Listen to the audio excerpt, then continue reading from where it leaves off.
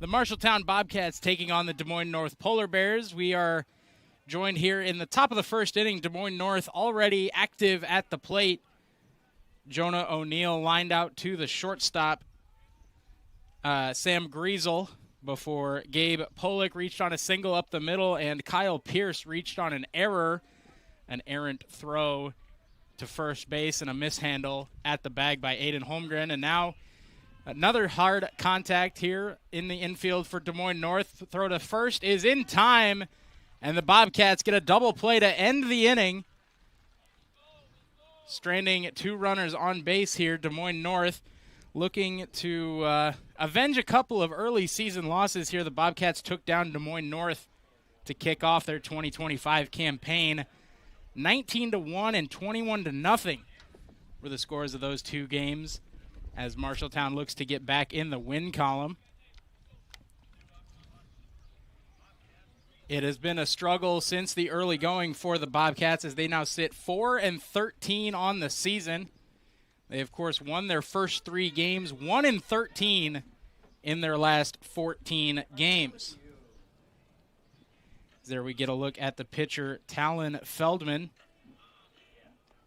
for Des Moines North.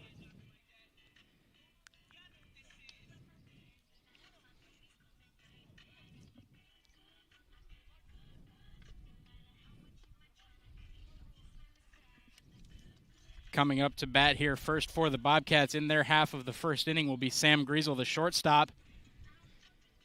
As we take a look at the starting lineup here, Sam Griesel, number 17 at short. Lars Schoenfelder out in deep center. Xander Stupp was on the mound there to kick it off for the Bobcats in the top of the first. J.J. Schoenfelder in left. We'll have Garrett Tatey behind the plate. Taven Dutton at third. Aiden Holmgren at first. Gavin Freiberg, the designated hitter. Luke Stalzer at second. And the freshman, Bennett Ricken, will be out in right field.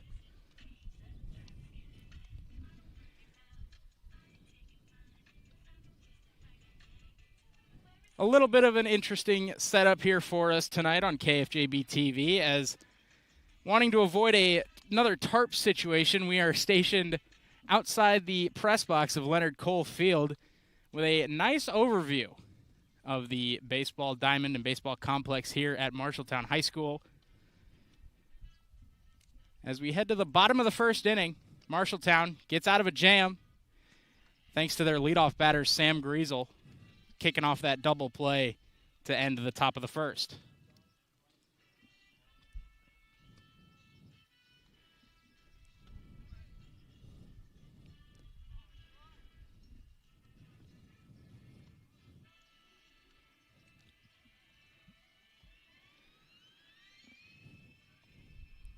There we get a look at Bobcat head coach Colton Hankey taking his position down the third base line.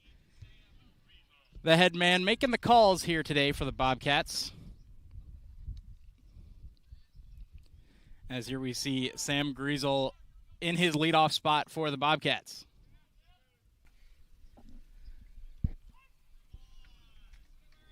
He'll go ahead and take first base here on a hit by pitch. As Elijah Bond getting done setting up that center field cam for us, doing his due diligence out there, making sure that it stays safe from any potential rain that might be in the area.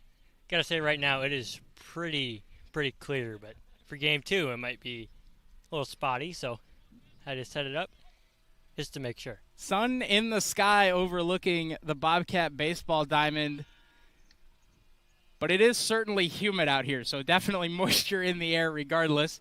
Hopefully we can stay dry, but tonight, avoiding another tarp situation, we figured play it safe rather than sorry. That was definitely an interesting game last week.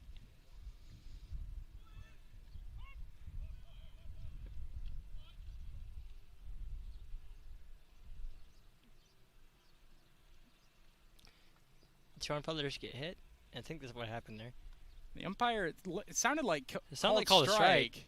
But Schoenfelder took the base, so I believe that'll be a second straight hit by pitch here for the Bobcats, as the pitcher Xander Stupp will take the plate. It's kind of hard to tell what he's signaling from over here.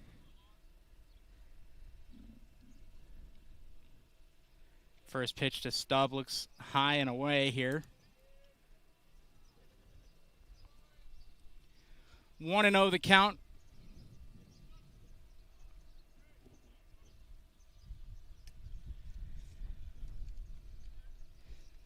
Talon Feldman on the mound here. He'll step back, keep the Bobcat runners in check on first and second.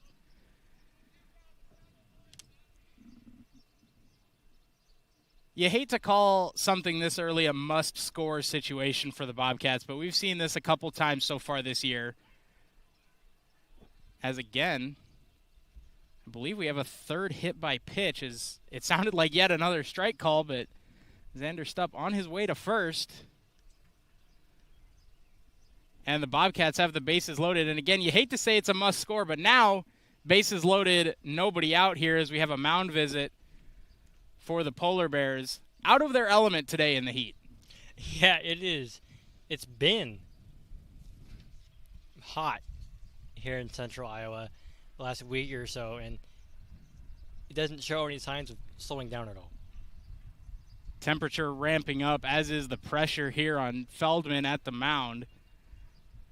Bobcats have had a couple of times so far this year where they haven't taken advantage of runners in scoring position early. We've seen that both for baseball and for softball.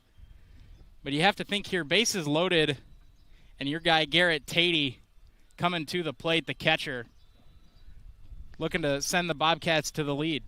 Feldman's numbers here: 2 games pitched, 0-2 record, 10.1 innings pitched, an opposing batting average of .368, and an ERA of 9.48. So definitely a hittable pitcher for the Bobcats. Tatey steps into the plate.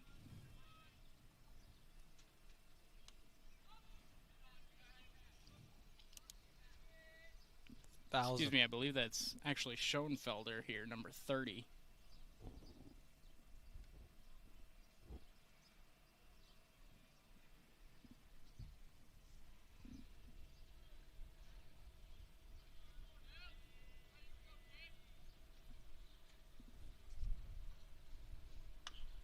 Swung on, contact here to the shortstop. They'll look to turn 2 and return the favor. Throw over to first, not made. Griesel does score, though. Bobcats get a run scored and continue to move runners around the bases despite the force out at second. So, stuff out on the 6-4 fielder's choice.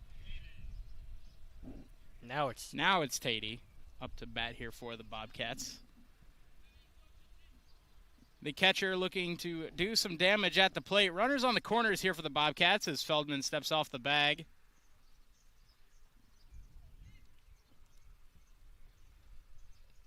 Bobcats lead it early here, 1-0. I mentioned in the pre-game, or I guess I should say as we entered the game, the Bobcats took care of business against this Des Moines North team to start the year. 2 run rule wins for the Cats, 19-1 and 21-0. And they're looking to repeat that here as they've already brought one home. Another check over to first, not in time. Got to say, if any ball is hit towards the center field, it's going to be kind of hard to call that one. There's a big metal beam, it's a light pole, I want to say, right in front of our view here. Tatey takes a pitch low as Schoenfelder swipes second. The Bobcats now 2 runners in scoring position for Tatey with 1 out here in the bottom of the first. Sam Griesel already coming around to score following a plethora of hit by pitches to start this one. Tatey. That's a good use of wordage right there, David. Plethora. Thank you. Been working on that vocabulary since they put a mic on my head. Tatey takes a strike there. The count now 1-1. Swung on and hit into that center field area where you were talking, and a nice play made by the center fielder. Bobcats will tag and score as well as advance to third on the slide. That'll be a sac fly there for Tatey into shallow center. A nice play made there. by the center fielder, Jonah O'Neill. Nice running grab. He was the one that led off the top of the first for the Polar Bears, a line out to Griesel. So, if you'll believe it, Bobcats, no hits and 2 runs. Not the most common of scorecards there for the Bobcats here to start this one, as that one is in there for a strike. Fouled off, I believe, there. As we get a look there at Schoenfelder on third, and then back to the pitcher Feldman. Looking to limit the Bobcat damage here. 2-0, 2 outs, runner on third. That one is popped foul down the first base side. And over the dugout, back where our Keith Stewart would normally be. But tonight, Keith is up here on the by the press box with us, getting nice shots here from above the third base side.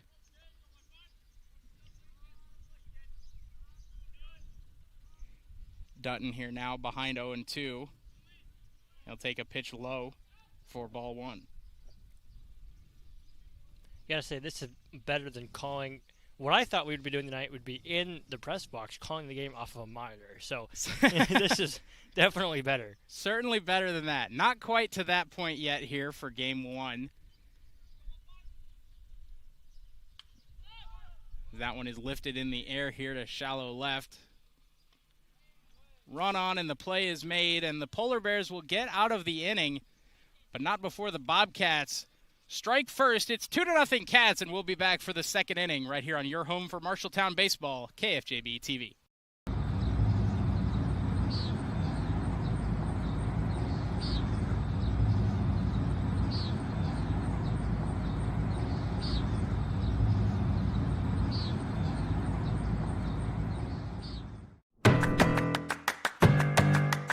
In Iowa, we are fortunate to have a lot of opportunities to get involved in at our schools. Athletics and activities have so many positive effects. From learning how to build relationships and healthy lifestyles, and gain self-esteem and confidence. Make participation a priority. You and your school will benefit.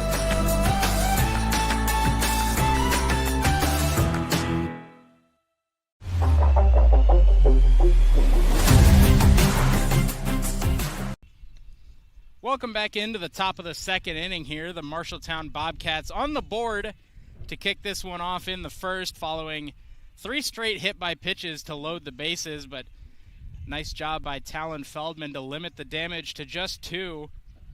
As you see there, the Bobcats do it without a hit, something that not often seen.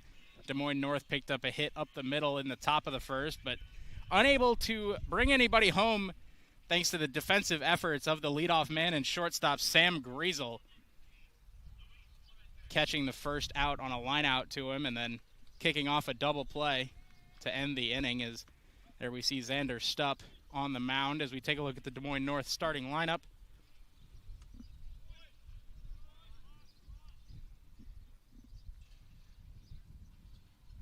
Top of the second here for the Polar Bears. Luis Clemente at the plate.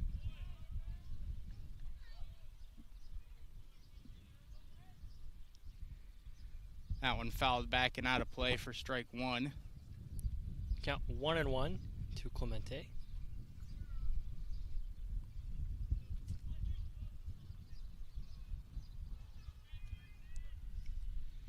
Pitch from Stupp, just low, as the count moves to 2-1.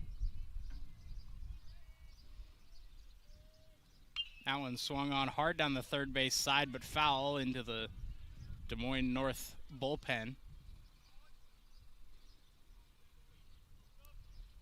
Some big swings here early from the Polar Bears. Some nice contact on the ground for the Bobcat infielders to work with. This has to be one of the more favorable games left on the North schedule to get their first win.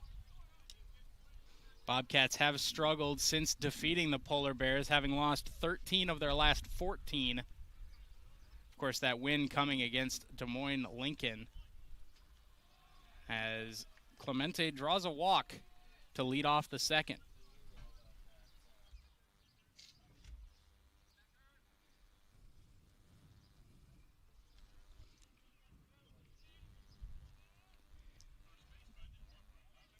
Messiah Western, the first baseman, to take the plate, as Stupp will check over to first.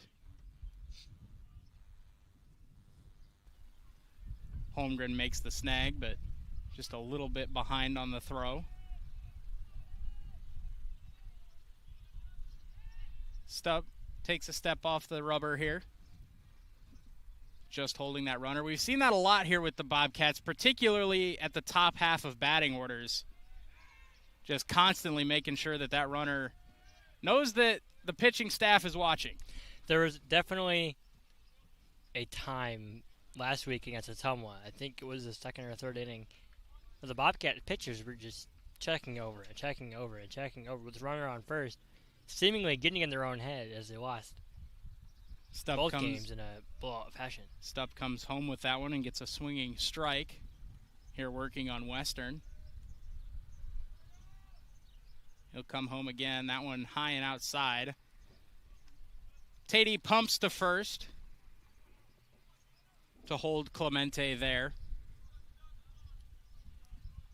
as the Bobcats look to once again hold Des Moines North scoreless. That one in there for a strike. A great pitch from Xander Stupp. Now he'll look for the closeout pitch with a 1-2 count.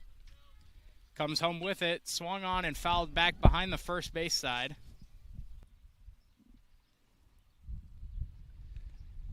Retrievable by the catcher, Tatey.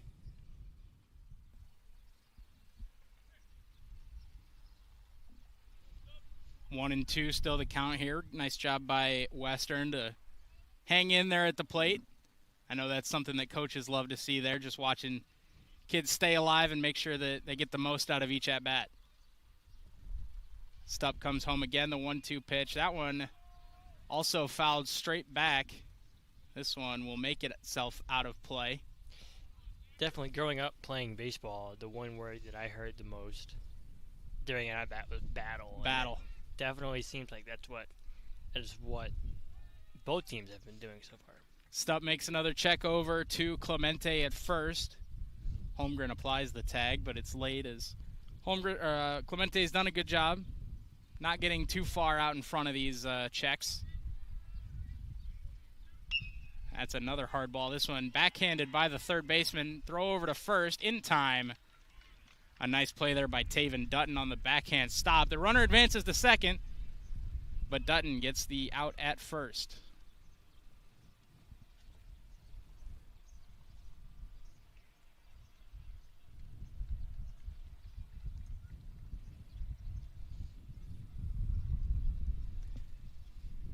That'll bring up the pitcher, Talon Feldman, to the plate.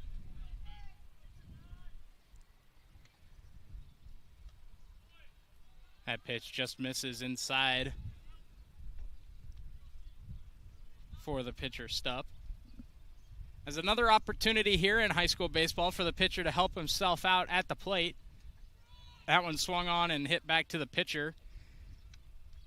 Stupp thought about going to third, but he'll get the force out at first. Looked like maybe they could have gotten Clemente in a rundown there, but Stupp gets that second out, that ever so important second out, and takes away the possibility of a sacrifice here as A.J. Guthrie will come to the plate. Runner on third here for the North Polar Bears, 2 outs. I like Stupp's decision there to take the easy out instead of possibly getting yourself in a rundown situation where you overthrow the ball. So nice pitch there to start this at bat for A.J. Guthrie as Stupp connects on a strike. And that's a you bring up, mentioning an overthrow there. That's something that we have seen from this Bobcat infield, as that one ripped hard to the second baseman, and Luke Stalzer will make the play. But there you see it, a perfect example. Just getting that nice clean third easy out and get out of the inning. Yeah, it's got to feel good for the Bobcats because over the last 14 games, they haven't had a lot of those clean innings, 1-2-3s or 4 batters faced. So it's got to feel good for the Bobcats there. Got to feel good, and especially for Xander Stupp getting ground ball outs in the infield. We've seen a lot of hard hit balls against this Bobcat pitching staff, a lot of shots to deep center, one hop on the wall. Nice to see him getting some ground ball outs, some nice routine outs here in the infield. Now let's see if the Bobcat offense can maybe mount a couple more runs and extend that lead. I did a softball tournament over the weekend. I did PA for it in Conrad, and there was a couple of games where I was getting out of hand, and I'm like, okay, this team needs this many more runs, this many more runs. I was hoping and praying because being at one softball diamond for 7 hours is not easy, and you know that feeling doing the Allie Morrison duels. Yes. It's not the funnest. Allie Morrison duels, the wrestling tournament that we host here in Marshalltown. We've done it the past couple of years here on KFJB-TV. Our very own Zach Tomish normally does play-by-play, and I was right there with him this past season doing the producing. Had a lot of people tune in for that one. Especially being in Iowa, wrestling certainly gets its fair share of camera time and its fair share of love from even high schoolers and high school parents and high school viewers. I was on the way to call a hockey game, and then I was scrolling Facebook, and I see KFJB-TV is live. I'm like, oh, they're doing wrestling at 3 o'clock on a Saturday. That was definitely interesting. First baseman Aiden Holmgren will lead off the bottom of the second here for the Cats. He'll take a strike from Feldman, who did a nice job limiting the damage from the Bobcats in the first. Faced a bases-loaded no-out situation, only ended up giving up 2 runs. As that's a hard hit ball to third, but a nice play made and a throw right on the money. That's number 23, Kyle Pierce, the junior, sitting at the hot corner, and a nice play made. Some good contact there from Holmgren, but not hard enough to get by Pierce.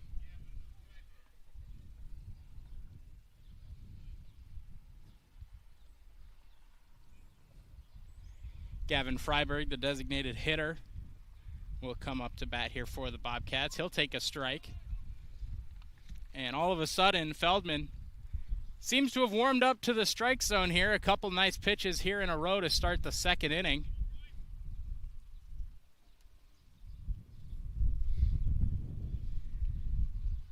Senior doing a good job here, and as I say that,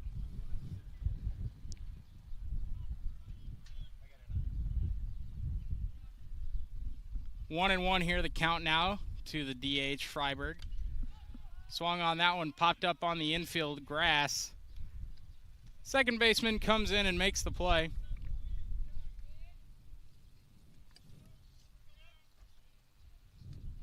That'll be Luis Clemente there at second. 2 down now here in the second inning. And this is where you would have liked to have seen the Bobcats maybe be a little bit more patient there, especially in that first inning. You had bases loaded, nobody out as the Bobcats look to drop down a bunt, and a nice job by the pitcher. Throw in time to get Stalzer at first, and the Bobcats go 1-2-3 at the plate. Des Moines North holding strong here, down just 2-0, seeking their first win of the year. Currently sitting 0-14. 0-7 in the Iowa Lions Conference South. They don't have a lot of non-run rule finishes. They lost 8-1 to Nevada, 8-0 to Winterset, and then 13-12 to Lincoln, the Rail Splitters. So not a lot of non-run rule games here, but so far this is shaping up to be one of those. Xander Stupp takes the mound here as we'll head to the third inning. And again, that's just kind of where you see those first inning starts where you have the bases loaded and nobody out. You only put 2 on the board, and now you're kind of just asking yourself, too many questions here. You start to wonder, how many runs could we have gotten? How many runs did we miss out on? And certainly not something you want to have running through your mind here as the Bobcats. It's just on to the next batter, on to the next run, and you just got to stay focused here in these situations.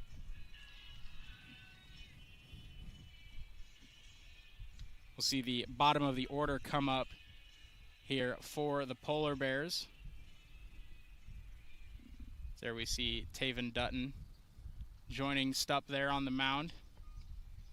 Quick little conversation between the third baseman and the pitcher.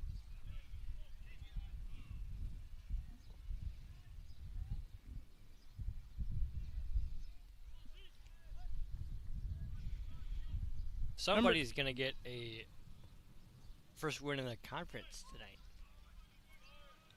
Bobcats 0-6 in the Iowa Alliance Conference North, and obviously the Polar Bears of Des Moines North 0-7. Number 7, Tavian Boone at the plate here for the Polar Bears as he takes a strike on the second pitch there.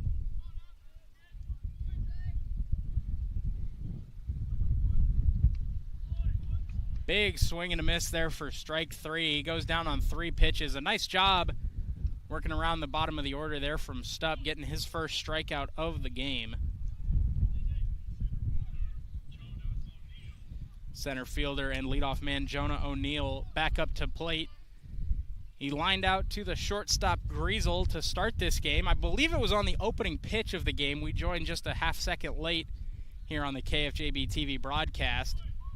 He'll take a strike from Stupp, and we kind of saw this from Feldman there working in the bottom of the second inning. Just pitchers finding a groove here and starting to find that strike zone a little easier. Yeah, it's definitely, you hear about big game jitters in a sport like football, but in baseball, it's that first inning jitters. And then you see most of the time, if pitchers give up a big first inning, they settle in, and that's what we've seen from both pitchers here. They've settled in. Xander Stupp here works with 1 out. That one swung on. Ground ball to shortstop Griesel. He makes the clean play over to first base and Holmgren. And that's another put out there from Sam Griesel, the shortstop. Plenty of action so far for the leadoff man from the Bobcats out at short. And he's so far answered every question.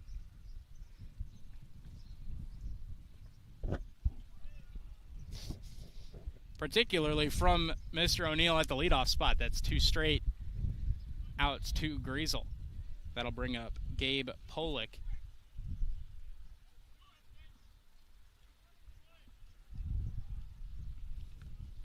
One thing about being set up over here in the football press box is you can't really judge pitches. If the umpire says they're outside, you can't really disagree with that because you can't see it. That one lifted deep in the air to right. That'll get down, and Pollock, the shortstop, rounds second. He's digging hard for 3. Bobcats will get it into the infield to hold him from the inside the Parker. Triples alley out there, especially with the wind carrying it the way it is. Gabe Pollock in there with a stand-up triple. Number 6, playing position 6, the shortstop for Des Moines North. Gets the Polar Bears in a dangerous spot here as we work our way through the top of the third. Pollock on third. That'll bring up Kyle Pierce, the third baseman, to the plate. Hard swing there from Pierce. He was trying to hit it 360 feet out to center field. He was trying to hit our center field cam out there. Certainly trying to bring home Pollock from third with that one. And that one also lifted to right and over the right fielder's head. That'll score 1. Pierce rounding first. He'll get into second, and Bobcats will hold him there. And that's 2 straight extra base hits for the Polar Bears as they find the scoreboard here in the top of the third. It's now just 2-1 Bobcats as the Polar Bears finding some action at the plate. And that's kind of that workaround that you need to see from batters on both sides. When the pitchers start finding the strike zone, those are just better hittable pitches. And so far, the Polar Bears have found those in the top of the third. Yeah, that wasn't a great read there by the right fielder. I think that's Bennett Ricken, but I could be... Yeah, the freshman. Getting some of his first sustained action out there in right field, and the Polar Bears seem to have found him from the plate as Stupp comes back to second, not in time.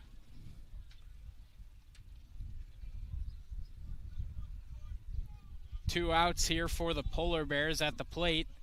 Runner on second, the tying run here in the top of the third. That one up the middle here. It'll be another play for Griesel. It's short, comes over, makes the play to Holmgren. And boy, Sam Griesel certainly making an impression here in the infield for the Bobcats. Another putout for the shortstop, the leadoff man. As the Bobcats hold the lead 2-1, we'll head to the bottom of the third. Bobcats up 2-1, excuse me.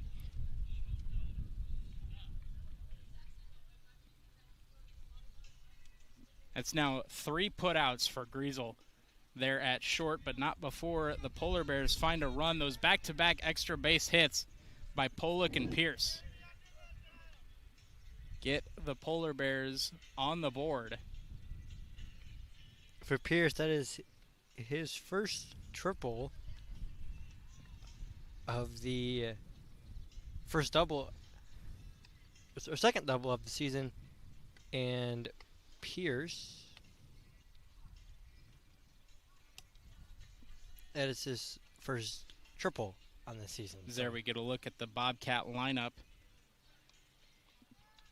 Bennett Ricken there at the bottom. He'll lead off this bottom of the third for the Bobcats.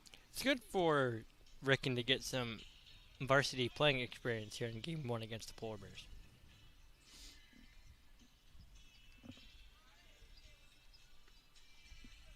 Absolutely agree with that as we see Hankey, Coach Colton Hankey taking that third base pitching area, or third base coaching area. It'll be Griesel to lead off here in the bottom of the third.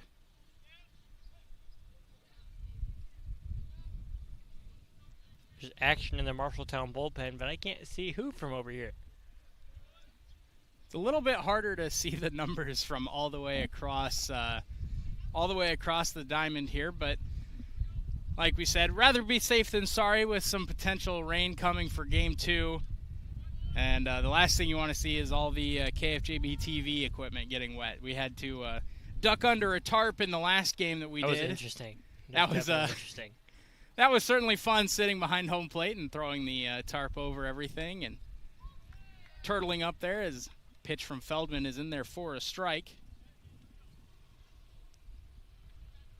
2-1 now the count here to the leadoff man, Griesel. He was hit by a pitch here to start the game.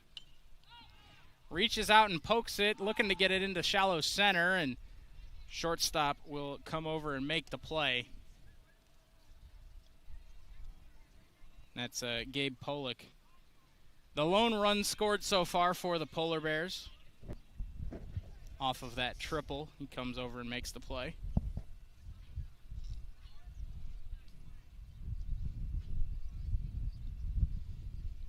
So that'll bring up number 20, Lars Schoenfelder.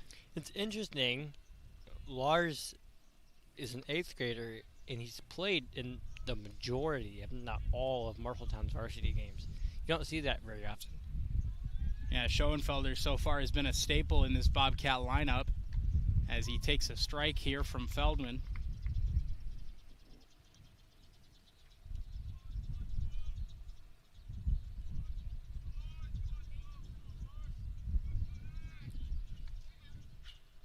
Swung on and missed. That ball looked like it broke away from him there. Maybe expecting some heat and got an off-speed curveball or slider, maybe something that broke into the dirt there. That'll be strike 2 on Schoenfelder.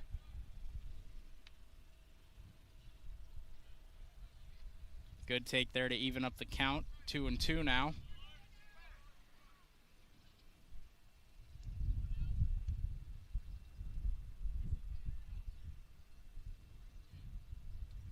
Big swing, but no contact made there on the 2-2 pitch, as Lars Schoenfelder will strike out here in the bottom of the third. That now the second out of this inning. Xander Stupp, the pitcher, now makes his second plate appearance. Also hit by a pitch early on in this one in the first inning. And try to help himself here. Takes a strike on the opening pitch of the at-bat. Bobcats have not have not found a base runner since that first inning, as Stupp takes a ball in to even up the count. Cats started off this game 3 straight hit by pitches. Brought 2 around in that bottom of the first, but since then, there has been nothing doing at the plate as Feldman chases that one, but it's fouled back and out of play. 1-2 now the count. Stupp will look to do our key word of the day, just battle. Stay alive at the plate here. Stupp on the 1-2 count at the plate.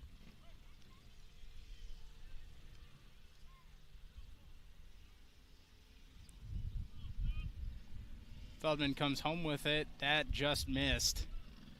Can't believe that missed, but obviously I can't really argue it from over here. Another one of those good pitch, great take situations, as that'll even up the count here at 2-2 to Stupp. Here comes the 2-2 from Feldman. That one swung on by Stupp. It's a grounder to the shortstop, and Pollock makes the throw over, but it gets away from the first baseman. Stupp will make his way to second. And just like that, the Bobcats have a runner in scoring position here in the bottom of the third. Was certainly a tough play there from Pollock, the shortstop, but one that we've come to expect him to make, as the throw just got away from Messiah Western there at first base, and that'll bring up J.J. Schoenfelder, number 30 at the plate, looking to help extend that Bobcat lead as throw comes back to second to check Stupp, but he is back in time. Trying to get the all-important insurance run that the Polar Bears got back in the top half of this inning.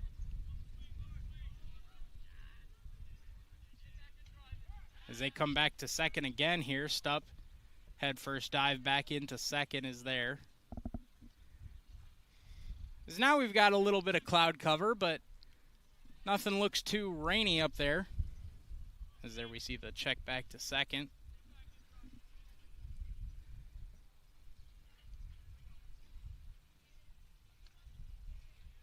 Swung on and missed there from J.J. Schoenfelder at the plate. And you know Stupp, the pitcher there at second, he's going to look to be aggressive on the bases if he's given the chance. Get himself that insurance run. I'm sure Hankey at third there. If it's not deep enough, Hankey's not going to send him. But you know Xander would love to give himself an extra bit of cushion there coming from second if Schoenfelder can put one in play here. That one is lifted into right. And it'll drop. Xander will take a hard turn at third, but he will stay there as Schoenfelder does his part at the plate. Gets one into the outfield grass. That'll put runners on the corners here for the Bobcats. Up 2-1 in the bottom of the third.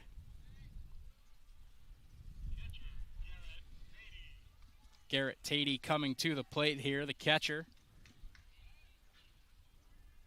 Will look to bring Xander home from third. I think this is the first night of doubleheader action that there isn't any action going on the other side of the field. Yeah. Softball or baseball. There's no action at softball today. All quiet over on the softball diamond as Schoenfelder will swipe second. That'll put 2 runners in scoring position here for the Bobcats.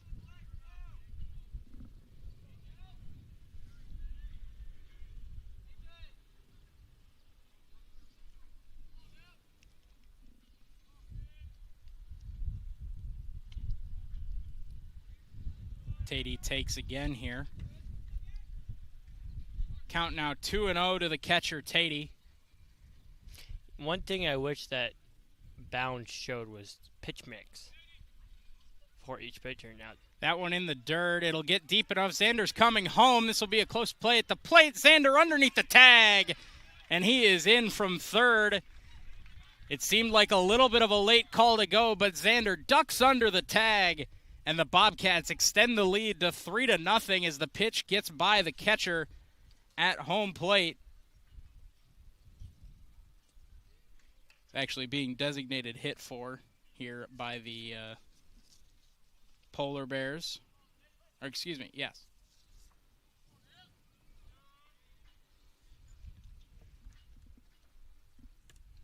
Tatey stays in as another one gets by. That'll be ball 4. Tatey will take first, and the Bobcats again keep runners on the corners. Catcher is Bryant Powell. Bryant Powell. So a couple there to end the at-bat to Tatey, get by Powell.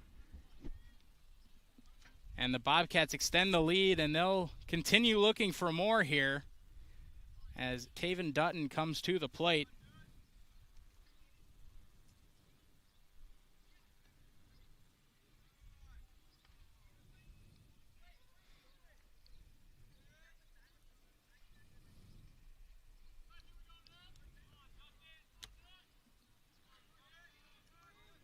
Runner goes as Dutton takes a strike, and Bobcats have not been shy about swiping second here on Powell, particularly here in the third inning as they've gotten some runners on, as the count now evens up at 1-1. Dutton takes a pitch that just misses the strike zone there. Count goes to 2-1 here. Bobcats snagged 2 runs early in the bottom of the first, as a nice off-speed pitch drops in there for strike 2 here on Dutton. Bobcats looking to add another 2 spot here in the third. Runners on second and third. 2 outs here for Dutton at the plate. Feldman comes home with it. That's a ground ball. 1 hops to the shortstop, and the play is made at first. So the Bobcats strand a pair, but they do add 1 insurance run here in the bottom of the third. We'll see if the Polar Bears can cut into that Bobcat lead again when we come back for the 4th inning right here on your home for the Cats, KFJB-TV.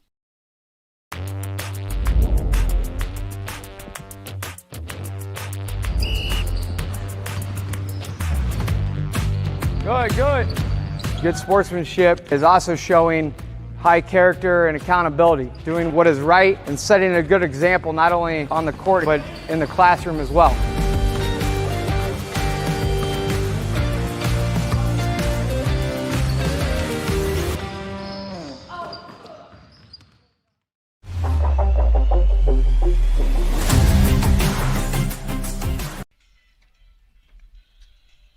Welcome back into Bobcat baseball as we head to the 4th inning. The Bobcats lead the Polar Bears 3-1 with Xander Stupp on the mound here for the Bobcats. Came home on a wild pitch there in the bottom of the third to extend the Bobcat lead. He'll look to hold out the Des Moines North offense. Just want to let you know that there is a subscribe button you can click. It's totally free. It helps out the channel. Make sure you click that bell icon to get notifications whenever we go live, whenever we upload videos. Plenty of action coming this summer with Bobcat baseball and Bobcat softball before we jump right back into football season coming in the fall. Bobcats have a nice schedule for football that KFJB-TV will be all over.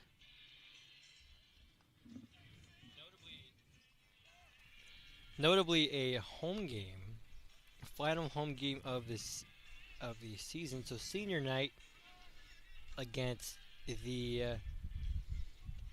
Dellin Catholic Maroons. That is going to be a challenge for sure. First home game of the season on August 29th against the Ames. Kicking off the year with the Highway 30 rivalry in football, something that you don't see too terribly often, but we get it this year as the Polar Bears come to the plate. Down 3-1, Xander Stupp has done an excellent job at the mound here today, limiting what Des Moines North has been able to do at the plate. This will be Luis Clemente at the plate, the first baseman. What do you think about Farmageddon being in Ireland? Oh, you know I'm excited for that one. Unfortunately, will not be making the trip to come Ireland, on. but I will definitely be tuned in to that one to watch the Iowa State Cyclones and the Kansas State Wildcats. Should be a fun one to start off the year. A lot of rivalry games to start the year here, it seems like, with Marshalltown playing Ames and Iowa State playing Kansas State. As 3-1 here, the count to Clemente. So he'll take a walk. His second walk of the day.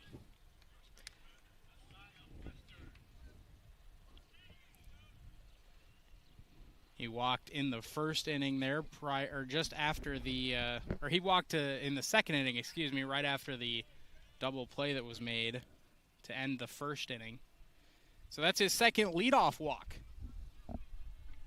of the day. And that'll bring up Messiah Western, the first baseman. Seen a lot of infield outs so far today. A lot of ground ball contact from both of these pitchers. They've done a nice job in getting outs that way. Yes, both pitchers have pitched to contact. Not so much been swing and miss pitchers. And it's the contact that if you're a pitcher you want to see. There's nothing being hit down the line. There's nothing that's, aside from the 2 extra base hits that Des Moines North got in this previous inning, there's nothing that's, made your outfielders have to turn and sprint back to the wall. As a foul ball there right to the Des Moines North coaching area down the third base line, and that'll be strike 2. Feldman's been the same. 2 base hits for the Bobcats, but both relatively weakly hit. That one. Play made. I believe that was a double play there. Yes, it was a 4-3 double play. Might have been 6-3. It was 6-3, yeah. Griesel there coming up from shortstop. The hit and run was on, and unfortunately for the Polar Bears, just a little bit too much air underneath that one. Sam Griesel, his second double play so far of the game here in just the 4th inning. And again, just more of that soft, light contact here in the infield, forced by Xander Stupp on the mound. Can't wait to get Dylan's comments on how this makeshift press box is set up here at the football press box, because this is definitely interesting. I've personally never been a part of something like this in my 4 years of broadcasting. I love the aerial. I love being able to kind of see the whole field a little bit. It makes it hard to read the numbers a little bit, and you can't quite see the strike zone as well, but I've always loved the sort of far out view where you can kind of see the whole field, like the all 22 film when you're watching, football games, stuff like that. The sky cam, whenever you're watching any other sporting events, as Feldman, that puts that one into right field. The last time I watched foul. a sky cam in football was the Big 12 championship game, and on that plate, Cam Scatterby ran for a touchdown. Yeah, we don't need to talk about Cam Scatterby, Arizona State legend. Took it to my Cyclones in that Big 12 championship game. But, I'm sure from the sky cam, Cam Scatterby certainly a nice thing to be watching there. He certainly a heck of a football player. He's going to tear it up in the NFL. As Feldman goes down looking, Xander Stupp. An excellent job working around the opposing pitcher there. Called strike 3. Will send us to the Bobcat half of the 4th inning. The Bobcat defense holding things down here 3-1. Bobcats will look for some more insurance, help their buddy out on the mound when they come to the plate here. So far, it's been a lot of soft contact for the Bobcats as well. Nothing too terribly strong into the outfield. Most of their base runners today have been hit by pitch and walks. Xander Stupp had a single in the 3rd, which currently It's one of 2 base hits. One of 2 base hits for the Bobcats.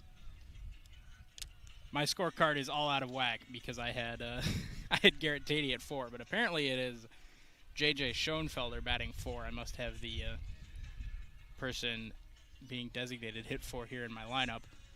I believe it's Bennett Ricken. This is a nice shot of the concession stands by Keith Stewart there. I will definitely be making a pit stop there before heading out to the center field game for Game 2. Game 2, Brandon Lewis and Dylan Doze.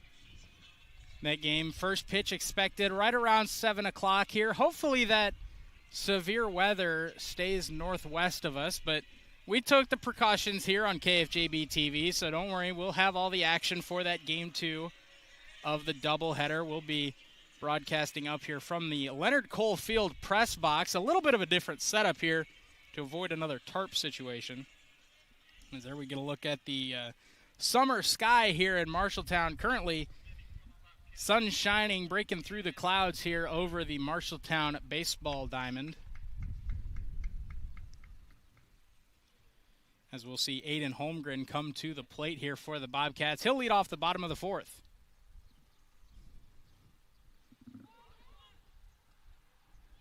He'll pull back on the bunt attempt for a ball.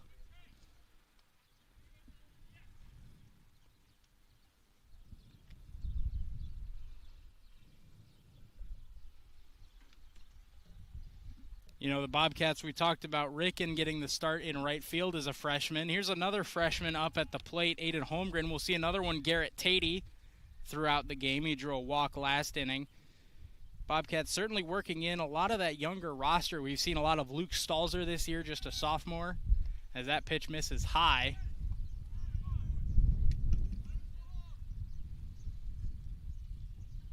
Well, there's only 4 seniors on this Bobcats team, which makes head coach Colton Hankey turn to the underclassmen, freshmen, sophomores, and even 8th graders for some support in the lineup.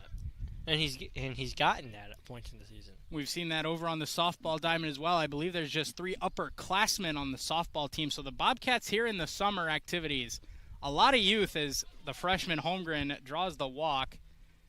Pitch gets away from the catcher. He'll make that hard turn at first, but will stay on the opening bag. And the Bobcats get yet another runner because of a walk.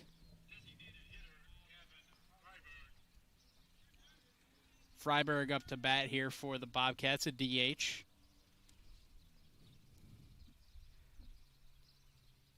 Popped out to second base. His first at bat just couldn't quite poke it over the second baseman into the outfield grass as that throw gets away from the pitcher after the check to first. But the third baseman, Kyle Pierce, able to keep it in play there to hold the Bobcat runner at first. That's Aiden Holmgren after drawing a walk. Another check over to first. Holmgren back in time. I think this is just another one of those situations where you want to make sure that the runner on first knows that he's not going to steal easily.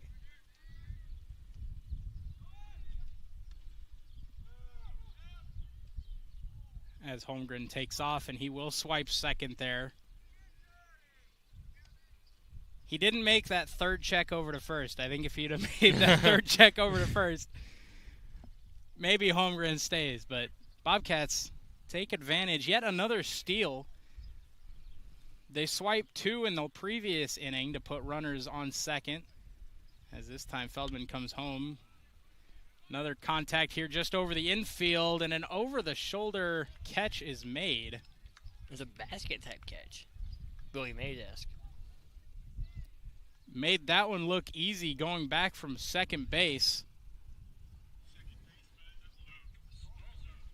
That was Luis Clemente.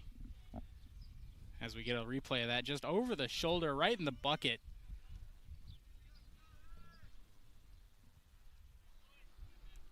Bring up Luke Stalzer here for the Bobcats.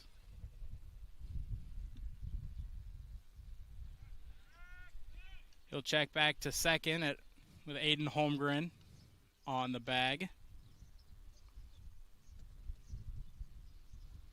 And he does get back in time. One thing I always wonder with the Des Moines schools. I know there's like 5 or 6 of them. Stalzer drops down a bunt, but it slips foul. I wonder if the zones where you go to school at is like a little league team. I've always been curious about that, because if, say, a kid lives in the Des Moines North part of Des Moines, and he or she wants to go to like Lincoln to be with their friends, is that allowed? I've always been curious about that. And maybe it's probably a good question. I bet Brandon knows the answer to that one. I actually don't know the answer. I do know Marshalltown has an area here that we have kids that enroll in. Is that one in there for a strike to Stalzer? That'll be strike 2 here on this one. He fouled off a bunt attempt earlier in the at-bat. 1-2 now the count. Great shot there from our very own Keith Stewart, as Feldman will step off the bag here to check the runner at second once again. 1-2 here, the count to Stalzer.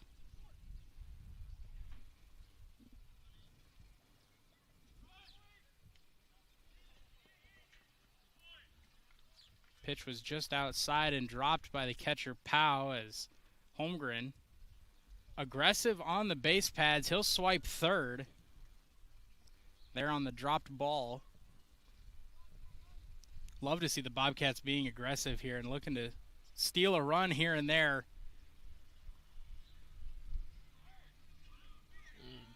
Believe that. As ball 4 there, or did the umpire? It looked like he maybe signaled a hit by pitch. That's what I thought he putting signaled. both the hands up. As that'll bring Griesel back up to bat.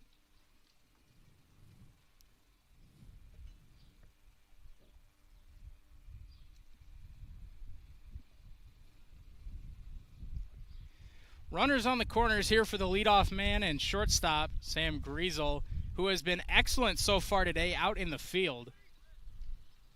He'll take a strike as Luke Stalzer swipes second. Another aggressive steal here from the Cats. Looking to take advantage of any contact here from Griesel. 0-1 is the count here in the bottom of the 4th inning. Bobcats lead it 3-1. Put up 2 in the first inning and 1 in the most recent third here. Griesel gets a hold of that one. It's down the third base side. Backhanded, but it gets through. That'll score 1. The second run is in. It's under the tag, and the Bobcats bring around 2 as Sam Griesel pokes one just through the infield as it got under the glove of the shortstop coming over to make a backhand play. The Bobcats extend their lead to 5-1 here. Sam Griesel just enough of that one to get it underneath the shortstop. And the Bobcats have their largest lead of the game at 5-1. Feldman here struggling a bit here in this 4th inning. The Bobcats getting to him a bit.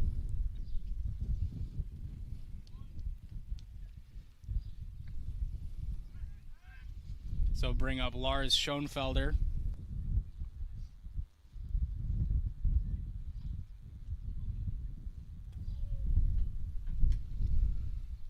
Lars so far today, hit by pitch and a strikeout.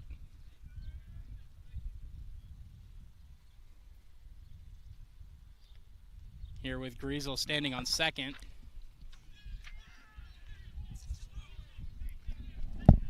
That'll be a bunt dropped down by Schoenfelder, and he beats out the throw to first. An excellent job there by Lars Schoenfelder.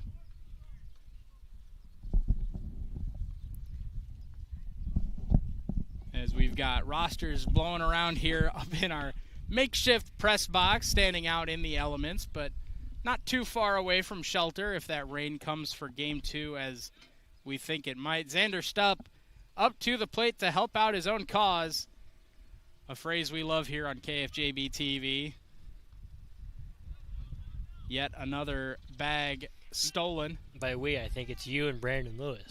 Yeah, I think you're probably right on that one.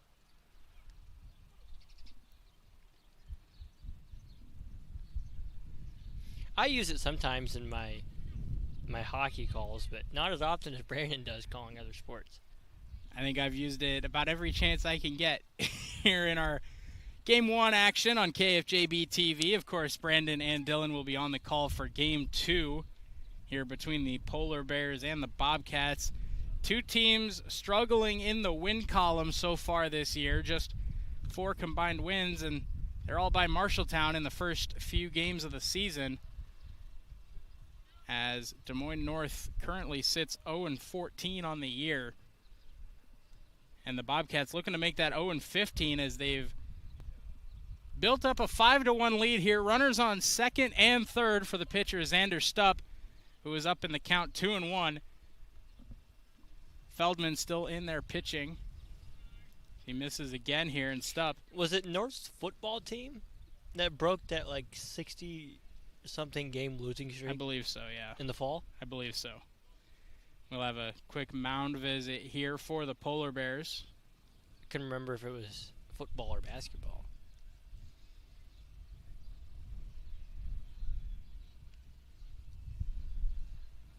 Des Moines North has always been an interesting school from me growing up here in Marshalltown, because there were times where we'd play against them in football and you think it's a free win and you win the game, and then you play against them in basketball or something and they're one of the top 10, 15 teams in the state. And it's always just been really interesting to me seeing this Des Moines North squad. And same thing is true for a lot of these Des Moines schools, having kids go back and forth, like you were mentioning, back and forth between schools. Some kids, leaving to go join friends or teammates that they've played with in, AAU sports or, other traveling teams.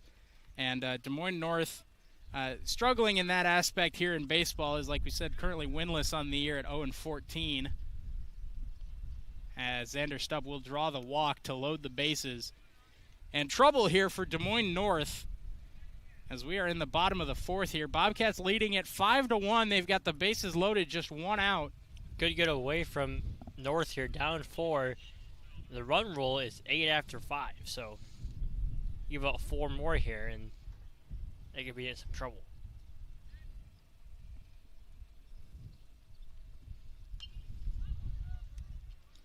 That one popped up behind the plate here. Catch is made. And that'll retire J.J. Schoenfelder. And now 2 outs here for the Bobcats at the plate. Bases still loaded.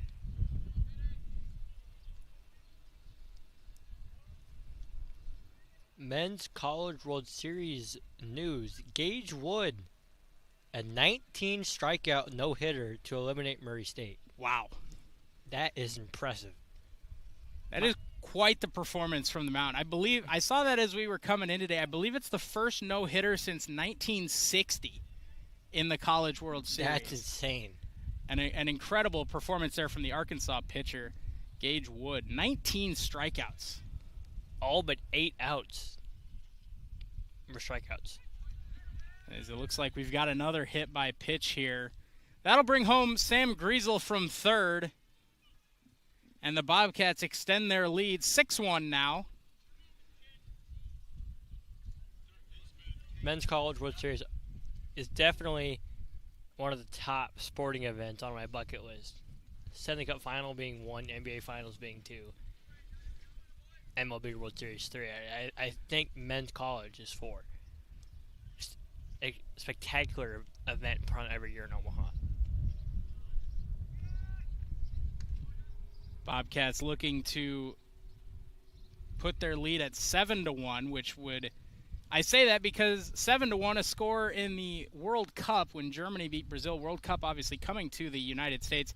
I bring that up. That would be one of my bucket list items for sports. I know we've got a lot of soccer fans here in Marshalltown, a lot of opportunities to make it out to a World Cup game. I believe Kansas City hosting some games. Not too far of a drive here as the Bobcats look to pile it on here. That would be a makeable drive, definitely. 3-0 the count here to the third baseman, Taven Dutton, the Bobcats. That one misses high, and there is that 7-1 lead for the Bobcats. Brazilian fans look away. as the run continues here in the bottom of the 4th inning. All of this now with a second out after that foul ball pop-up to the catcher just a few batters ago, and the Bobcats have the rally caps on, up 7-1. Feldman is struggling right now out there on the mound. He found that little bit of a groove there in the 2nd and 3rd innings, though he did allow that one run in the 3rd. But now here in the 4th, like you say, it has gotten away from him. The Bobcats not even really making contact with the ball. He's just had a bunch of hit by pitches and walks here, as there's a strike to the batter Holmgren, the first baseman, number 19. That one swung on, a grounder to 3rd. Throw is away from the first baseman, but he makes the stab, and that will end the inning. The Bobcats lead at 7-1, but they strand the bases loaded as we head to the 5th right here on your home for the Cats, KFJB-TV.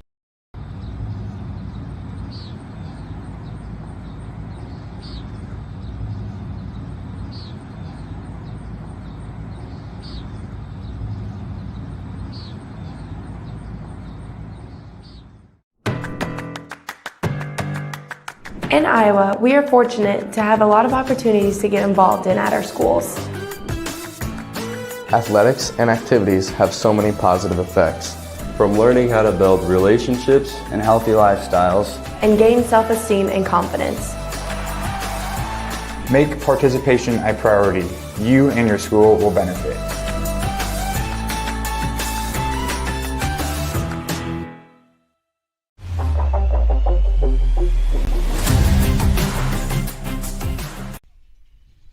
Welcome back into Bobcat Baseball here on KFJB-TV. Production of today's game made possible by the Home Rental Center in Marshalltown. NeedItRentIt.net. Boy, the Bobcats needed a win today, and they are currently renting one. I'm going to keep making the jokes, Elijah, so you might as well get used to them. Xander Stupp on the mound for the Bobcats, pitching his way through a 7-1 lead here in the 5th. The last time you made a joke coming out of this ad read, the Bobcats gave up like 6 runs. So I did. That did happen. That did happen. But I'm going to keep making them because I like to have fun up here as we see some. Then you said a no-no. I did. Reference, and the next batter hit a home run. Run to right field. As we've got some warming up here in the Polar Bear bullpen, trailing 7-1 in the 5th inning. Looks like they're Kendrick Yaw, as well as, didn't quite see who the second one was. 20 and 21. Yeah, so Aiden Rudd and Kendrick Yaw there in the Polar Bear bullpen. Yeah, I think maybe one of them is hitting warm for game number 2. A.J. Guthrie to lead it off here for the Polar Bears in the top of the 5th inning. Hard hit ball to short. Another backhand by Griesel, and he is all over it here at shortstop today. Sam Griesel. Just another spectacular play there. The backhand stop is made, and the throw to Holmgren at first is on the money for the first out here in the 5th inning. Sam Griesel, what a performance today at shortstop. Another put out for him here in the 5th inning.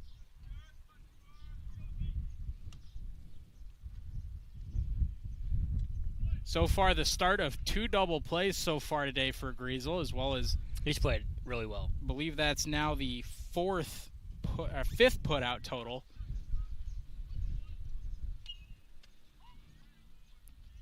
As here we see Tavion Boone at the plate for the Polar Bears.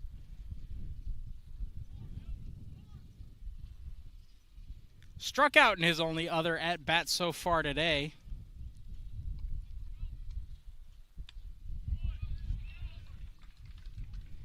And he'll go down swinging for a second time.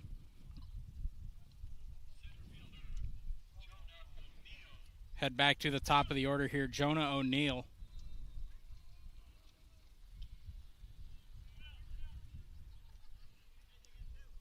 He's been put out twice today by the man himself, Sam Griesel, a line out and a ground out. to the shortstop position so far today.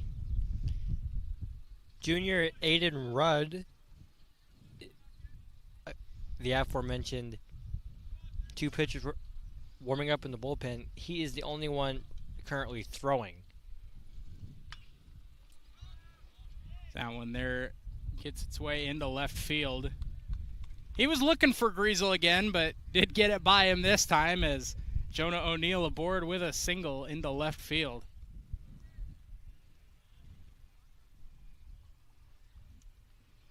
That'll bring up the Polar Bears' own shortstop, Gabe Polick, who does have a triple so far today, so certainly a healthy bat at the plate here for Xander Stupp to have to work around. Runner on first, he'll check. O'Neill. Throw not quite in time there.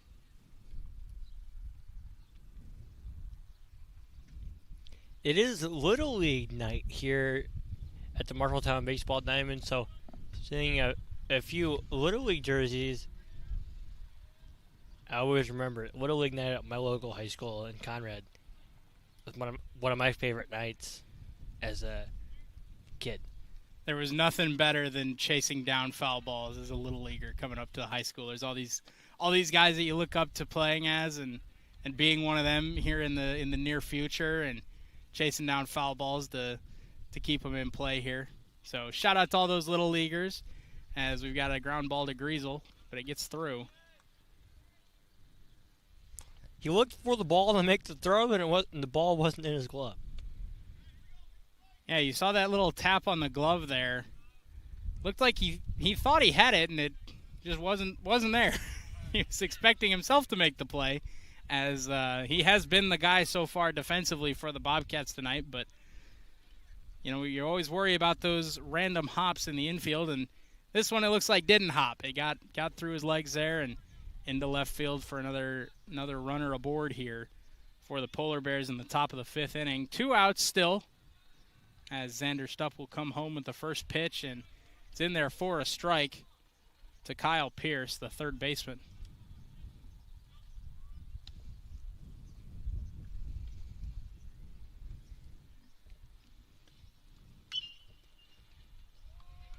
They call it the hot corner for a reason, as that one gets by the third baseman, Dutton. Bobcats will throw it to the cutoff man, and Des Moines North on the board here, their second run of the game, as there's a base hit from Pierce into left field. 7-2 now. Lincoln still out hitting the Bobcats 4-3. Quick checkup here at the mound for Colton Hankey as he'll meet with Xander Stupp and the rest of the infield. A little bit more contact being made here by Des Moines North, but again, a lot of it is on the ground. They've just found a little bit more power behind the bat here so far in the 5th inning. A couple of base hits gotten through the infield, but again, just keeping it on the ground here so far for Stupp seems to have been the play. And really up until just these last couple batters, it's been working out for him.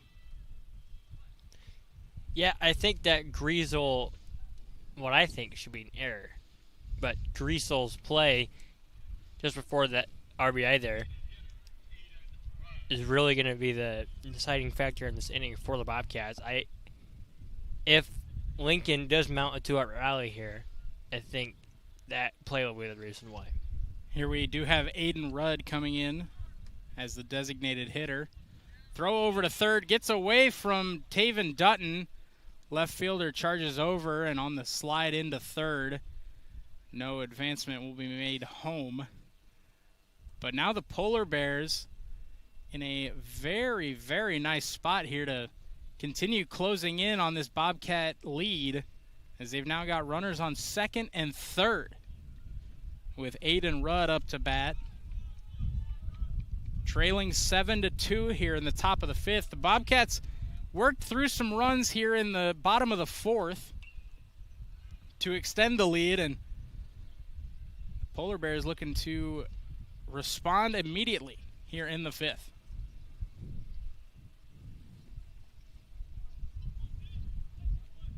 1-1 now the count here for Stupp, as Bobcats looking for that third out. Popped up down the first base side. Holmgren over for it. And he will make the play in foul territory. The Bobcats do get out of it as the Polar Bears strand a couple in scoring position. Marshalltown leads it 7-2. Here in Marshalltown, the sun continues to shine down on the Bobcat baseball diamond as there we see that play made by Holmgren down the first base side into his own dugout. Right where you want to be for that third out. Not very far to go for the team meeting as the Bobcats head to the bottom of the fifth.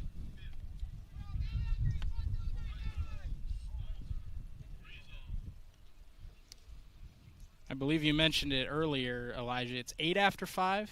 Yes, 8 after 5. Run roll now is, or the run differential right now is 5. So Bobcats with 3 runs here in the bottom of the fifth would end this game. And of course, we will have game 2 later on tonight, right here on your home for the Cats, KFJB-TV, as well as on 1230 KFJB AM and 93.9 FM. Brandon Lewis and Dylan Doze on the call for that one.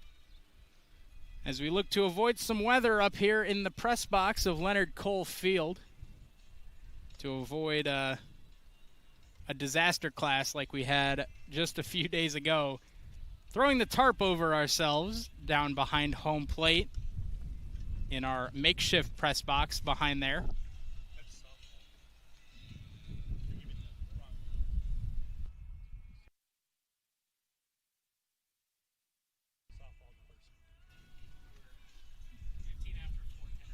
15 after 4, 10 after 5.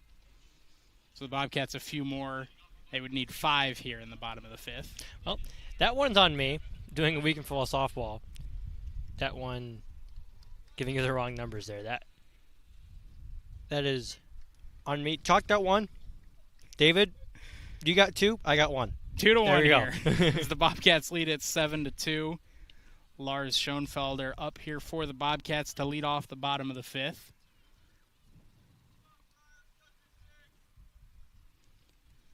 As we see Feldman still out there on the mound here for the Polar Bears, as that one way low and in the dirt, but Schoenfelder gives it his best go.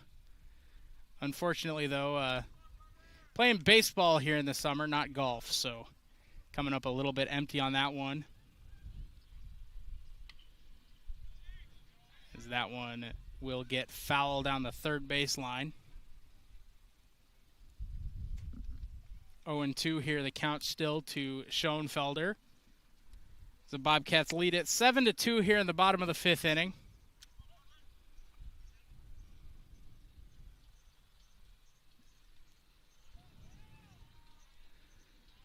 Down on a strikeout goes Schoenfelder, and Feldman a clean start to this inning after having anything but in the fourth. Bobcats added 4 runs to their lead in the last inning, jumping up 7-2. Was 7-1 here before the Polar Bears added one of their own here in the fifth. A strike into, I believe that's Stalzer at the plate here, number 11.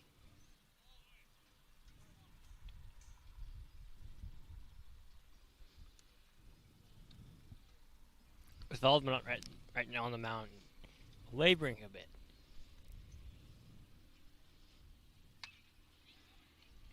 Down the shortstop side, it's backhanded, but no play made over at first. Nice job there by Pollock. They're calling that an error. To not let it through. Slams the glove on the ground. Knows he definitely had a play there.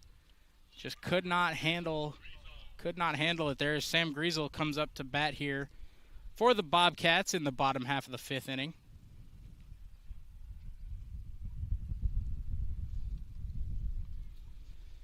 Single in his last at-bat, then came home to score in that 4-run fourth. As the man himself, Dylan Doze, is here in plenty of time for Game 2, which we should be seeing around 7 o'clock tonight. 6:20 right now, so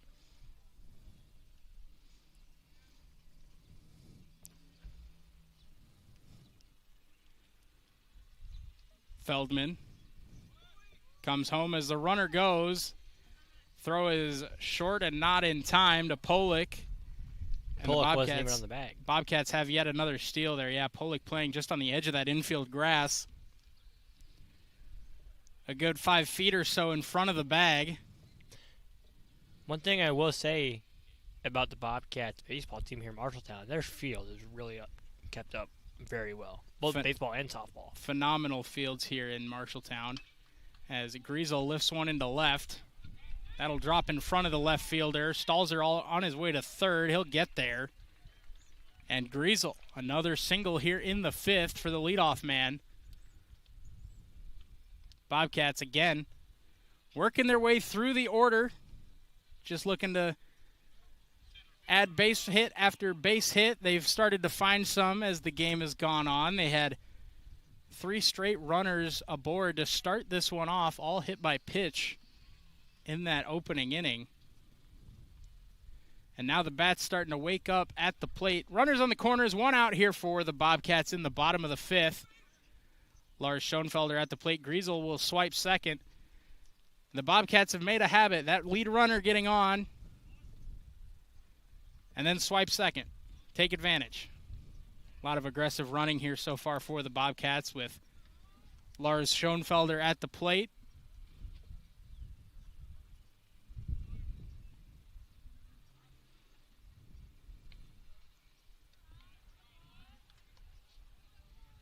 That one just misses there. Now 2-0 the count to Schoenfelder. And we saw a little bit of this in the previous inning. Once the Bobcats got these runners into scoring position, it looked like Feldman just had a little bit more trouble finding the strike zone. As that one misses low in the dirt. 3-0 now the count here to Schoenfelder.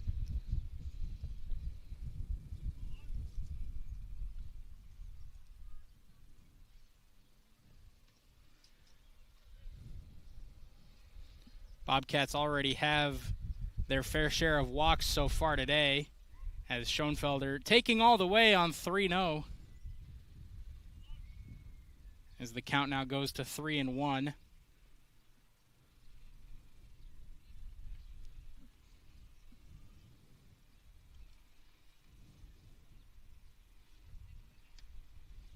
Another one in there for a strike as Feldman looks to battle back from the 3-0 count. It's now full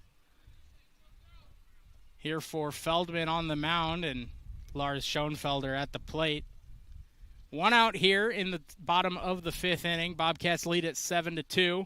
Payoff pitch here from Feldman. He'll come home with it. Swung on. That one lifted in the air to center field. Play is made. Tagging is Stalzer at third. And he will score with ease. The Bobcats make it 8-2. Sacrifice fly there by Lars Schoenfelder. Out to the center fielder, Jonah O'Neill. And the Bobcats lead now 8-2. Nice play there by the Bobcats. Able to get that sac fly, get that run in, extend the lead. Now it's 6. Clawing away. Xander Stupp lifts in the air to left. And that'll drop foul into the Polar Bear bullpen. As time runs out on Des Moines North, the Bobcats are slowly creeping away from the Polar Bears.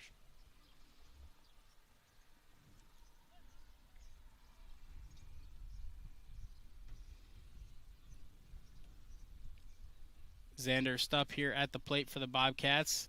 Certainly has the green light here, up 8-2 as he fouls another one. This one goes straight back into the backstop. 0-2 now the count here. Feldman looking to work his way out of this 5th inning, limiting the damage to just 1. 0-2 pitch here from Feldman. Another foul ball here.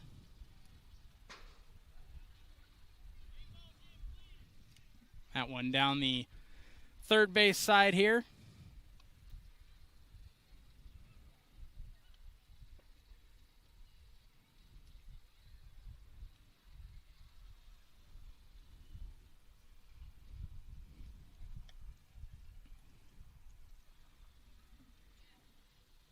Stupp staying alive here at the plate. Here with 2 outs. 0-2 is the count.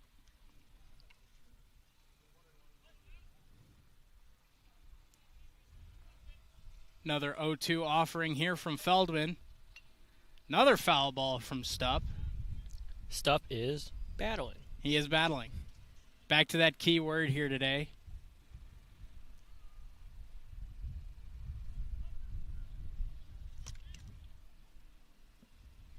Make sure I don't lose my pen up here in the wind. Wouldn't be shocked. That one misses low here. Good take from Stupp at the plate.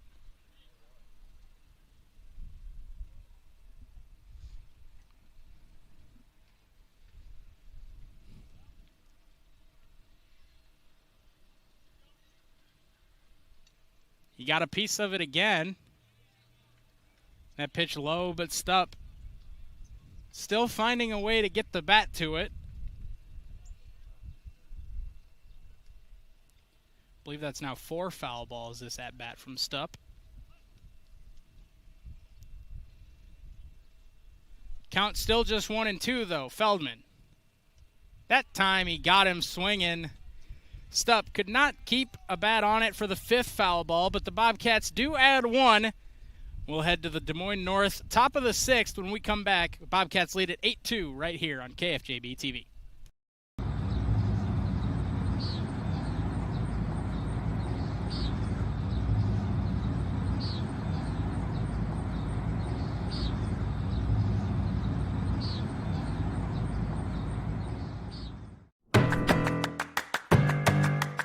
In Iowa, we are fortunate to have a lot of opportunities to get involved in at our schools. Athletics and activities have so many positive effects. From learning how to build relationships And healthy lifestyles. And gain self-esteem and confidence. Make participation a priority. You and your school will benefit.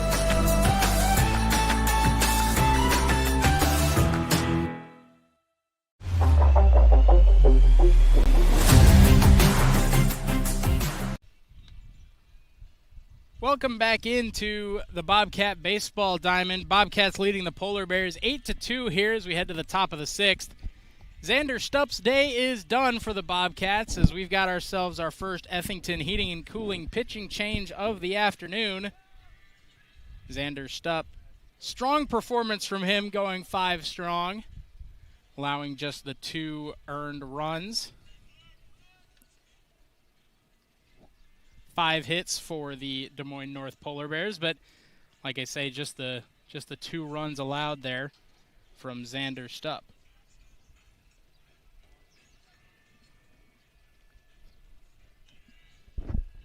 Now pitching for the Bobcats, number 19, it's Aiden Holmgren.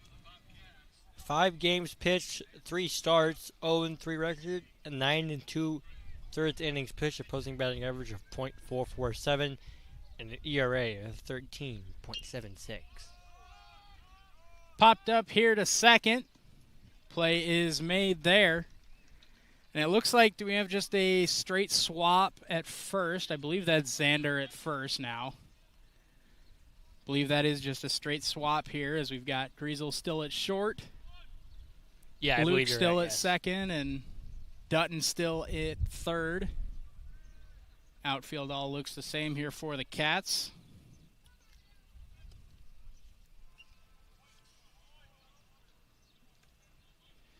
That'll bring up Messiah Western.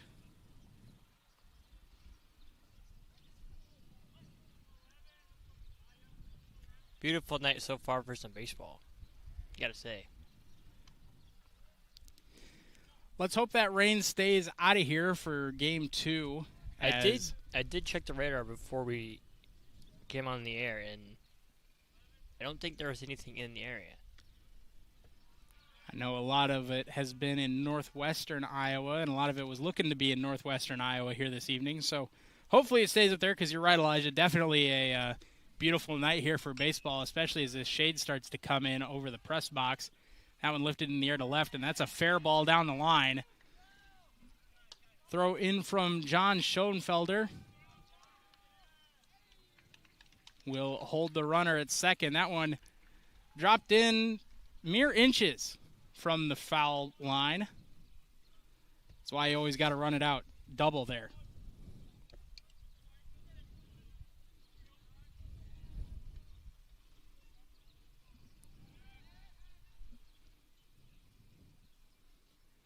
It looks like we've got Feldman still up to bat here for the Polar Bears. Trailing 8-2 here to the Bobcats. Western there, that double.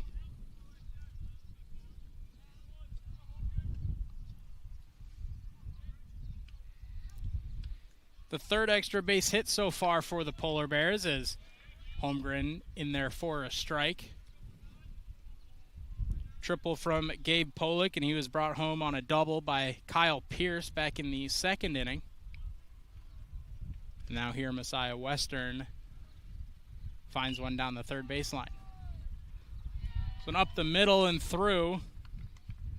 Runner will hold at second as Feldman is aboard for the first time tonight.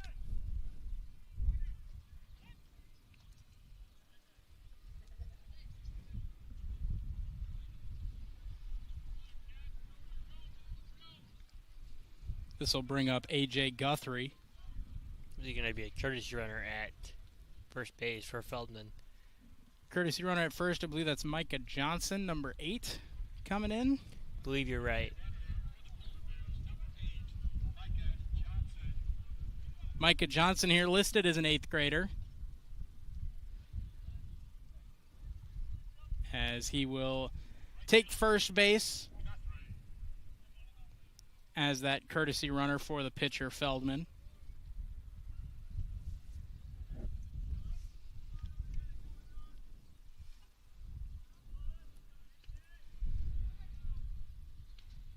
Runners on first and second here for the Polar Bears. Holmgren checks the lead runner at second.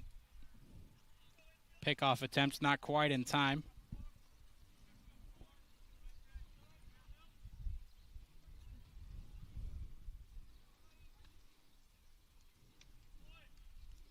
Holmgren comes home there and just misses inside.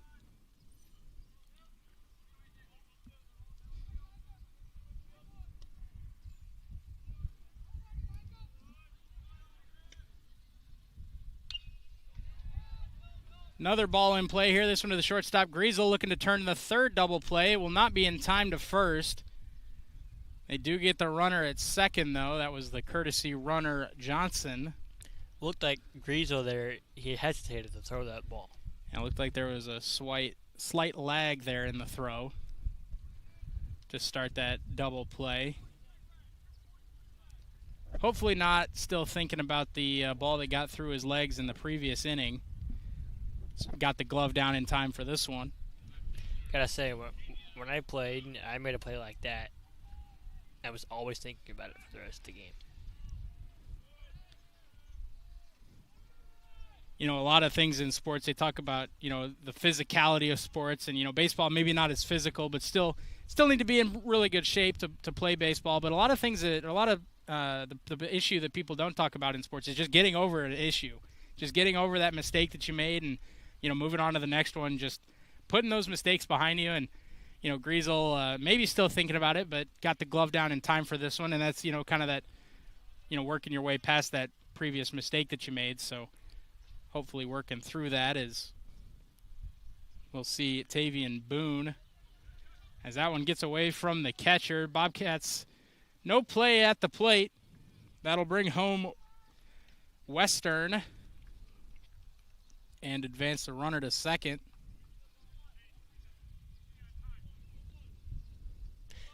My cross-country coach, Donna Fiskus, who retired after our season in the fall, she used to say, this sport is 95% mental. Yeah. And I think that's true of any sport. That one in there for a strike. by Holmgren. So in a sport like baseball, getting over your mistakes as a fielder and as a hitter is paramount.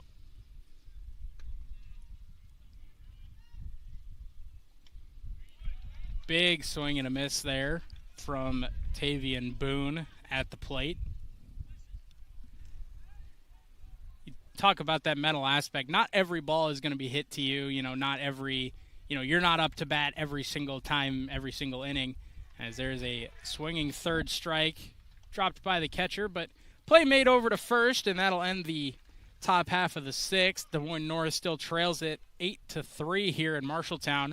But just speaking about that mentality and just staying in the game, taking it one play at a time and just, make the next play.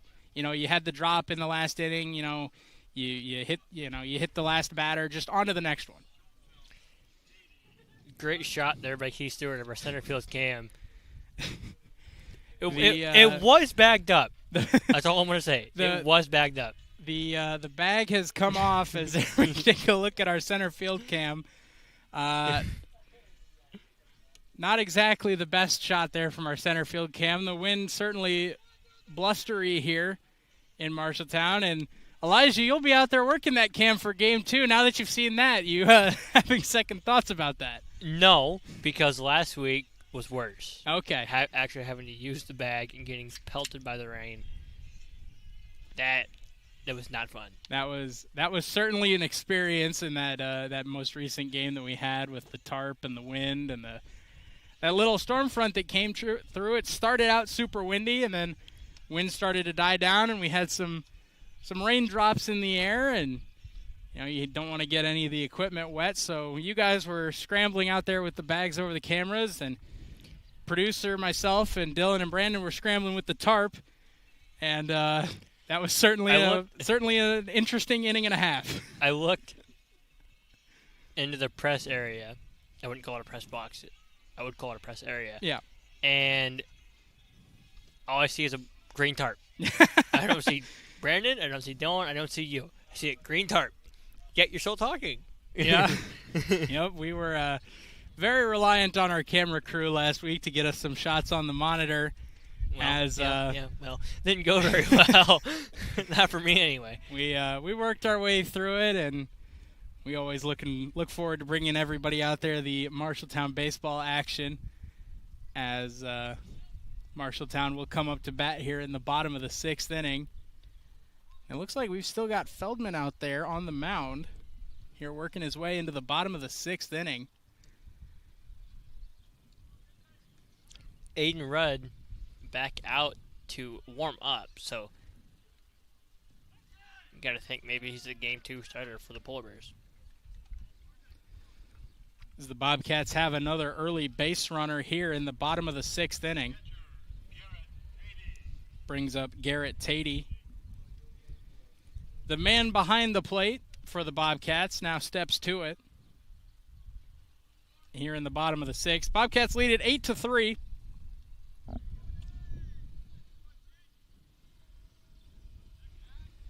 Check over there to first. It's J.J. Schoenfelder over there. That bag out in center field is like a balloon right now. It's all the wind. Schoenfelder swipes second. Bobcats stay aggressive on the base pads. That's something that we haven't seen as much of so far this year, but the Bobcats have had their fair share of base running so far today, and they've certainly tried to put themselves in position to continue extending this lead. As that one gets away from the catcher, throw over to third is high, and Schoenfelder is in at third. Nice snag there by Pierce to limit that to just a stolen base. Missed time jump there at all, and that ball's in left field, and Schoenfelder is booking it for home. So a nice play there by Pierce to hold it as there you see the bag continues to interrupt our shot there out in center. That pitch is low and in the dirt, and Tatey gives a hand signal over to Schoenfelder at third. Not worth the risk of trying to come home there, as the ball did not get far enough away from the catcher Powell.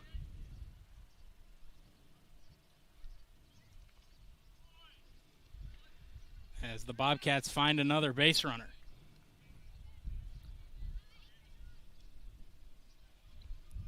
Tatey aboard again.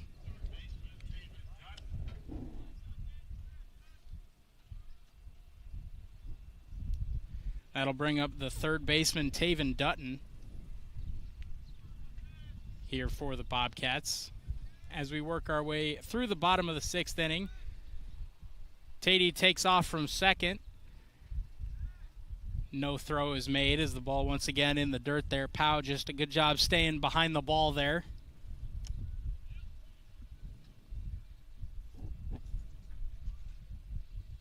Runners at second and third now for the Bobcats. Still nobody out. Once again, another early opportunity here for the Cats. 2 runners in scoring position, nobody out. It looked like Dutton swung there. Did it catch him? Because it'd be a strike if it did. It's like the umpire having a chat there with the pitcher, as Des Moines North head coach is on his way out to talk with the umpire, it looks like. Head coach, maybe just with the catcher. Patrick Sullivan. See, this is where it would pay off to be closer, because maybe we'd get a better feel for what's going on.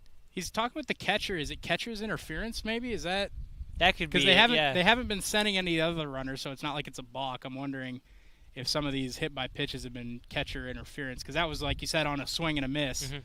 So I wonder if we caught a bit of the mitt there. And that'll load the bases up. Danger zone right now if you're North.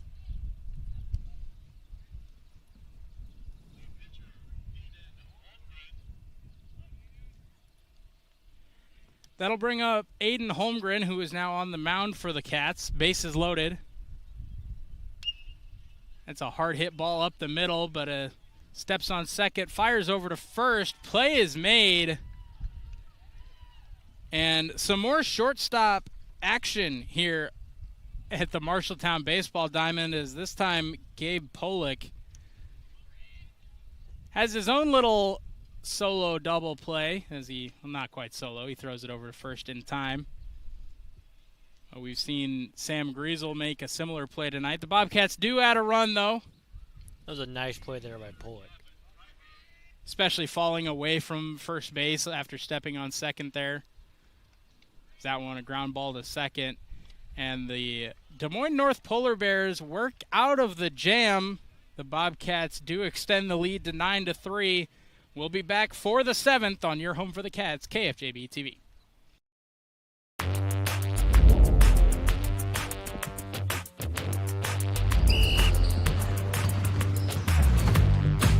Good.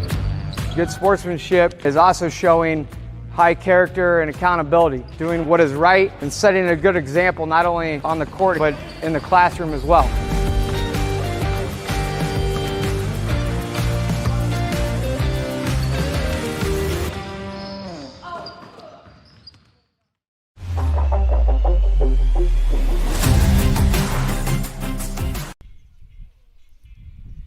Welcome back to the Marshalltown Baseball Complex here at the Marshalltown High School.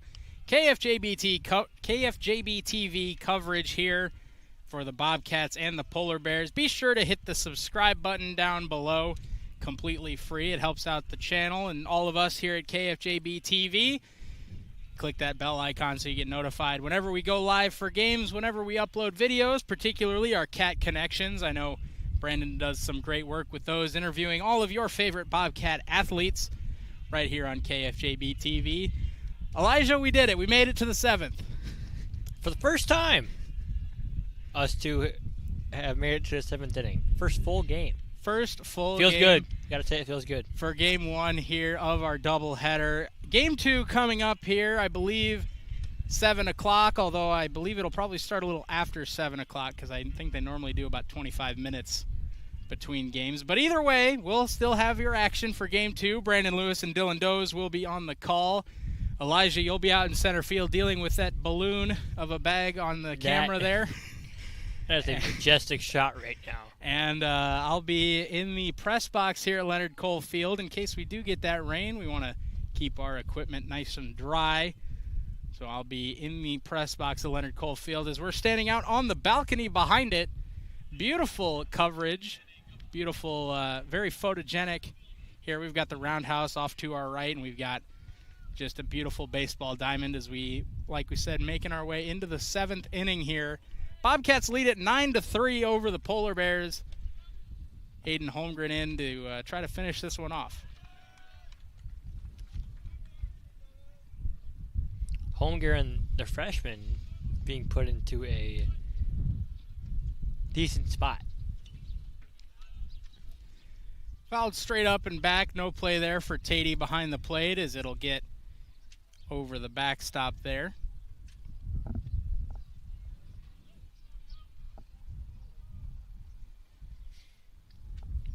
Count 0-2. Strike 3 called. A beautiful pitch there by Holmgren. Lower outside corner. Got him looking. A beautiful pitch by the freshman Holmgren to get the first out of this 7th inning. A strikeout, his first of the evening. Gabe Pollock up to bat here for the Polar Bears. A nice little double play he had. He'll take a strike here. He had a nice little double play made in the most recent inning. A nice play tagging second and then falling away from first base, makes the throw over to get the second out. Some excellent plays here by both shortstops. Yeah, it's been a shortstop fest between Griesel and Pollock. That one swung on into left field. Schoenfelder is over near the line. And he'll make the grab just a foot here or so away from that third base foul line. We saw one drop in play recently for the Polar Bears, and this time Schoenfelder makes his way over and catches it right behind this beautiful, what did we call this, a light pole or a power supply pole, something? It just definitely looks like, looking up now at it, the wire mess that it is. I retract my previous statement, and I will call that a power supply. It is definitely not a light pole. Polar Bears here down to their final out. And this one lifted into left center, and that'll do it. Schoenfelder makes the play. Lars Schoenfelder makes that play. JJ made the previous one. And that'll do it here for the Bobcats as they take down the Polar Bears 9-3 in Game 1 of the doubleheader. Stay tuned. We'll have all the action for Game 2 coming up. It'll be Brandon Lewis and Dylan Does on the call. Elijah and I will head to our respective stations, and we'll see you in just a few moments right here on KFJB-TV.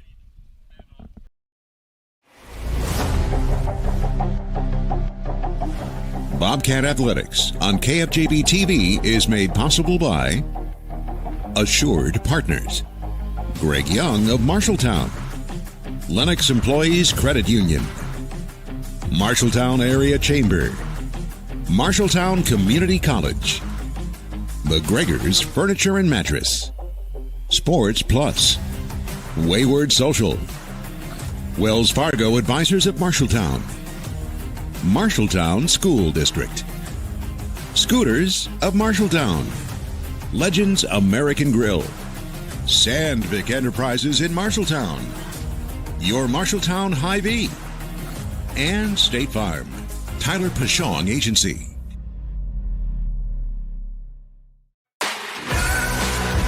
Safety! Dropped in the end zone. It's Niehaus. Feldman, that one will get in. That's a good point right there. A shot coming here. That's a goal. Lifted to left center field. Gets off the warning track into the wall. Transition three. Boom! Knocks that one down. And it's a goal. What a beautiful play. Dutton, look what I found over the first. It's a 3-on-1 all the way. Yes. There he goes. Your home for the Bobcats, KFJB-TV. Well, it's game number 2 for the Marshalltown Bobcats and the Des Moines North Polar Bears. It is not the field of dreams, but we're making some dreams. Little League night tonight. Bobcats look for the sweep of the Polar Bears. They're 3-0 against them this season. This is Bobcat Baseball. You're watching KFJB-TV.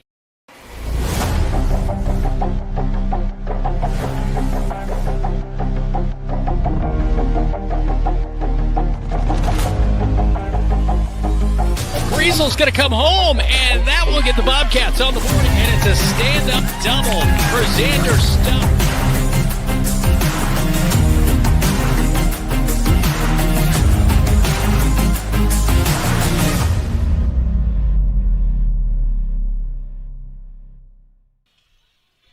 Warm sunny night at Marshalltown High School. Brandon Lewis, Dylan Dose alongside me, our producer David Braga, Elijah Bond, Keith Stewart on camera coverage. And back at the News Talk 1230 AM radio studios, FM 93.9, the one and only Jeff. My kids get my looks from me, Brooks, back at the studios. Dylan, warm, muggy night, game 2. How do you get yourself going here for this one? Personally, up here, it really comes down on the field. They've already got one in. Those muscles are loose. You're ready to rock and roll. Up here, I'm in the coat today because what always happens is by the 5th inning of the second game of the doubleheader, I'm cold. I do it myself every single time. So today, I said, you know what? The temp gauge says it's 87. It says it's real high humidity, but I'm going to create a perfect sauna and wear the coat and pants today. Trying to lose weight tonight. I guess so. We'll see what we can do. We saw Elijah, our center field cameraman, walking out with some pizza, so maybe I'll have to grab a slice on the way out. Yeah. All right, game number 2 is coming up. Sam Griesel going to head to the bump for the Bobcats. We'll talk about that and our lineups around the corner. But next, it's our Cat Connection, all presented by Tyler Pashong, State Farm Agency in Marshalltown. This is Bobcat Baseball. You're watching KFJB-TV. The right insurance agent can make all the difference. Assured Partners agents represent multiple insurance companies. They can pick and choose from a larger variety of outstanding insurance options. Assured Partners also handles life and health insurance and Medicare supplement coverage. With access to local, regional, and national insurance companies, Assured Partners will create policies tailored to the coverage you need. For more information, go online to assuredpartners.com/Marshalltown. Power through partnership with Assured Partners in Marshalltown, Toledo, and West Des Moines. At Greg Young Automotive, we go the extra mile for our customers across Iowa. Why do customers choose us and keep coming back? Because our commitment to exceptional service and satisfaction never wavers. With our extensive network of dealerships throughout Iowa, we leverage unbeatable pricing and offer a better inventory selection than other dealerships. Visit any of our 6 locations across the state and experience the Greg Young difference, where we'll go the extra mile for you. The Cat Connection, sponsored by State Farm, mtownproud.com. It is our Cat Connection with Taven Dutton, senior for the Marshalltown Bobcats.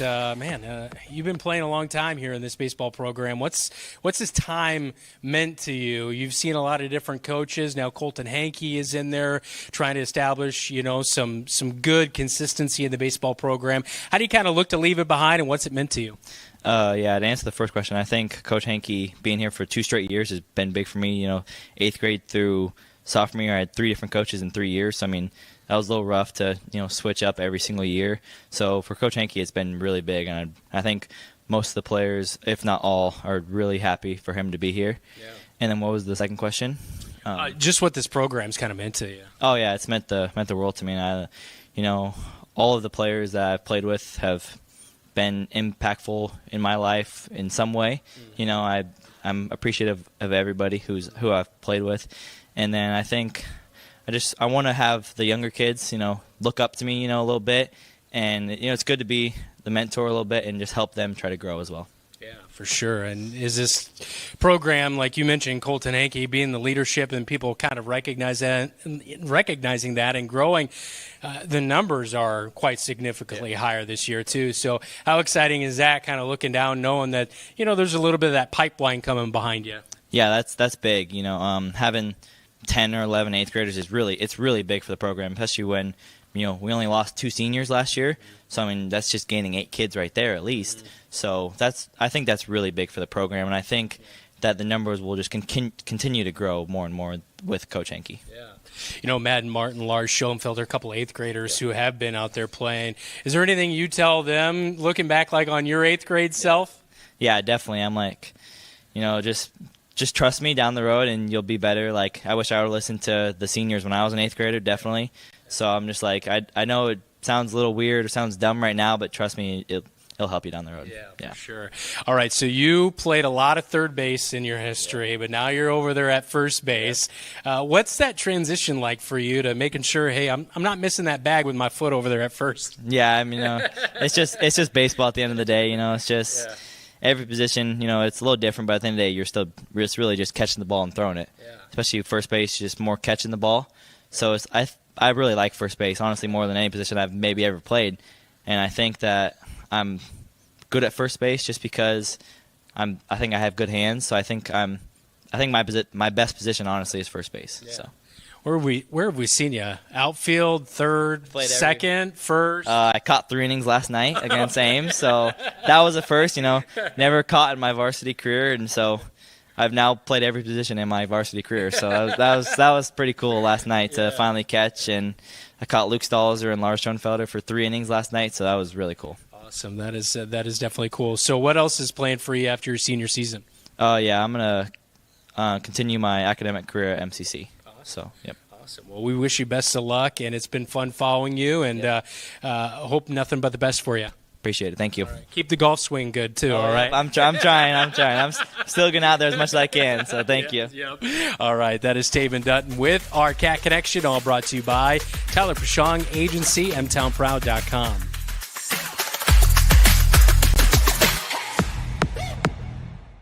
At Tyler Prashong State Farm, we are M-Town Proud. For us, M-Town Proud is about having absolute pride in the place that we live and work.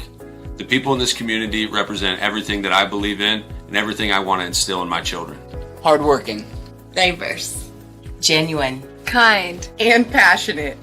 A blue-collar town that has shown countless times we can depend on each other. We'd love to talk to you about what makes you M-Town Proud.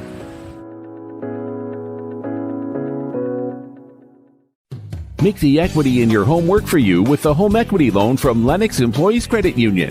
Crush high-interest credit card debt and make needed improvements to your home.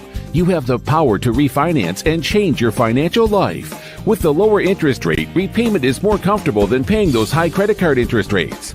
The loan process is easy. See Lennox Employees Credit Union, 1004 East Main Street in Marshalltown. Member NCUA Equal Housing Lender. Online at lennoxecu.com.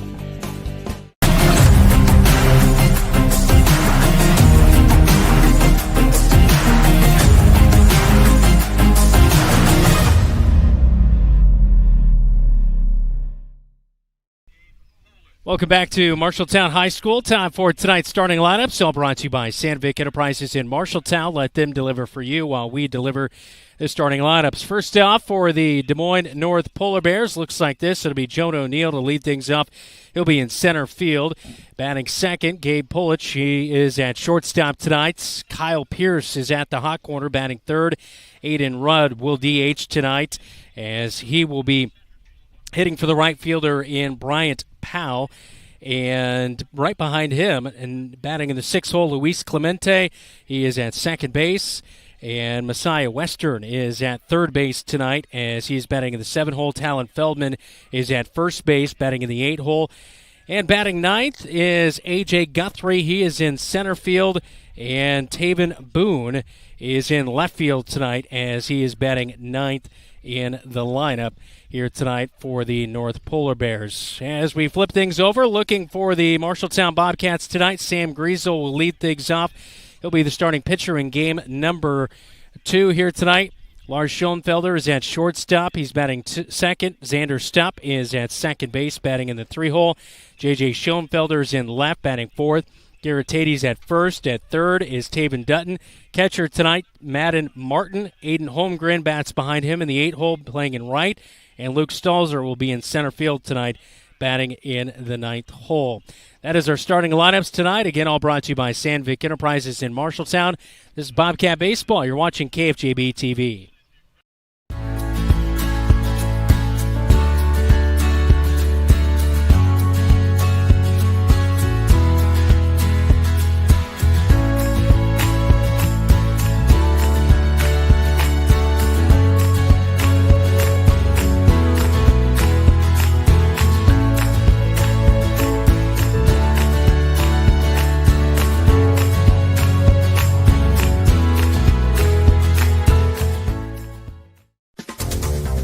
you dream of a career in healthcare that makes a difference? Marshalltown Community College offers a variety of programs to fit your calling. From nursing and medical assisting to dental programs, we provide a nurturing environment with exceptional instructors dedicated to your success. Our simulation labs prepare you for real-world situations. Explore your healthcare path. Find out more at MarshalltownCommunityCollege.com.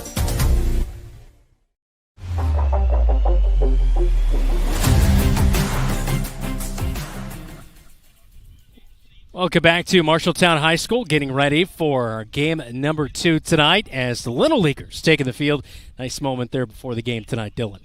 It's always awesome to see kids to be able to go out there. One thing I always tell high schoolers, if you want to feel like a rock star, just hang out with the younger athletes because they look up to them as if they were pro players, college players. So it's got to be a big moment for those young Bobcat baseball players in the Marshalltown Baseball Club. And as we get our national anthem here tonight, it's a beautiful night, 83, a little breezy. As first pitch coming up right around the corner, we'll get our keys to the game coming up in just a little bit, but we'll step aside. You're watching Bobcat Baseball. This is News Talk 1230 AM 93.9 FM and right here on KFJB-TV. McGregor's Furniture and Mattress is your local furniture store in Marshalltown, and they are proud to support Marshalltown Bobcat Athletics. If you need a new recliner to relax in, or perhaps a new dining set for the whole family, shop McGregor's. They also have a good selection of luxurious sectional sofas. Score the mattress of your dreams with an assist from the McGregor's friendly and knowledgeable staff. You'll be the household MVP when you bring home the winning selection from McGregor's Furniture and Mattress, downtown Marshalltown. Open 7 days a week. At Sports Plus Sports Medicine and Physical Therapy Center, we customize each patient's treatment plan to their individual needs. What does that mean? It means that not every back or knee problem is treated the same, and that your program will be unique and designed especially for your needs or problem. This improves how quickly you will return to work or sports. The Sports Plus staff is encouraging and takes pride in your successful recovery. This is just one more reason why champions choose Sports Plus Physical Therapy as their favorite place to rehabilitate and train.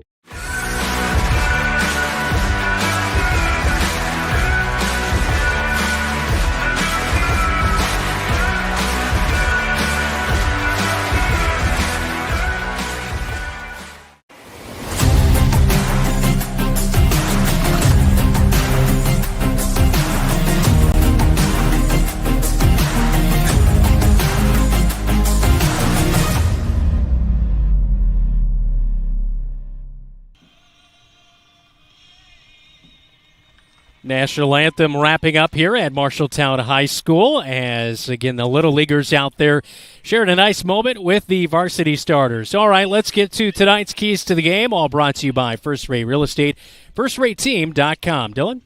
When you look at the Bobcats, you have to keep the Polar Bears on ice. The Polar Bears are winless, and you've got to continue just to put the pressure on them. But here's the big thing. Polar Bears have a really good starter. O'Neill is up. He has a 3.27 ERA, so the Bobcats are going to have to hit much better than they did in the first part of this doubleheader, even though they won 9-3. And for the Polar Bears, it has to be first inning success. They have really struggled putting runs across the board. And I think when you have your ace, O'Neill, with a 3.27 ERA, that is a really hard thing to do when you have not won a game to have a pitcher with that type of success. You've got to get to the Bobcat lineup early, and then you've got to find a way to score on Griesel as well. And a side note to all of this, Brandon, if the Bobcats win this game, they have exceeded last year's win total. Wow.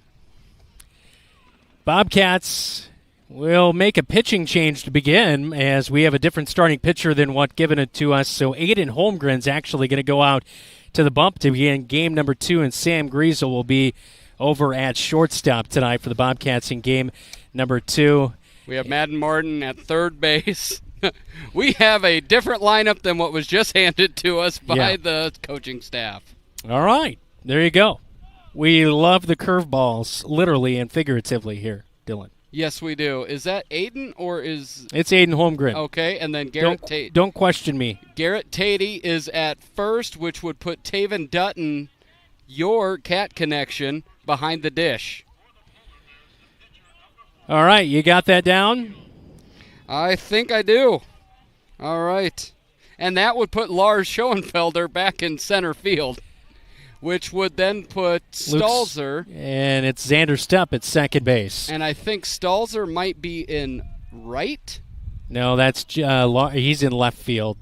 Okay, yep. And J.J. Schoenfelder's in right field. His first pitch is in from Aiden Holmgren. Jonah O'Neill, the starting pitcher tonight for the Polar Bears, leads things off. And he'll take a swing and a miss, and strike number one, a 1-1 count. I'm going to ask Coach Hankey afterwards why he hates us. Yeah. Sending us up this. Setting us up for failure to begin the night. Holmgren delivers. O'Neill fouls it off into the parking lot, and that will be a 1-2 count now. You see O'Neill there with the flowing locks. He's got a nice mane on him there. Yeah, California look there. Holmgren winds up, righty versus righty in the matchup, and the off-speed pitch is going to miss, and it is a 2-2 count. Holmgren had the last 2 innings of that first matchup. Pitched really well in that 6th and 7th inning. Xander Stupp pitched the first 5, got his 3rd victory on the year. Pop up, left side of the infield. It's read by the 8th grader in Madden Martin, and retired is O'Neill on the fly out to third base, 1 away here at the top of the first.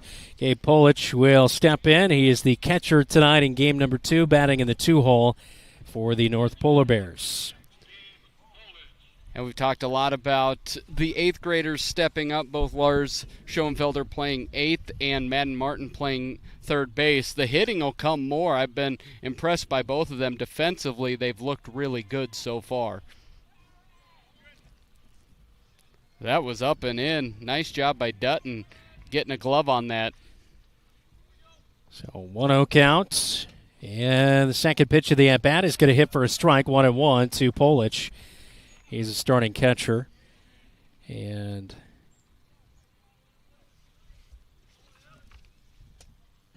Holmgren working here.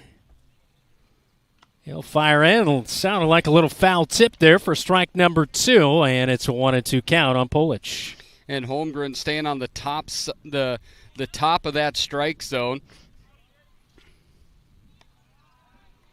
That one will miss for a ball on the 1-2. It's now 2-2. 1 out here at the top of the first. He really likes to work quickly. Aiden doesn't waste a lot of time. Swinging a foul tip, and this one well out of play over the press box behind home plate. Still 2-2 to Polich. And I think with a young pitcher, I think it's just smart. If you're throwing well, just get rolling, get into a rhythm, keep throwing. 2-2 on the way, and this one dug out towards third base in foul territory. Hopefully Elijah's okay over there. Looked like he took a big turn to the right there pretty quickly. Polich batting .333 coming in on the season. Not a ton of at-bats coming into our matchup here tonight. Here's the 2-2, and this one swung on, and it is grounded to Griesel at shortstop. Over to first in time, 2 away. Griesel with a nice, easy play over to first base. Holmgren finds himself 2 out already.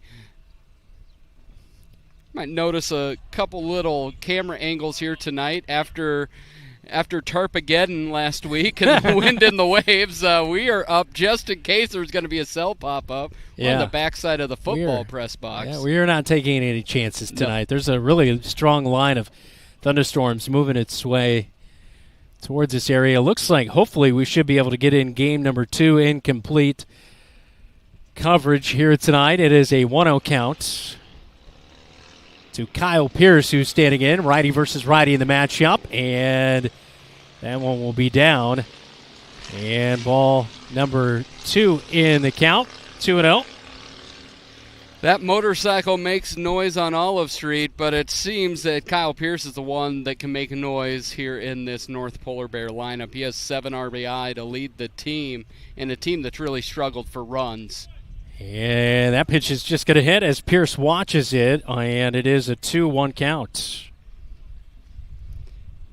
Yeah, Holmgren, he gave up a run in the 6th, but quickly got the last 5 outs there. Pierce batting .290 on the season, takes a big swing and a miss, and it's a strikeout for Holmgren, his first of the night. here in game number 2.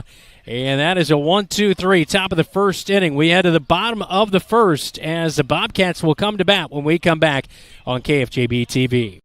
Wayward Social is the place for fun. With 20 lanes of bowling, leagues for all levels, great food and drink options, an awesome arcade, there is a ton of fun to be had at Wayward Social. And that's just on the inside. Step outside and enjoy patio life at Gutter Point with drinks, shuffleboard, live music, and fun atmosphere. Follow Wayward Social on Facebook for updates on specials and live music. It is all on South 6th Street in Marshalltown. Visit wayward-social.com to plan your next visit to the place for fun.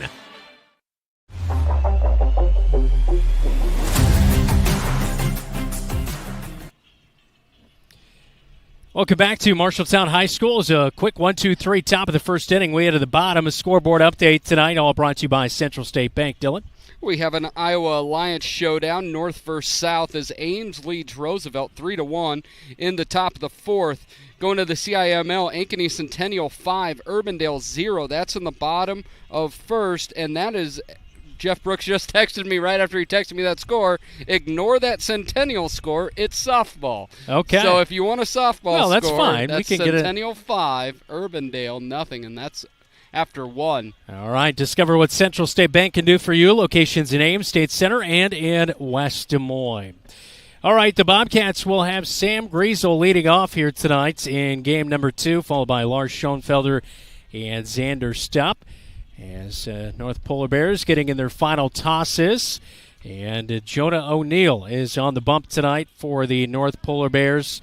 As Dylan alluded to earlier, one of the better pitchers on this North Polar Bears squad. As they head into tonight with, they've had about 12 different guys pitch so far this year. But Jonah O'Neill heading in with a 3.27 ERA with 7 strikeouts in 15 innings pitched. So he takes his locks of love to the mound, and the Bobcats head to the plate here in the bottom of the first inning. When you look at this, it's really the Bobcats scored 9 runs in that first game, but I did not think Sam Griesel got some good contact on a couple pitches. Lars had a sac fly. Chopper to third on one hop. It's gloved and over to first. Not in time. Griesel beats it out.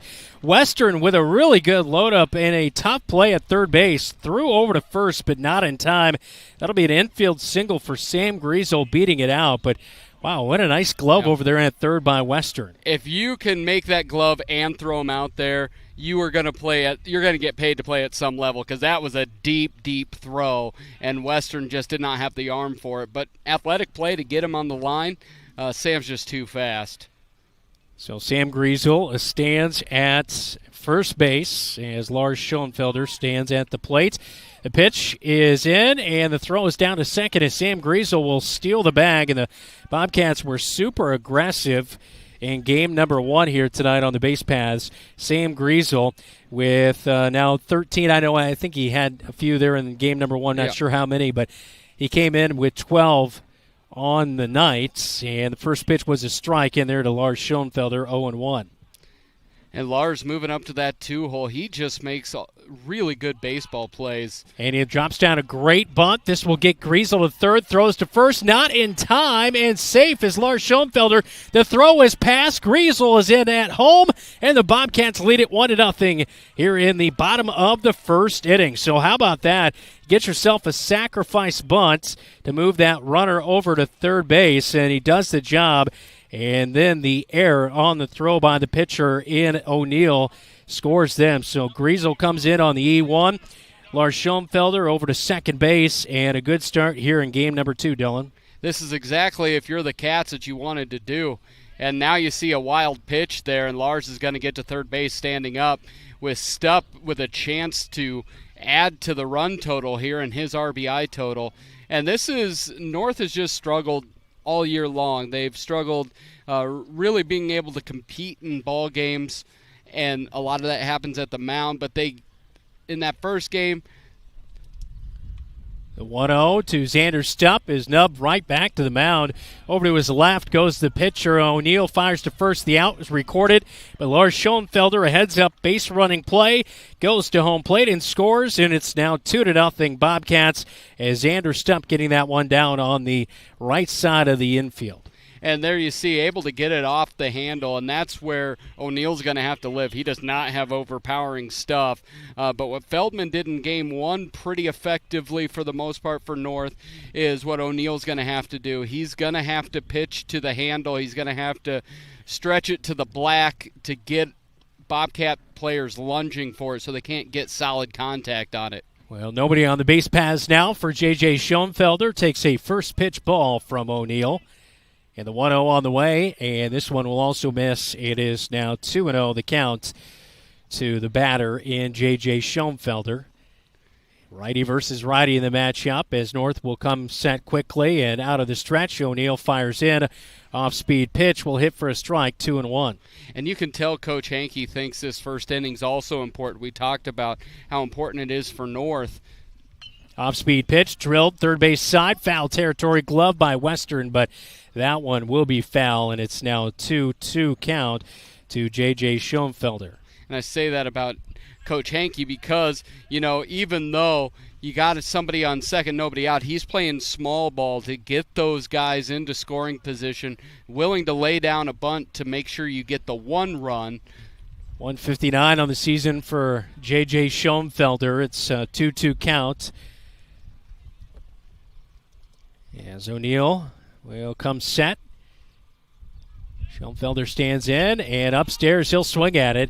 Going to lift it to center field to Guthrie. Guthrie has a read on it, and there's two away as he makes the catch, ranging in with the sun in his eyes. But Schoenfelder retired, and this will bring up the 5-hole hitter in Garrett Tatey. And you look again with O'Neill's speed, does not throw the ball hard whatsoever. As a batter, you see that beach ball, but what you may not see is that you have to generate all the power in that.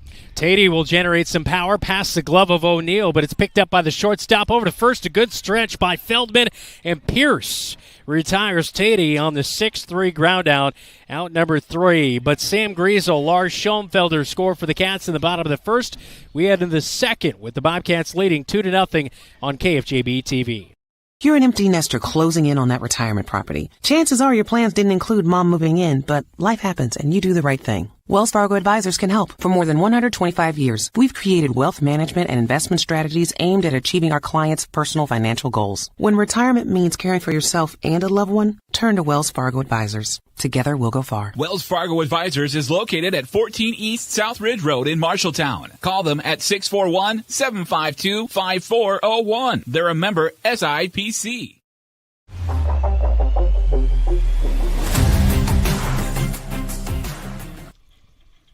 Two across the plate for the Bobcats tonight as we enter the second, and it will be the 5, 6, 7 batters due up for the North Polar Bears. You take a look. Softball is off tonight against the Polar Bears as the Bobcats baseball in action. I believe Polar Bears softball has vacated a few games so far this season. I saw their game tonight was canceled. So it'll be Aiden Holmgren out for the second inning, and he's pitched well tonight. He finished off game number 1 and getting some go here in game number 2, and some good innings for him tonight to really kind of work on his presence out there on the mound. Yeah, you look at the freshman. He's pitched 3 total innings here tonight, just giving up the 1 run. He'll be happy to see his ERA post tonight because coming into tonight, he had pitched 9 2/3 innings, had an ERA of almost 14, and it came with 19 earned runs over those 9 innings, and he had struck out 5, but he had hit 8 batters, so much more control from the freshman here tonight. And Bryant Powell will bat for himself. Caleb Kennis was slated to be the DH in this spot in the lineup in the 4-hole, but he will now hit for himself. So Powell's at the plate, and he'll take a strike on the 0-1. So it's 0-2 quickly from Holmgren. And you just love that as a coach. You just see him get ahead, and then he gets the strikeout right away. No wasting time, just rear back, throw strikes, get outs. 2 strikeouts on the night now for Aiden Holmgren. as he strikes out Pound. This will bring up Roberto's grandson, Luis Clemente. Yeah, well, if he is anything like his grandfather, he'll get 3,000 hits at the major league level. You got to love having a name like that, right? Clemente. There we look at that strikeout on KFJB-TV. I think you have to play baseball if your last name is Clemente. First pitch of ball to Clemente. Holmgren out of the windup, fires home, and Clemente out on it. Grounds it to third. Martin claps his glove, fires over to first base. The stretch by Tatey is there, and 2 away in the inning as Clemente grounds out 5-3. And we haven't seen Mad Martin in a few games, but still looks very comfortable over there at third base, making the out.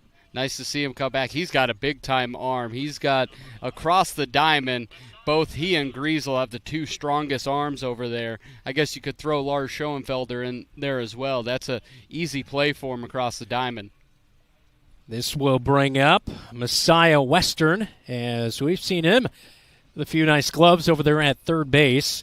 Here in game number 2, he takes the first pitch ball 1-0 from Aiden Holmgren, who is working quickly here in game number 2. He'll fire home, and that one low and in the dirt, gloved by Dutton, and it is a 2-0 count. I did whisper in Aiden's ear, I'd like to see the fourth quarter of the finals game tonight. Can you move quickly? Okay, all right. Pitches in for a strike as Western looks on, a 2-1 count. Talk about a difficulty of living up to a name. Yeah. Your name, Messiah, you can't get in any trouble. Messiah Western stands at the plate, and he'll take ball number 3, 3-1. That one low outside, so he'll look to the skies above as he bats here, I guess. Is that try to 3-1? And he foul tips it into the glove. It's a 3-2 count as Dutton was able to catch that one. So full count now. Holmgren gets it back quickly and fires home, and Western taps this one to Martin at third. He's in the grass, makes the throw off the line. That will get to the fence. Western's off to second, and he will hold tight there as the throw is back in. Griesel will field it at the pitcher's mound. So that'll be an E5 on the Bobcats as Western gets all the way to second base. And that was the third baseman. That was Martin. He didn't trust his arm in that situation. What I mean by that is when he grabbed it, he thought he had to rush it and overthrew it. I think just his normal throw would have been plenty in time, but he tried to overthrow it, and he skipped it to the fence there, and that's quite the run to that outfield, out to the out of field. I cannot think of the word. Foul territory there fence. There we go. Goodness gracious. Bobcats see Western at second base. I think he might have come down on first base a little bit awkwardly. He was feeling out his left ankle as he looks to be all right. As Talon Feldman will head to the plate now for the North Polar Bears in their dark green tops with gray bottoms. Hot night to be wearing that dark color. Yeah, yes, it is, but at least it's not forest green numbers. That is we for will sure. Forever remember those North jerseys. For the football team, they had dark green on black uniforms. That was extremely tough to look at. Bobcats are wearing the red tops here tonight in game number 2 at the gray bottoms. Holmgren comes set, checks back to second. Tag applied by Xander Stupp, and not in time on the check back. We're still waiting for our first pitch of the at-bat for Talon Feldman. No relation to Talon Halstead. Here's the first pitch, and that one is going to be a touch high, 1-0. But then that goes to the question. We have some former softball players, Feldmans, both Chloe and Kennedy Feldman. Yeah. Any relation? We don't know. We don't know. And we love nothing more than to just assume people are related on these broadcasts. It Going truly out on is a limb. staple. It is. It truly is a staple of any good KFJB-TV broadcast. Do the chickens have large talons, Dylan? They do where he's from. And the pitch will be in for a strike on the 1-0 count. 1-1 now to Talon Feldman. And this is a little bit different. Now, Aiden, you get cruising, you're rolling, you get 5 up, 5 down, and then you get somebody in scoring position where your focus is a bit divided. Holmgren on the 1-1, fires home, and it's high, 2-1. And we've seen that as, having to throw back, make sure Western's on second base is he's now starting to miss the strike zone, fall behind the runner. Can Aiden just lock in at home plate and get an out? Out of the stretch, fires a swing and a cut, missed on by Feldman, 2-2. As he went upstairs with that pitch. There are 2 outs in the inning. Western stands at second for the Polar Bears. Holmgren on the pitcher's plate, comes set, checks out the runner. Still looking at the runner, Western. And now fires home. Swing and a miss, gets him reaching outside for Feldman, and that will be out number 3 of the... No, that's apparently... Strike maybe 2. It was wrong up on the scoreboard. That's what threw us off. We apologize. Trying to do a best at our angle. We're pretty far from that home plate umpire. Here's the 2-2. And bounce to home plate. Western on the wild pitch is over to third. And if I am Holmgren, and if I'm Hanky calling to Holmgren, act like nobody's on base. This is one thing that I always kind of struggle with is it seems when our pitchers are really consumed with holding base runners on with 2 outs, you divide that focus, and instead of just locking in, you only need 1 out. It's not like there's nobody out. You got a guy on third. There's 2 outs. Go at him. Here's Feldman. He'll take low, and that's ball number 4. And even with runners on the corner, I go with the same strategy. Just you've got 2 outs. Focus on the batter at hand, especially in this North team. You're seeing number 1 come up. A.J. Guthrie does not have a hit this year coming into tonight. Not sure what he did in game 1, but the reality is this is not a heavy-hitting team, so don't focus anywhere else except for the catcher's mitt. That's all you want to have your focus. Check back at first base on Feldman. But again, that's just my opinion. The Bobcats do exactly what Dylan said not to do. Yep. So Holmgren checks back, and he'll fire into Guthrie. Swing and a miss, and it is 0-1. What are your thoughts on that, Brandon? I do agree with you. There's too much horsing around. Yeah. We've seen wild throws over to first. We've seen... And that's a lot at the high school level, yeah. Not just exclusively to the Bobcats. Here's the 0-1. And that one will hit on the outer half for strike 2. But, you're not as, talented as, college, minor league, and MLB players to, you have a ton of throwovers and stuff like that do miss. And to think what those runs mean instead of just getting the out right here, Holmgren strikes out Guthrie. It is his 3rd strikeout of the night, 3rd out of the night, as the Polar Bears strand 2 on the base pass here in the 2nd. Bobcats get unscathed out of the top of the 2nd. It's still 2-0 Bobcats on KFJB-TV. Registration for the upcoming school year in Marshalltown is Tuesday, July 8th from 10 a.m. to 6 p.m. at Miller Middle School. A birth certificate is required if a new student is joining. If parents are unable to attend, they can go online to the Infinite Campus System. To begin, go to the district website, marshalltown.k12.ia.us, and click on Academics. All new families in the Marshalltown Community School District must register at the District Welcome Center, downtown Marshalltown. Here's to the 2025-2026 school year.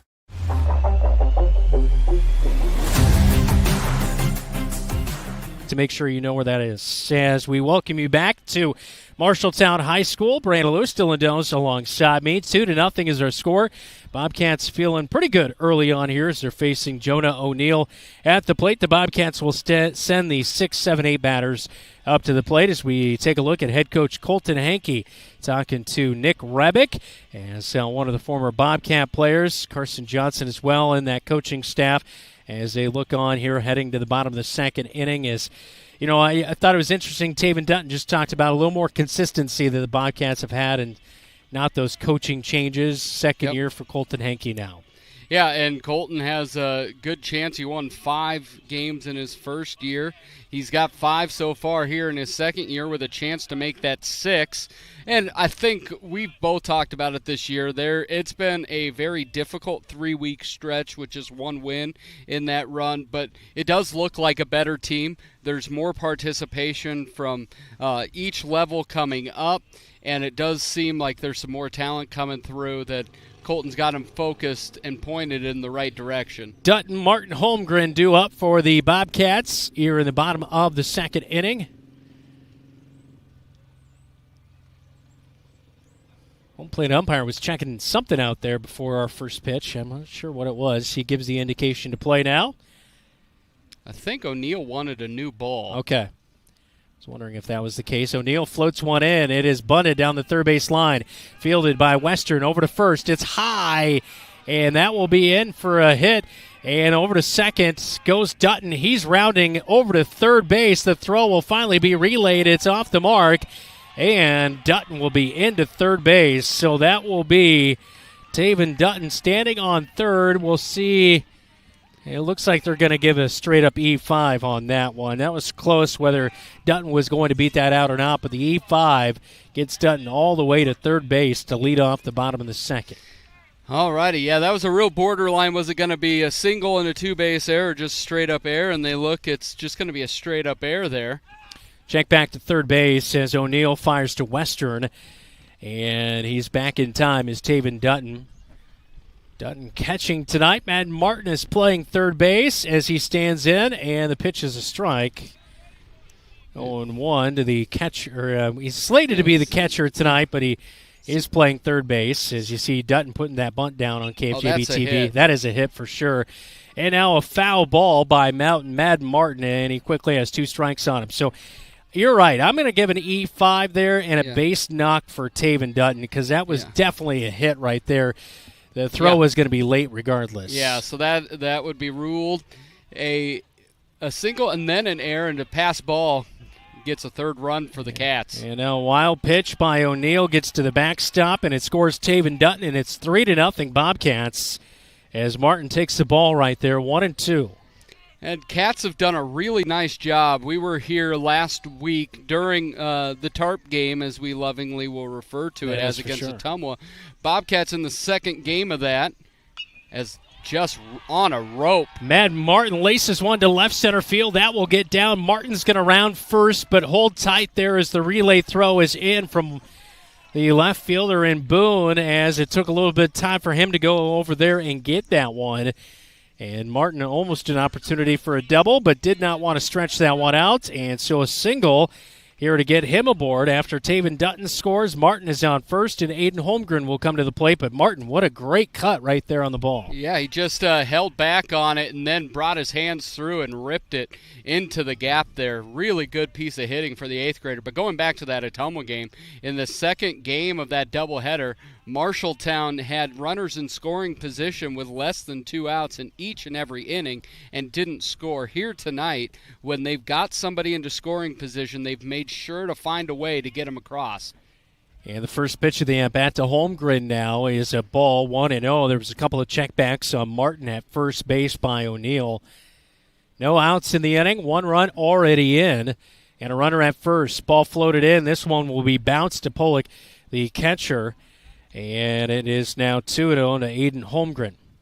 Yeah, Holmgren's got a good chance. Holmgren's been one of those that's hit all up and down the lineup. He's been in that 3-hole quite a bit. Now a ball right back up the middle. This will get through into center field. Guthrie will misplay it in center field, but the runners will only stay at their bags at first and second. So Martin to second, and it's a single up the middle by Aiden Holmgren. And the Cats in action here in the bottom of the second inning, already leading 3-0. And this is the really big thing, is where the bottom third of this lineup has really struggled in the last 3 weeks, is get some confidence rolling, get some confidence in those bats. Baseball is a lot about skill, but there's a lot about confidence as well, getting on a roll, getting the bat head out there quick enough. So far, so good for the Cats. Luke Stalzer will place down a bunt. It goes right back to O'Neill. He'll go to third as he fires to Western. The lead runner and Madden Martin is out. as he'll be out on the 1-5 conversion. Fielder's choice for Luke Stalzer. He's at first. Aiden Holmgren slides over to second base. But a good play right there. That pitcher's fielding practice paying off for O'Neill right there, getting the lead runner in Martineau. O'Neill did a nice job of fielding his position. Stalzer, though, just bunted that right back to the pitcher. You've got to force O'Neill off one side of the bag to be able to have to range for it. One away for the leadoff batter and Sam Griesel. He'll take a first pitch ball from O'Neill. His single and a stolen bag and a run scored last inning for Sam Griesel. O'Neill out of the stretch, and he floats one into Griesel, lifts it. Still playable at shortstop, and it is caught by Pierce, and there are 2 outs in the inning as that one lifted in the infield to the left side and by Sam Griesel. So 2 away for Lars Schoenfelder, and a sacrifice bunt and a run scored in the first. Yeah, Sam's going to be hitting himself for that. He just got under it.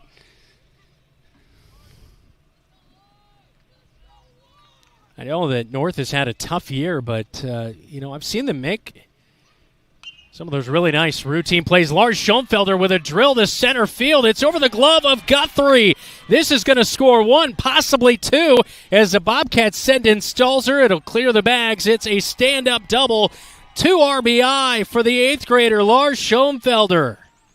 What a hit. He got rocketed that and right over the center fielder's outstretched hands there. You saw Guthrie go back and had a last chance effort, tried to jump for it, and just over his outstretched glove, Lars Schoenfelder coming up with a huge 2-out, 2-run double. 5-0 now Bobcats as Xander Stupp heads to the plate. He had a fielder's choice, a 1-3 ground out last inning. As just a good rip by Lars Schoenfelder as we look at the replay. As Xander Stupp stands in, takes ball number 2, 2-0 the counts to the senior. He is playing at second base here in game number 2 for the Bobcats. O'Neill fires in, and this one is drilled down the left field line. That will get down in front of left fielder Boone, and the Bobcats will send home Lars Schoenfelder. He'll score, and on the relay throw over to second goes Xander Stupp. So a single stretches it out as he picks up an RBI right there to drive in the 8th grader in Lars Schoenfelder after that stand-up double he had just a moment ago, and it extends the Bobcat lead to now 6-0 here in the bottom of the second. Yeah, Stupp went with his pitching wedge out there, got a lot of backspin on that one, and it just died right in between infield and outfield. Cats putting some runs on the board with a crooked second inning. J.J. Schoenfelder, a fly out to center field in his last at-bat. O'Neill checks back on the runner and Xander Stupp at second base. The ball snuck through past the middle infielders into short center field. Stupp will stay there at second. Here's the pitch to Schoenfelder. Rip to third, but Western is on the spot, and that will be out number 3 of the inning. So a line out by J.J. Schoenfelder ends the inning, but the Bobcats add 4 more and now lead 6-0 heading to the third on KFJB-TV. Some say life is like a road trip. Is it a coincidence Scooter's Coffee is a drive-thru? We don't think so. Whether you need a coffee while you enjoy the view, to just get you through the long stretch, or to refuel between stops, Scooter's Coffee is there, brewing up delicious coffee, espresso blenders, smoothies, iced drinks, and more, with the convenience of a drive-thru so you can stay on the road and enjoy the ride. So go ahead, scoot on around. Amazing people, amazing drinks, amazingly fast. Scooters in Marshalltown.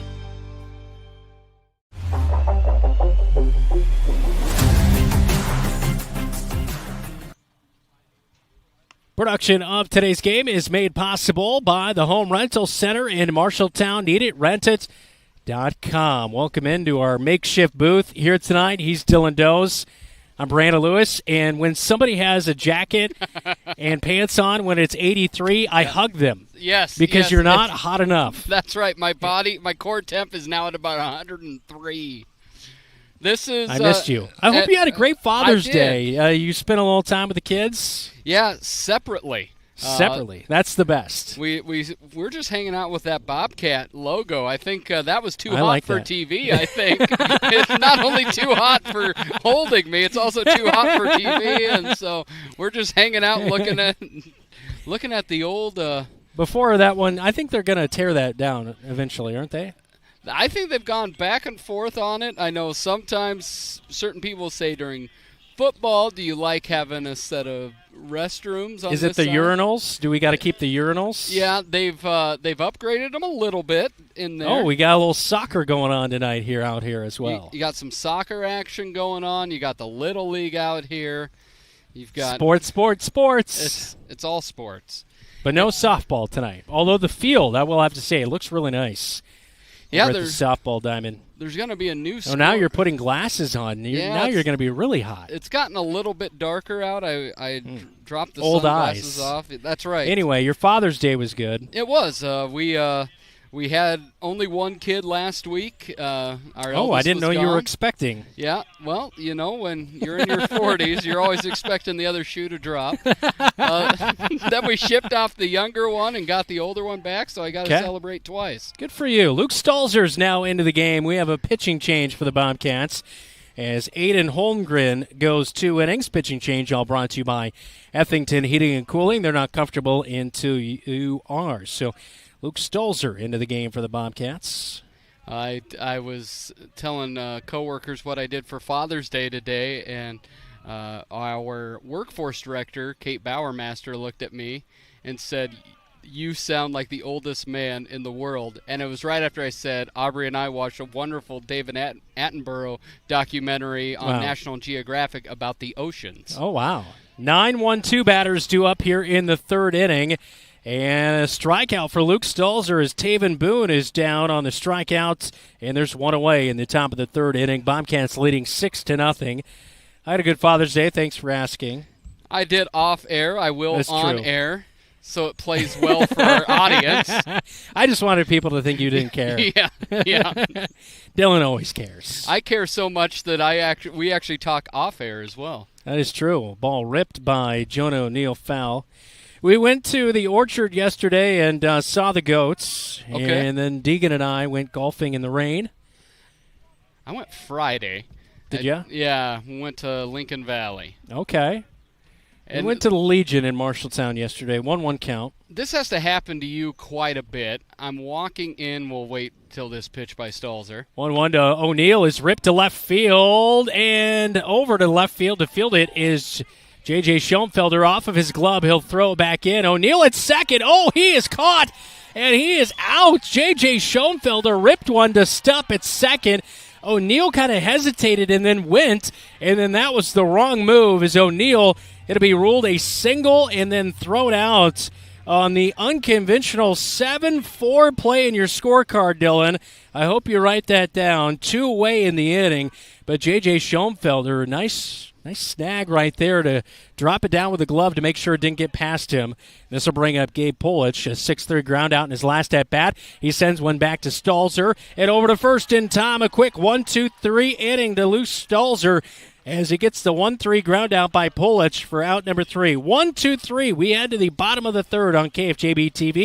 Legends American Grill is the perfect place to watch your favorite team. Enjoy wings, nachos, steaks, and prime rib available on Friday and Saturday nights. It's game on for great food and your favorite drink to wash it down. You like burgers? Legends has fantastic, unique burger creations like this. The Legends Burger. Absolutely delicious. Gather with friends, enjoy your favorite team's games with the NFL Sunday Ticket, and make some memories. Legends American Grill in Marshalltown and our new Newton location, where the game is always on.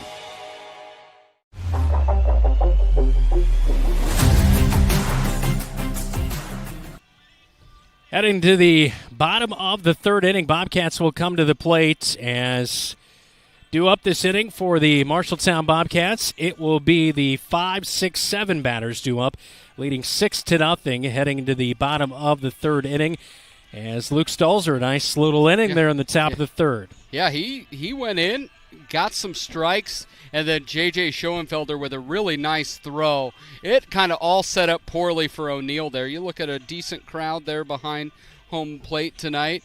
The ball bounced right in front of Schoenfelder. He's got a good arm. O'Neill was dead to rights. Great throw by him. And you see some kids horsing around.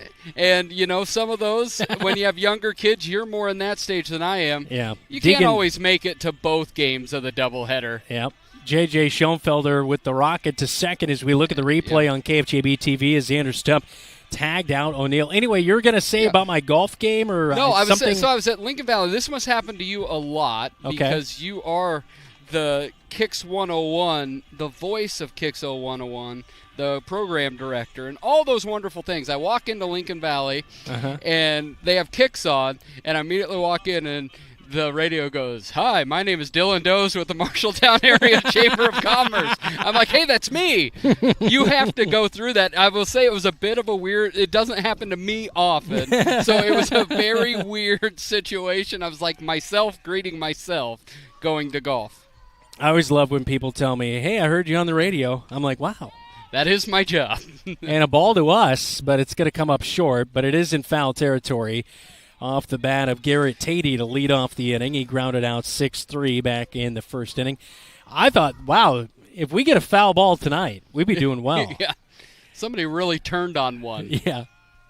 I will say I was talking to Eric Whedon, works with the school district after the chamber banquet on Thursday night. He said one of his favorite things was listening to us watching baseball from the comfort of his own home. So Eric, not under a tarp? Not under a tarp. No, that's our preferred way.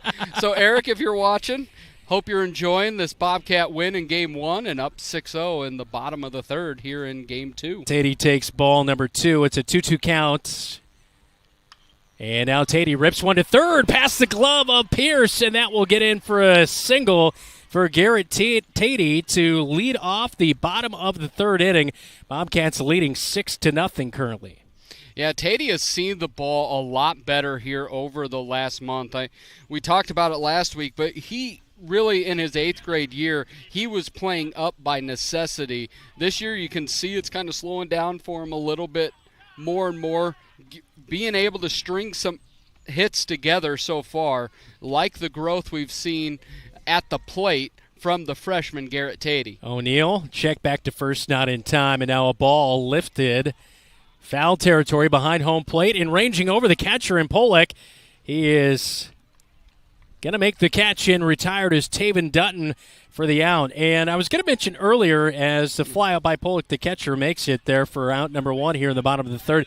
This is a team that's had a rough year, 0-15, but I tell you what, we've seen them in Game 1 and Game 2. They field the ball pretty well. They make some nice defensive plays. This is not an 0-15 defense. Now, offensively, they really struggle. But you're looking at Western at third base. You just see what Polish did behind the dish. Those are 2 really athletic players that can make the play. Madden Martin rips this one to shortstop. It's gloved. Clemente tries to turn the double play, and he will. Madden Martin grounds into an inning-ending double play. It's a 6-4-3 double play. Tatey's out there at second on the force out, and Martin out at first base to complete the 6-4-3 double play. We head to the 4th with the Bobcats leading 6-0 on News Talk 1230 AM, 93.9 FM, and KFJB-TV.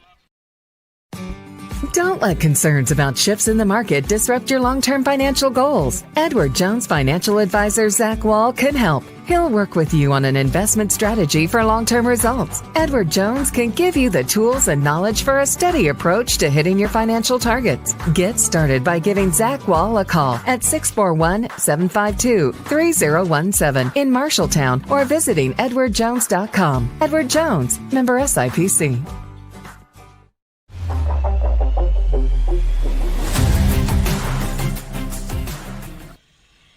Well, we are out in the boondocks here tonight, and we head to the top of the 4th inning with the Bobcats leading 6-0 here tonight. Scoreboard update all brought to you by Central State Bank. What else is going on in the boondocks out there in Central Iowa? We'll start with Brooksy's alum, where he's the alum, West Marshall. West Marshall, Grandview Christian have not scored. That's in the first. Urbandale leads Ankeny Centennial 1-0, bottom of second, and in the text of Jeff Brooks, all in caps, and this is the baseball score. Dyke New Hartford and Applington Parkersburg are scoreless going into 5.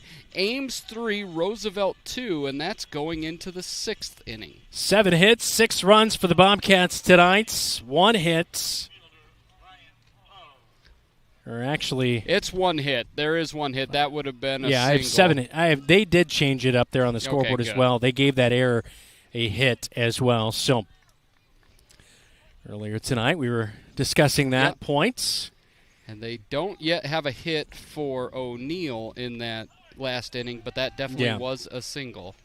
That is for sure. So 1 hit tonight for the Polar Bears in game number 2. It's 6-0. Luke Stalzer starting out the inning with the 3-hole hitter in Pollock, and it is an 0-1 count, and now an 0-2 count. I believe that one foul tip there, 0-2. Yeah, Kyle Pierce struck out in his first at-bat against Holmgren, and now Stalzer has him on the ropes. And a swing, and that one's caught by Dutton, a foul tip, and it will remain an 0-2 count. That was nearly – no, they are going to rule that as strikeout. So that will be a caught strikeout, and Kyle Pierce is down for the first out in the top of the 4th inning, and that will be strikeout number 2 on the night for Luke Stalzer. 5th strikeout of the night for the Marshalltown Bobcats pitchers in game number 2, and now we have a discussion with our umpires down the first base line. Maybe they kind of confirming on. I wasn't sure if Dutton did cleanly make that catch as we look at the replay. There. Yeah, it was in the dirt. He should be back at the plate. And they are going to bring him back to the plate. Yeah. That's the good work between the two, getting together, making sure they got the right play. And as you can clearly see on KFJB-TV, it was the right call, and that hence your hesitation earlier of thinking he should be back up. Stalzer fires in, 0-2, gets him out front, fouls it off again. And so Pierce trying to do his best to stay alive in the at-bat. We do have storms off to our west here tonight, still monitoring that, but it looks like hopefully we should be able to get our game in completion here tonight. Looks like storms on the track. Another foul tip off the bat of Pierce down to Dutton, the catcher, but it looks like storms should be here around 9 o'clock, so we've got another hour for sure before those start to really move into our vicinity. If Dutton would have a curveball in his arsenal, this is the time to throw it. I think Pierce would spin around twice before he catch up with it. And this one is grounded to shorts. It's fielded by Griesel cleanly. Good throw over to first in time. And out is Kyle Pierce. So not a strikeout, but it will be a 6-3 ground out for out number 1 of the inning to Kyle Pierce here in the top of the 4th. So 1 away, 6-0 Bobcats leading. This will bring up Bryant Poe in the 4-hole tonight as Poe struck out in the 2nd. You look here, and a nice dig over at first base by Holmgren. I believe that was Tatey over there at first. It's Tatey still over there, okay. I thought I saw glasses. Bunt shown, and it's put down, and a high throw by Dutton behind the plate. It sneaks all the way into the bullpen down the right field line. North is not on the spot, as looking around was the batter in Poe. He could have been cleanly off to second, but he will not, and that will be an error, and it gets Poe aboard, as that will be an E2 on the throw by Dutton. As he fielded that bunt, it was just about 2 feet in front of home plate, Dylan, but sailed the throw out there into deep right. Yeah, and the first base coach was talking to Poe, was like, you got to know where the ball is, and I apologize to the whole Tatey clan because definitely that is Garrett when I get – we're up here in the football press. Yeah, well, you got your glasses on, but apparently the subscription is out of date. We are 200 yards. I'm middle-aged. No, the football field is 100, and we're at midfield, and home plate is. For the sake of my story, we are about 3.5 miles so away. We're about 60 yards away from home plate, Dylan. But we're so much higher up. You're very dramatic. Yeah, you do have to count the elevation, I suppose. I'll give you some credit, maybe. There may be some elevation sickness happening. And the fact that if Aiden and Garrett are built similarly. Mm-hmm. Luke Stalzer on the mound, fires home out of the stretch. The runner goes down to second. Poe is going to be safe as the ball will ricochet off of, try to make the tag there in the senior in Xander Stupp. And it went off of Poe as well. So he'll be safe. That'll be a stolen bag. So Poe didn't run there on the air, but he does get to second and now in scoring position for for the batter in Roberto Clemente's grandson, Luis Clemente. That's right. We have searched Google. We cannot confirm nor deny. Correct. Yeah, Wikipedia has not been updated on Roberto Clemente since his unfortunate passing. It's still crazy to me he ended with 3,000 hits. That is still one of the craziest stats, that he ended his final season, didn't retire or anything, but ended with 3,000 hits. 2-1. As it misses to Clemente now, 3-1 counts. Clemente grounded out 5-3 back in the second. Poe dancing around at second. Stalzer heads home with it, and it's upstairs for ball 4. Stalzer just struggling a little bit here to catch the strike zone. Do you remember the movie Mr. 3000 with Bernie Mac? Yes, who is I do. also gone. Yeah. R.I.P. He was very funny. Yeah, he was looking for that 3,000th hit as a Brewer. You don't get a lot of motion pictures based on being a Milwaukee Brewer. That is true. Great movie, though. Yes, it is. Talking about Clemente, I find myself sometimes I get to be in some cool situations, and we were in Florida at a trade show. I was with the Iowa contingent, and we went down with a couple ghost players from the movie Field of Dreams. They were actual ghost players there. Well, they do signings and things all across the nation, and they'd worked really heavily with the Roberto Clemente Foundation, and one of these gentlemen is actually a board member with the Roberto Clemente Foundation, so we got to talk a lot about the work that they do. I was like, it was very fascinating and very cool. Yeah, for sure. He did not mention his great-grandson. Messiah Western takes a big swing and a miss on the first pitch he sees from Luke Stalzer, 0-1. Western reached on an E5. An overthrow by Madden Martin over to first base. That happened back in the second inning. Stalzer checks out the runners, goes home with it.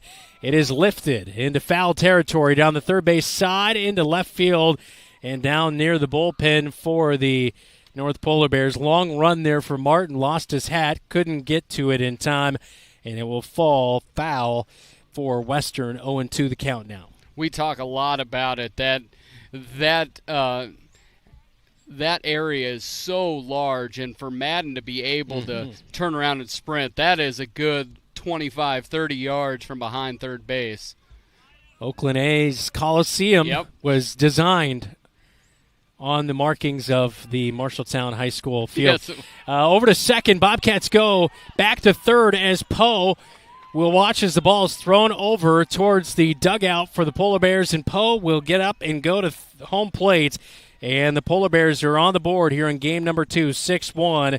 So that will be an error by the Bobcats. I believe that was Xander Stump making the throw, so an E4 as it sneaks over to the north bullpen, or dugout, as Luis Clemente gets to second on the air as well.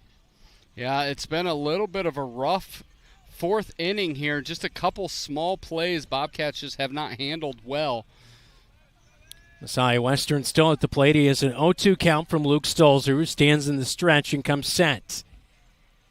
And his delivery to home plate will be for a strike, and caught looking is Messiah Western. And that is out number 2 of the inning. A much-needed out right there for the Bobcats, and it is strikeout number 2 of the night for Luke Stalzer.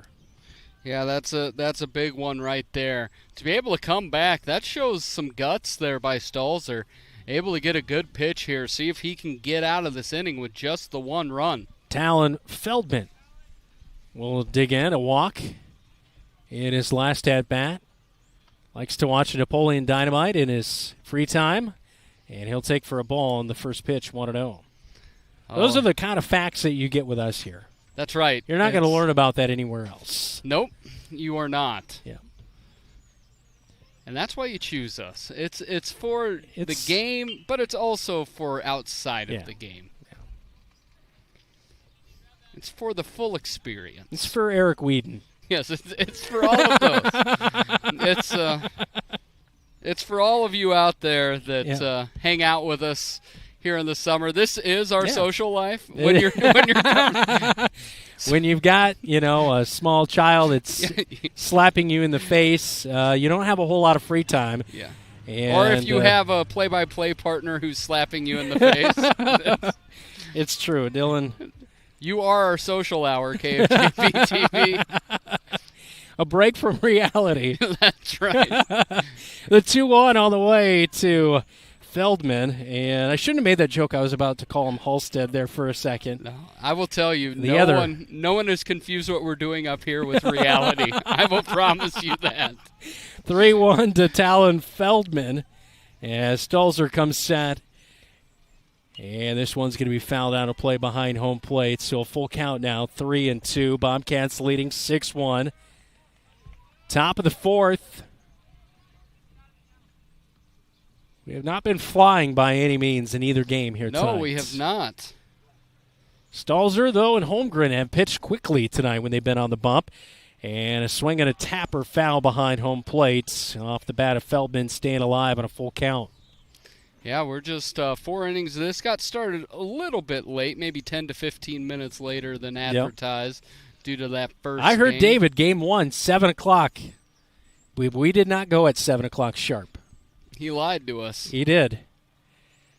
And Feldman, a weak chopper, jammed inside. Stalzer, he's eaten up by it, but fires to first. It's way overthrown. That will be an E1 as it scores the second run of the inning as Luis Clemente comes in to score, making it 6-2 now, and Feldman advances to second on the E1. So it'll not be an RBI for Feldman. And the Bobcats not doing themselves any favors this inning and have now made 4 errors on the night. Yeah, and 3 of them have been in this inning. It has been a really tough one. Pitching has done really well, not pitching to contact, and you just see Luke Stalzer. He rushed it because I think he thought, Feldman's not a quick runner whatsoever. I think he thought he had to rush it since he bobbled it early, but he had plenty of time to set his feet and to throw over, and he just rushed the throw. Swing and a miss on the first pitch to A.J. Guthrie, and it's strike number 1. He struck out back in the second inning. That was the third and final strikeout of the night for Aiden Holmgren, who got the start tonight for the Bobcats. Good line for him in Game 2. 2 innings pitched, no hits, no runs, 1 walk, and 3 strikeouts. Stalzer will fire in, and that one's just going to miss. A 1-1 count now to Guthrie upstairs. And Holmgren's 2 innings in this game come off the heels of finishing both the 6th and 7th inning in Game 1, only allowing 1 run. Yeah. So 4 innings, 1 run, coming into this with 9 2/3 innings and almost a 14 ERA. It's now a 2-1 count as Stolzer fired in a ball to Guthrie, who backed out of the way. Lights taking more full effect here in game number 2. Here's the 2-1, and that's going to hit on the inner half for a strike. 2-2. I believe it was the inner half from 60-plus yards out as you... Yeah, we are from Matt aware. distance, or no longer Justin Tucker. Yeah. But now who foul else can, tip by A.J. Guthrie. The Jason Elam for the the old Broncos. He was kind of one of he the was the original. Yeah. Where did he go to college, Dylan? I'm going to say he's a Buff. No, I don't know that. Hawaii, all right. Yeah, how many kickers from Hawaii do you know? I only know 3 or 4 players from Hawaii, so... You big Manti Te'o fan. A.J. Guthrie strikes out for the second time tonight. Luke Stalzer, that will be his 3rd strikeout of the night. Bobcats finally get out of the inning. They commit 3 errors, which helps score 2 runs for the North Polar Bears. We head to the bottom of the 4th. It's now 6-2. Marshalltown on top of North on KFJB-TV. The right insurance agent can make all the difference. Assured Partners agents represent multiple insurance companies. They can pick and choose from a larger variety of outstanding insurance options. Assured Partners also handles life and health insurance and Medicare supplement coverage. With access to local, regional, and national insurance companies, Assured Partners will create policies tailored to the coverage you need. For more information, go online to assuredpartners.com/Marshalltown. Power through partnership with Assured Partners in Marshalltown, Toledo, and West Des Moines.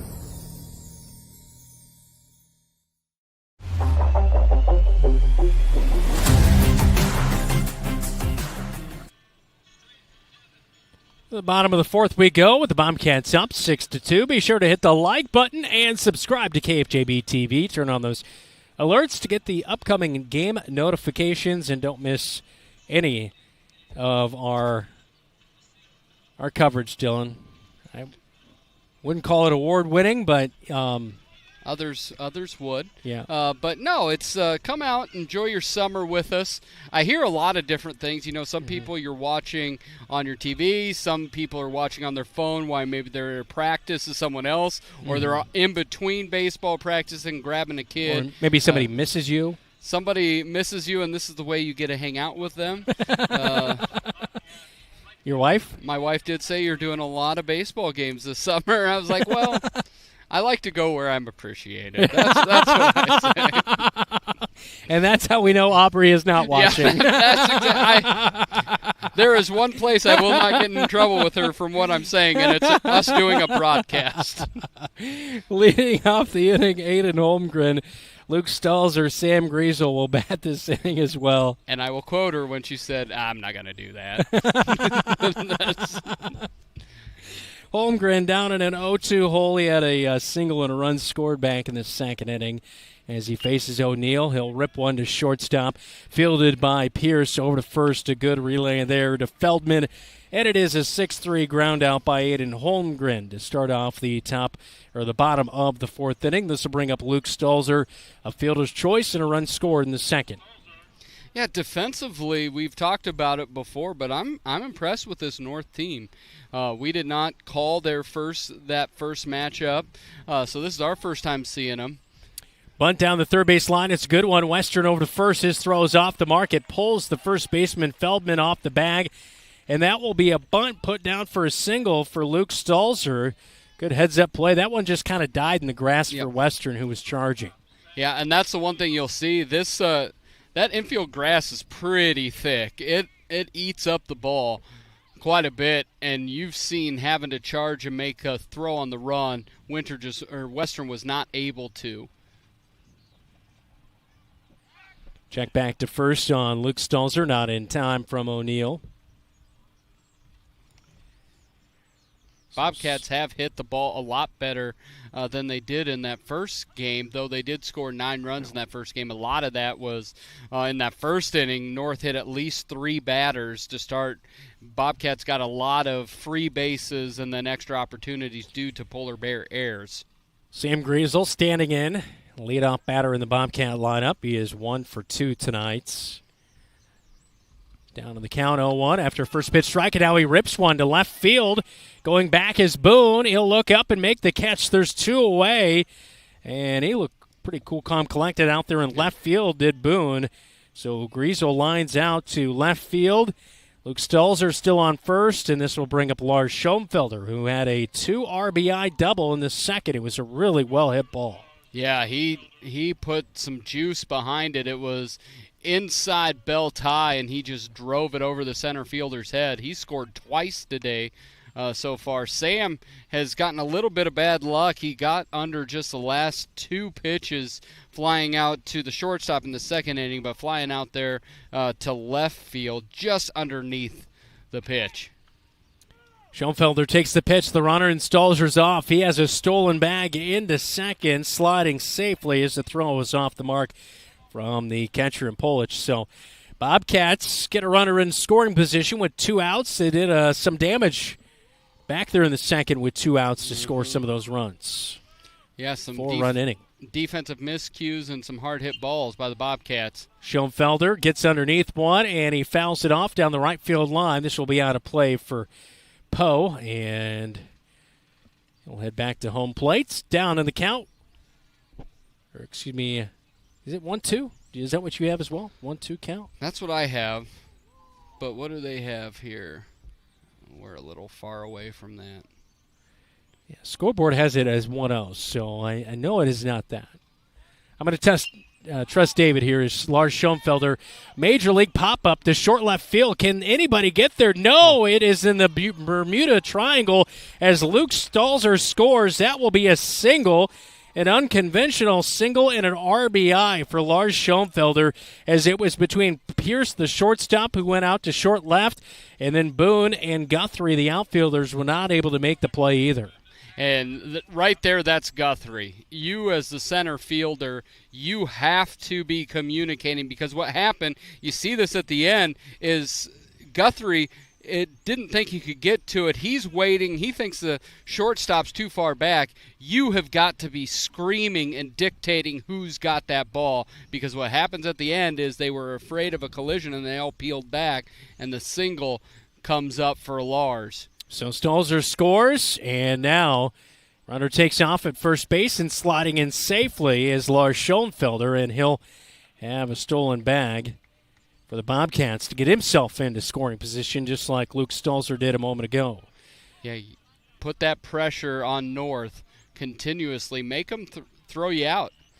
So 7-2 our score now, and Xander Stupp is going to foul one back to the backstop for strike number 1. 1-1 counts as we look at that replay. Pretty good tag applied, but just underneath of it for Lars Schoenfelder. Stupp looking for O'Neill out of the stretch, and that one's going to be outside low, and 2-1 now the count. That head-first slide, I think that's as much a personality slide as it is anything. It would be doing personality tests on people that prefer to slide feet first versus head first, and just see what type of personality the person is. My guess is the more aggressive, competitive person is more likely to slide head first. And this is a scientific study that You're I just more came likely up with. to overslide the back. Yes. I'm most likely to run out of the baseline to forearm shiver someone. Xander Stupp will pop one up to left field. This one is playable for Boone, ranging in towards the line, and he'll make the catch, as that will be out number 3 of the inning. Bobcats do find one, though, here in the bottom of the 4th. We head to the 5th. Cats now lead 7-2 on KFJB-TV. At Greg Young Automotive, we're more than just a dealership. We're a part of your community. We believe in transparent pricing with no hidden tricks or gimmicks. Just honest deals you can trust. Greg Young Automotive, where integrity drives us and you home. Visit any of our 6 locations across the state and experience the Greg Young difference, where we'll go the extra mile for you.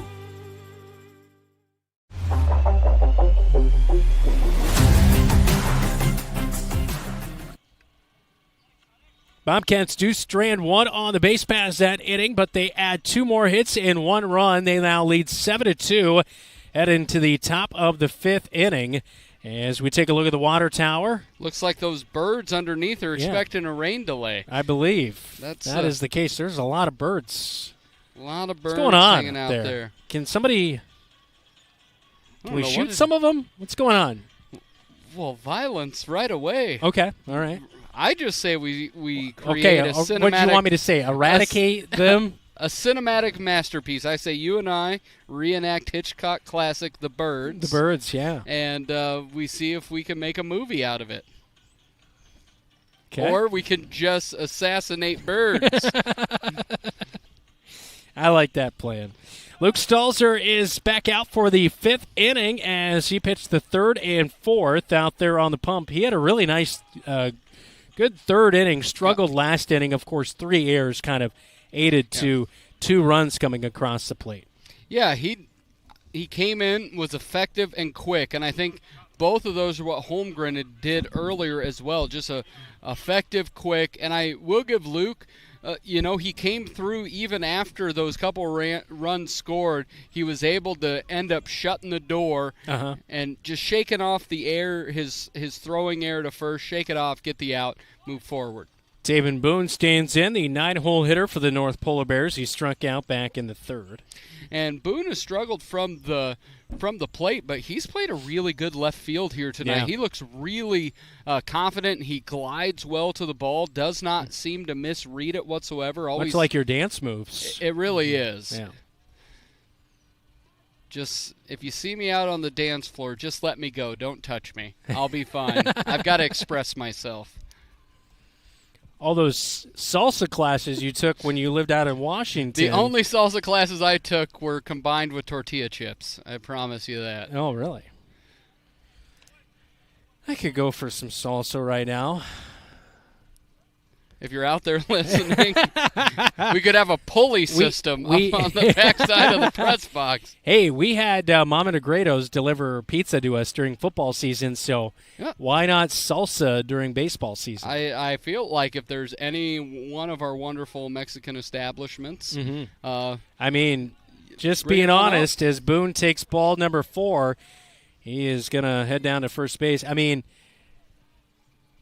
well, El Portal is literally a wonderful chamber member. A half mile away. It's right there, and a wonderful chamber member. I actually, if you buy the baseball cards, I think I get a free queso if I go get my coupon from the $25. Well, we just gave them a free plug, so we should get multiple rounds of queso. Queso for the house. Just bring them all around. One of those big bags of chips. That's right. Yeah. Check back over at Boone on first base, and not in time. Stolzer facing Jonah O'Neill, standing at the plate, waiting for his first pitch. Righty versus righty.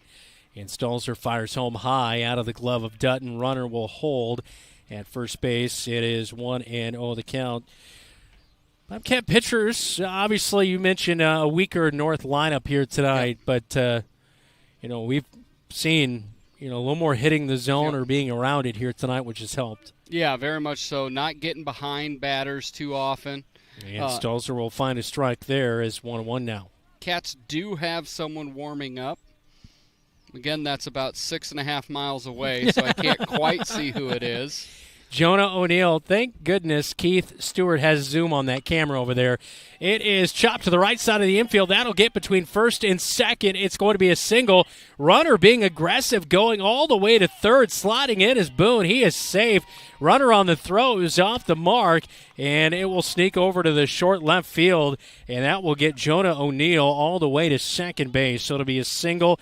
Advances on the throw, and Taven Boone, with really good running, gets all the way to third base. And we see warming up in the bullpen is Lars Schoenfelder, thanks to our very own Keith Stewart, using that zoom down there, Dylan. I like it. Good job, Keith. Thank you for being my eyes when my eyes apparently don't work anymore. Keith's eyes don't work anymore either. It's just the zoom. Just kidding. Ball sneaks past Dutton. I don't know. Maybe it's true.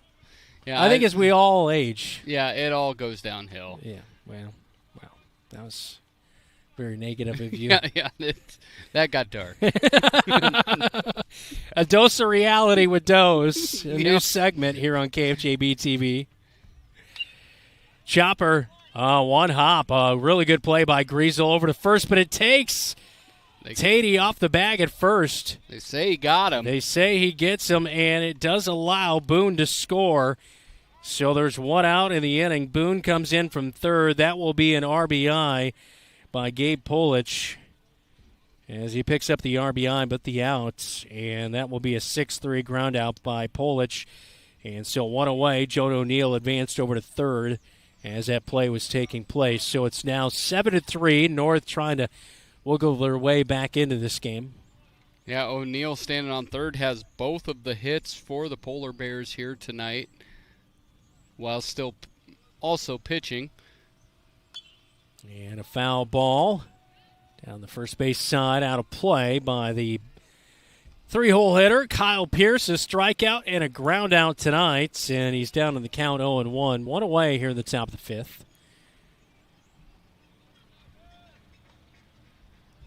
Stolzer comes set, fires low in the dirt. Good snag by Dutton behind home plate, though. 1-1 the count. Dutton's been nice and active back there. He often plays that hot corner. He's often at third base, so used to the quick reaction, but moved a bit like a cat back there tonight. Stolzer fires in, a check swing. He did go around. Kyle Pierce didn't want it, but it is 1-2 now. Taking a look at that. Knocked down by Dutton behind home plate. Those are the hard ones in the dirt. You're not quite sure what kind of bounce it's going to take out of there, especially if it's off speed. One of the big things, he moved his body to get in front of it as well. Too, yeah. Pretty good pitch here by Luke Stolzer, but it misses outside to Kyle Pierce, and it's now a 2-2 count. I think Coach Hankey would like to make this switch in the pitching at the end of the inning, see if And a swing and a miss and a strikeout. That will be out number 2 of the inning. Luke Stolzer picks up his 4th strikeout of the night. Nice job by Luke getting the second out of the inning. Pierce, though, coming in, leading North in RBI, hitting .290. He just has not looked comfortable at the plate here in this second game. 2 strikeouts, along with a pitcher to first ground out. Poe stands in for the 3rd time tonight, a strikeout, and reached on an error and scored a run in the 4th inning. And the first pitch he sees, it's going to hit him. So Stolzer hits the batter in Bryant Poe.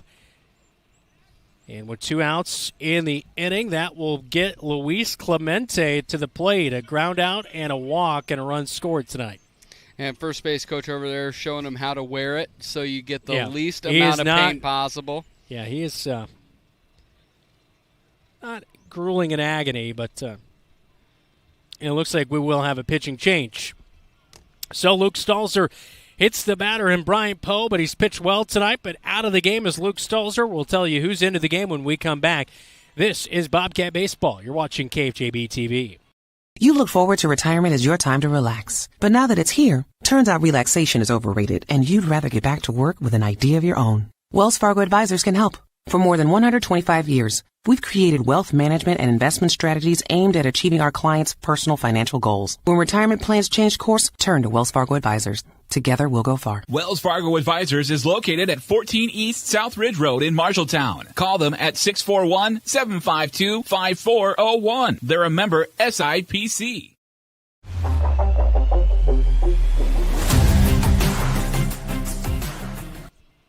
Time for a regional scoreboard update, all brought to you by Central State Bank. Dylan? Shout out to Jeff Brooks. Thank you very much for these scores. Ankeny Centennial, this is a final 5 to Urbandale's 2. Centennial with the win there. Grandview leads West Marshall 2-1. That's in the 3rd inning. We have 2 more finals for you. Ames 9, Roosevelt 4, and Dyke New Hartford 3, Applington Parkersburg 2. That's a big showdown in that Butler County matchup. And we do have a pitching change, all brought to you by Ethington Heating and Cooling. They're not comfortable until you are. It'll be the 8th grader, Lars Schoenfelder. When you look at Lars got he has a really tight, compact pitch. He doesn't get a lot of movement on that top side. Everything's pretty compact, but when you look at the year, he has 10 innings pitched.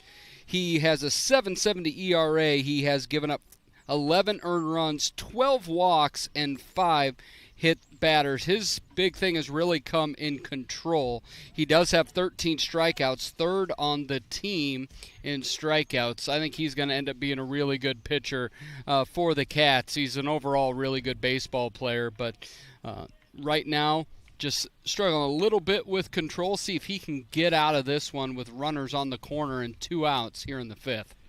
7-3 our score. Bobcats leading it against the North Polar Bears. O'Neill stands at 3rd base for the Polar Bears. Over at first is Bryant Poe, who was just hit by the pitch, replacing Stolzer. 2 2/3 innings tonight. 1 hit, 2 runs, 2 walks, and 4 strikeouts for Luke Stolzer. Schoenfelder fires in, and that's going to hit for a strike to Luis Clemente, who stands in. And it's a first pitch strike. That's the way to come out of the bullpen and get after it right away. Yeah, especially if you've struggled with a little bit control. Your best friend is to be ahead in the count.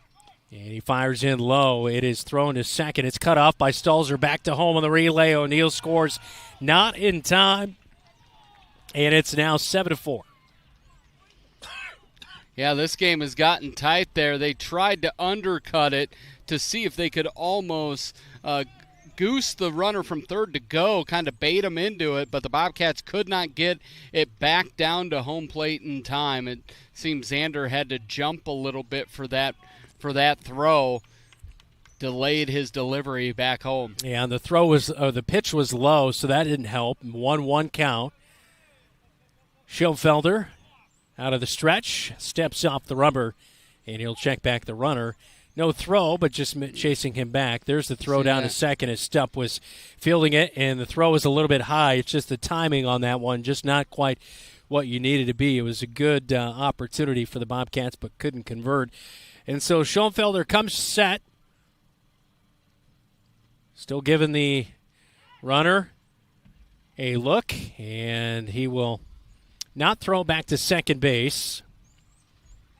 And now Xander Stupp will come have a brief conversation with the 8th grader in Schoenfelder. And this kind of goes back to your point earlier tonight, just worried about the batter because you're facing the 5-hole hitter who's already struck out tonight, or a ground out and a walk tonight, but hitting you've got 2 outs in the inning. Yeah, you're hitting 133 on the year. Stop messing around with what's behind you. Doing that has already given up a run. Focus on what's in front of you and get the out. 1-1 on the way, and this pitch is going to miss outside to 2-1.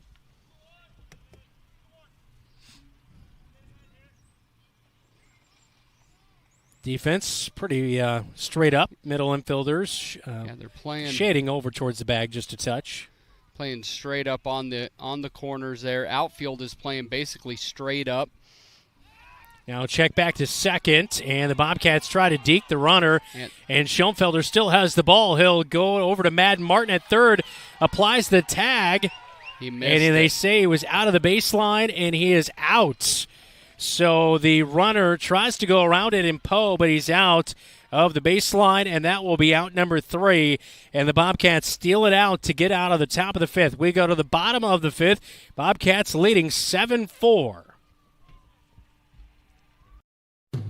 Auto loans at Lennox Employees Credit Union are not just for cars. If you are looking to purchase a new or used motorcycle, boat, snowmobile, or other recreational vehicle, look no further. Lennox Employees Credit Union has low loan rates, and the loan process is so easy. Visit lennoxecu.com for rates and membership eligibility information, or go to 1004 East Main Street in Marshalltown to visit with one of our loan officers. Lennox Employees Credit Union, member NCUA.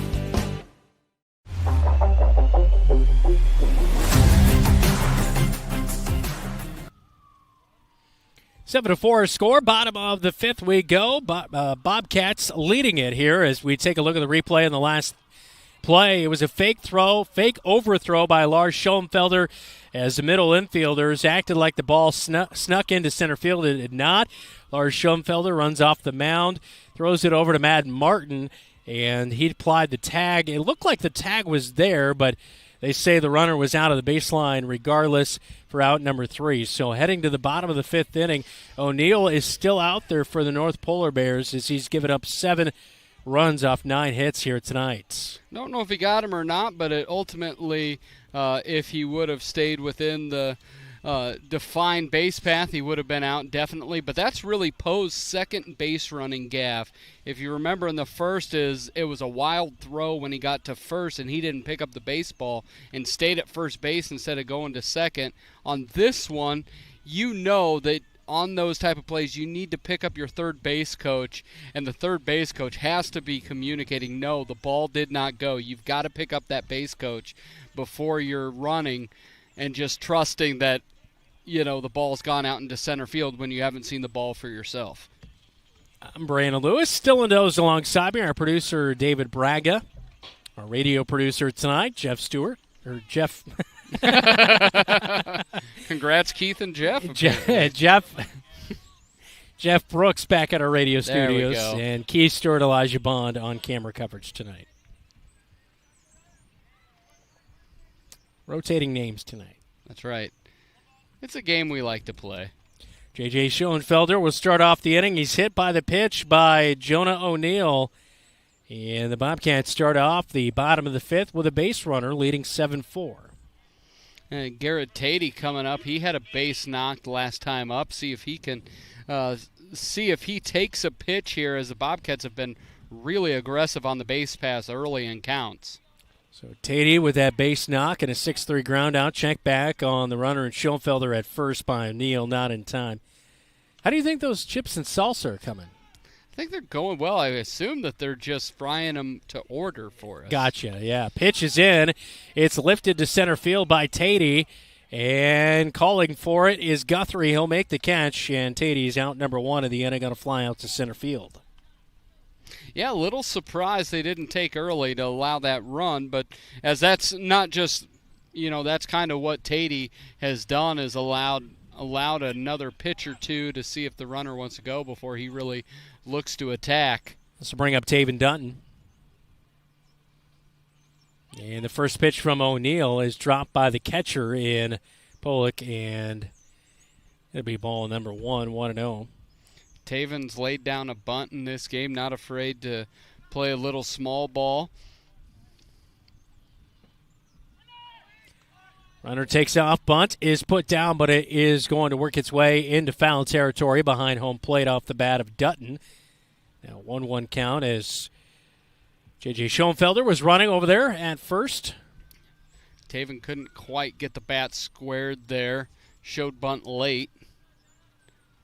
He'll climb back into the box as O'Neill checks at first. And he will throw over. And back in time is Schoenfelder. I want to know, like, how successful on a whole scale throwing and picking off runners at the high school level. Yeah, I'm with you. Versus errors caused by it. Like, what's the breakdown? Wild pitch by O'Neill for ball 2, and Schoenfelder's going to get to second base. Because we've also found the caught stealing percentage is also very low, unless you have just a gun behind the dish. And the pitch going to miss again, so now a 3-1 count.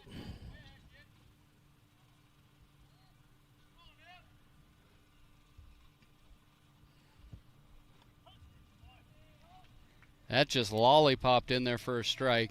I assume we have some form of subscription to the Elias Sports Bureau, and they have all those stats for us. They do not keep that down. I do not see pickoffs as a stat. Here's a ball to left field. It's caught by Boone off the bat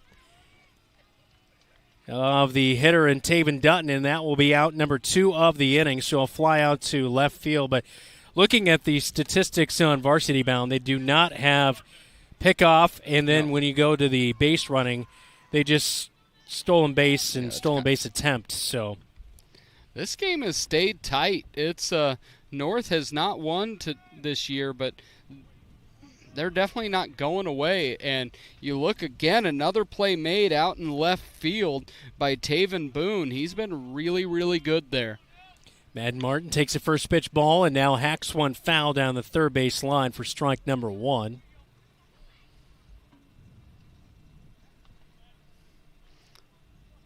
Martin got his lone hit on a fastball on the inner half of the plate, belt high, drove it into left field gap. He'll take another ball, 2-1 from O'Neill, who's worked quite a bit here tonight, pitching in the 5th. As he started game number 2 for the Polar Bears. He'll come home with a pitch, and it's driven to left field off the bat of Martin, but back is Boone in left field. He'll reach up and make his second consecutive catch for an out. Bobcats get the inning started off with J.J. Schoenfelder hit by a pitch, but the Bobcats leave him stranded as we go to the 6th. It's 7-4 Cats on KFJB-TV.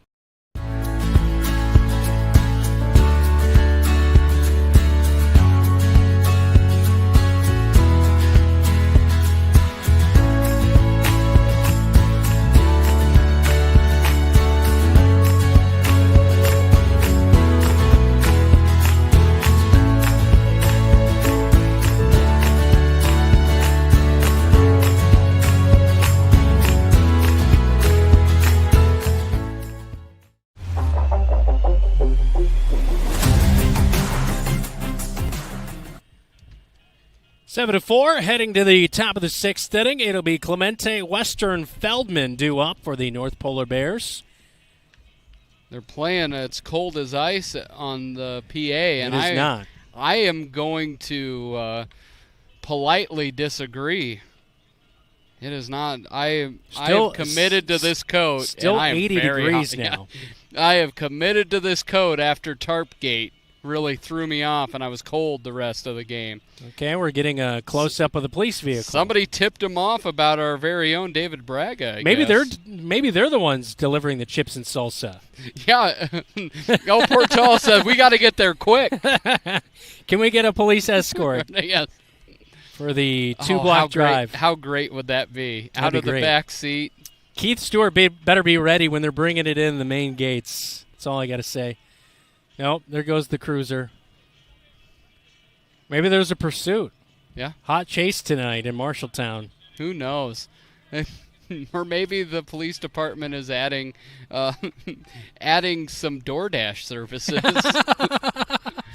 Hey, I don't have time. Can you run this up to the box? It's a slow night. I hear they tip well. So Clemente starting off the inning is Lars Schoenfelder back out to the mound. He recorded the final outs of the 5th inning. Final thing, the autobiography on Clemente is quite good. Read that just a couple years ago. So if you're looking for more Clemente-based facts, I think Brandon and I have given you a lot for neither of us being alive when he played. Ball up the middle. Backhanded by Stupp, misplayed, and it's going to be close to being a hit, and it is ruled a hit off the bat of Clemente. That was a tough one right up the middle. Stupp tried to get to it, but not in time. So a single to lead off the inning for Luis Clemente, and Messiah Western will head to the plate. An error he reached on in the 2nd, and he struck out in the 4th. Yeah, this is coming in. You cannot let North hang around. It was 6-0 Cats, and over the last 2 innings, this thing has tightened up with North scoring 4 runs over the last 2.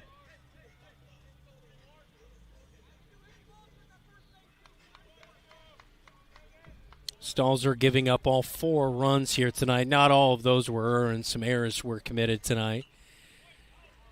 And Messiah Western, third baseman, foul tips the next pitch he sees. And that one, first pitch he sees, very near to our old stomping grounds. And when there's not a threat of rain, will be our going back to stomping grounds, back in the broadcasting area back there. Schoenfelder comes set out of the stretch with a runner at first base and fires home high. It is 1-1. This is where you hope that Lars can stay loose. You know, you understand it just feels like that shrinking room. It's getting tighter and tighter. And the 1-1 will miss, and it's now 2-1. You've got the runner on first. It's a close ball game. 6th inning. That strike zone seems to be getting a little bit tighter.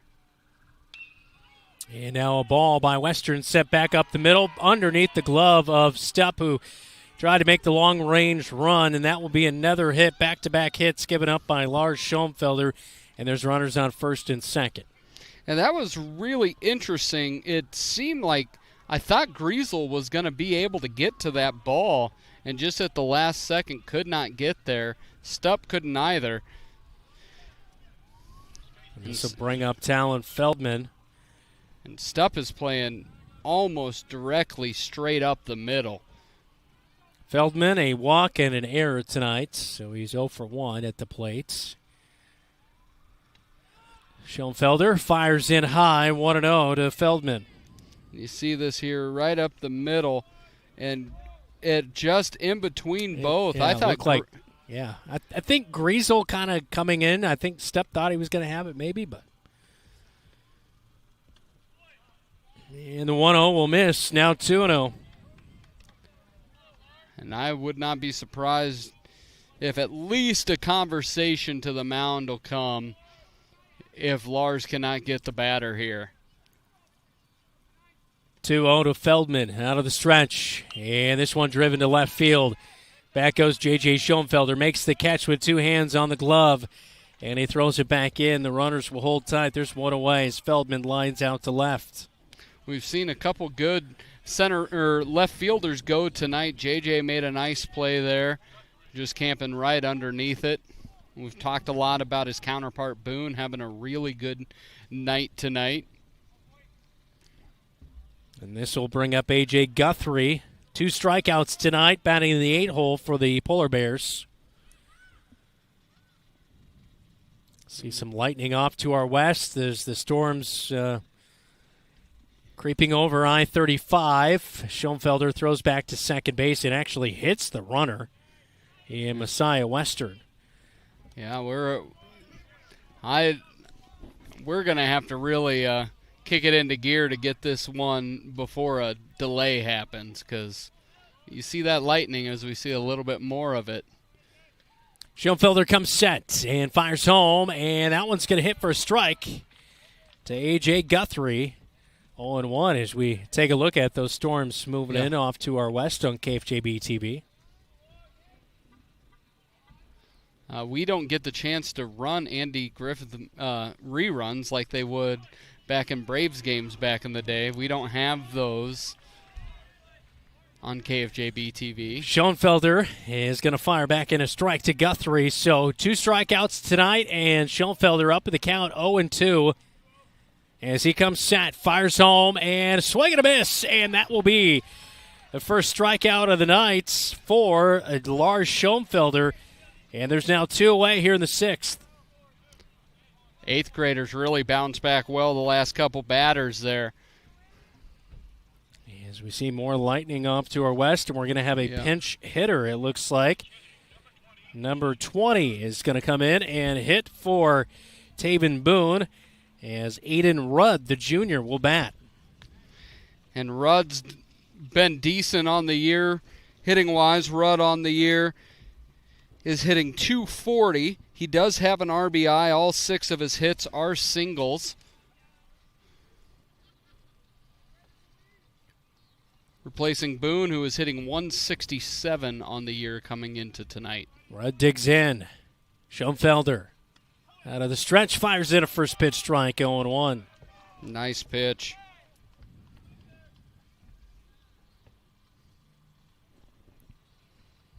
Yeah, that lightning's just a pretty consistent ripple up in the clouds. Not ground strike lightning, but just kind of rippling up there on the top end of the clouds there.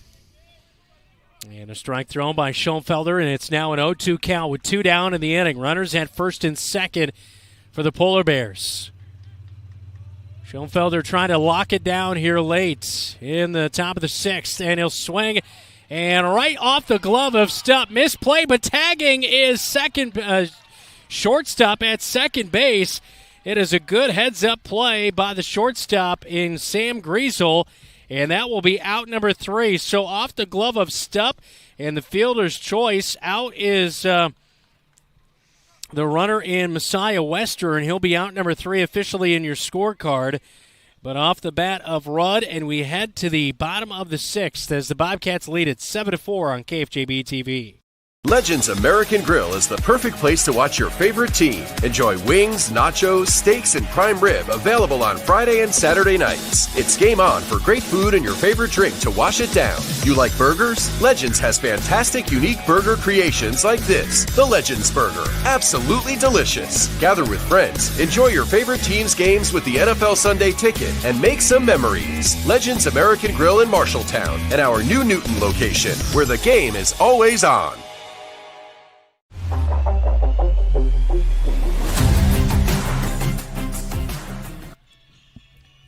Welcome back to Marshalltown High School. Some storms making their way in from our west as the Bobcats, Lars Schoenfelder, got himself out of a jam. He had runners at first and second. As you see the lightning moving in from our west. And it was a really good inning there by Lars Schoenfelder. Gave up a couple of hits. As we look at our very own Keith Stewart, nowhere else you'd rather be during lightning than on a metal platform. All aluminum. Keith's like, I was put here not by my choice. Yeah, Lars did a really nice job. Keith, we're also up here with you, all right? That's right. We're all going down. Together. You're our captain. We're here with you. Lars did a nice job. Gave up 2 singles, and they weren't crushed singles. They were right back up the middle, just out of the outstretched Bobcat defenders. But Lars was able to come back, get a fly out to left, then get the strikeout, and then the unassisted shortstop play to tag second base to get out of the inning.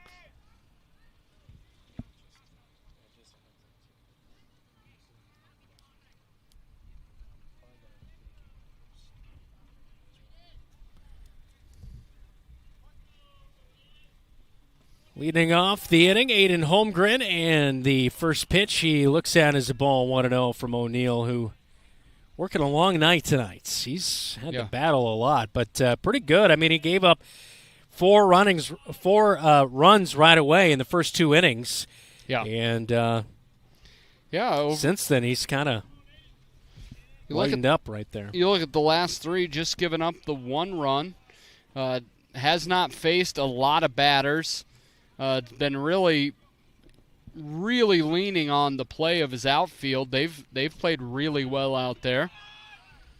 But a quick walk. Holmgren aboard to lead off the bottom of the 6th. Cats up 7-4. So bring up the 9-hole hitter, Luke Stalzer. 2 runs scored tonight for Luke Stalzer out of the 9-hole. A single and a fielder's choice is how he's gotten aboard. Check back at first on Holmgren. Not in time. Luckily, the worst of the storms as the runner takes off. The throw's going to be high and in there with a stolen bag. Aiden Holmgren over to second. The worst of the storms off to our south, but still we've got lightning and some rain eventually going to get our way. Yeah, it feels like they're trying to rush to see how quick can we get through this next inning and a half. Good bunt. Good bunt down the first base line. It will be to the bag at first base in time. That'll be a sac bunt by Luke Stalzer, who moves Aiden Holmgren over to third.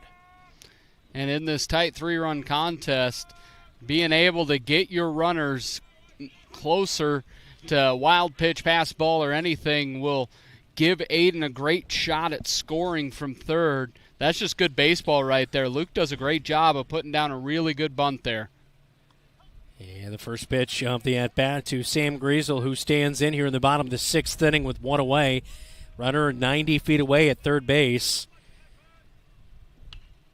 Griesel will put one in play. It's right back to the pitcher. He goes over to first base and Feldman, and it's a 1-3 ground out by Sam Griesel, 2 away here in the bottom of the 6th inning. And Holmgren hangs tight there at third base.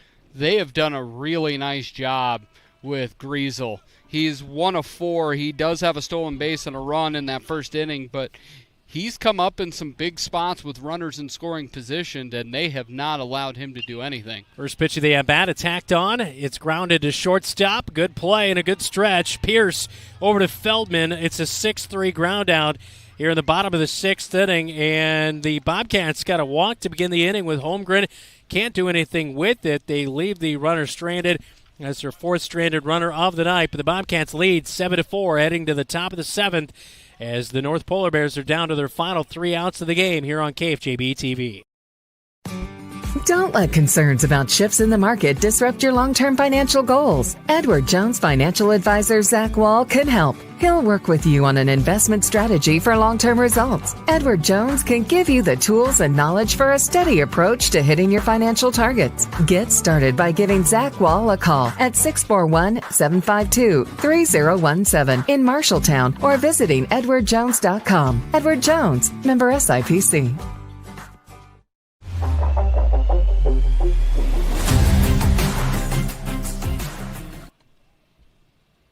Welcome back to Marshalltown High School. I'm Brandon Lewis. He's Dylan Dose. And time to get a scoreboard update, all brought to you by Central State Bank. We have our final. Centennial beat Urbandale 5-2. Ames over Roosevelt 9-4. Dyke New Hartford 3. AP 2. And in the bottom of the 3rd, West Marshall is up over Grandview Christian 3-2. Well, we do have a gust front kind of moving through here and just a few miles out to our west, so probably get windy if we don't move along here pretty quickly here tonight, as that one about 3 miles out from us and moving in from our west, and still continuing to see some of that lightning off to our west as well, but Polar Bears down to their final 3 outs here, 7-4. Yeah, you'd love to see Lars just slam the door closed. We can definitely tell the wind has shifted. It's dropped a few degrees here. You can tell that front's closer and closer. Schoenfelder starts O'Neill off with a strike, swing and a miss by the leadoff batter in the lineup. So it's a 1-2-3 batters for Schoenfelder to get underway in the top of the 7th inning. O'Neill stands in. Schoenfelder fires, and it's a chopper to Martin at third. He'll field it. Fires to first on a line drive, and it's a good throw by the 8th grader, Madden Martin. And there's one away as O'Neill grounds out 5-3. You love to see that. And you can tell the umps are thinking there's potentially 2 outs left. Coaches. Canadian strike zone, here we come. Yes, we are. Yes, it is. It's the Canadian strike zone. That's an American strike zone times 1.26. Schoenfelder comes set, working out of the stretch. Nobody on. One away, top of the 7th. In digs Gabe Polich, and he'll take a ball on the first pitch, 1-0. So far tonight, 3 ground outs. He does have an RBI. Did feel a little sprinkle a moment ago, Dylan. Made a really nice play behind the dish, too, to catch one up against the fence earlier as well. Ball here to Polich, so 2-0. Schoenfelder fires, gets a grounder, gloved. Oh, good play by Griesel at shortstop, over to first. Oh, they say he got him in time. 6-3 ground out by Polich for out number 2. And you were exactly right. Sam was able to get it, kind of did that rocket hop off the infield dirt. He was able to glove it cleanly and fire it just in time to get the runner. Bobcats have 1 out to victory, which would be their 6th win, exceeding last year's total of 5. And in steps Kyle Pierce, a strikeout twice tonight, so he is 0 for 3, also had a ground out. As he bats here in the 7th inning, his 4th at-bat of the night in game number 2. And he takes the first pitch ball from Lars Schoenfelder. He'll come set. And fires home, and looks to be an off-speed pitch missing for ball number 2. I think the ump disagrees with our call for the Canadian strike zone. He is sticking with the standard strike zone. Well, once you get 2 outs, you go back to the American strike zone. That's right. And it's just outside. But if somebody gets aboard, we're back to the Canadian. Right. There's a lot of rules here. It's a big – we have a chart. You can't see it. As a base on balls will lead to a base runner. Pierce's first time on board here tonight. And this will bring up Bryant Poe, who's had some gaffes on the base path, but he has scored a run tonight.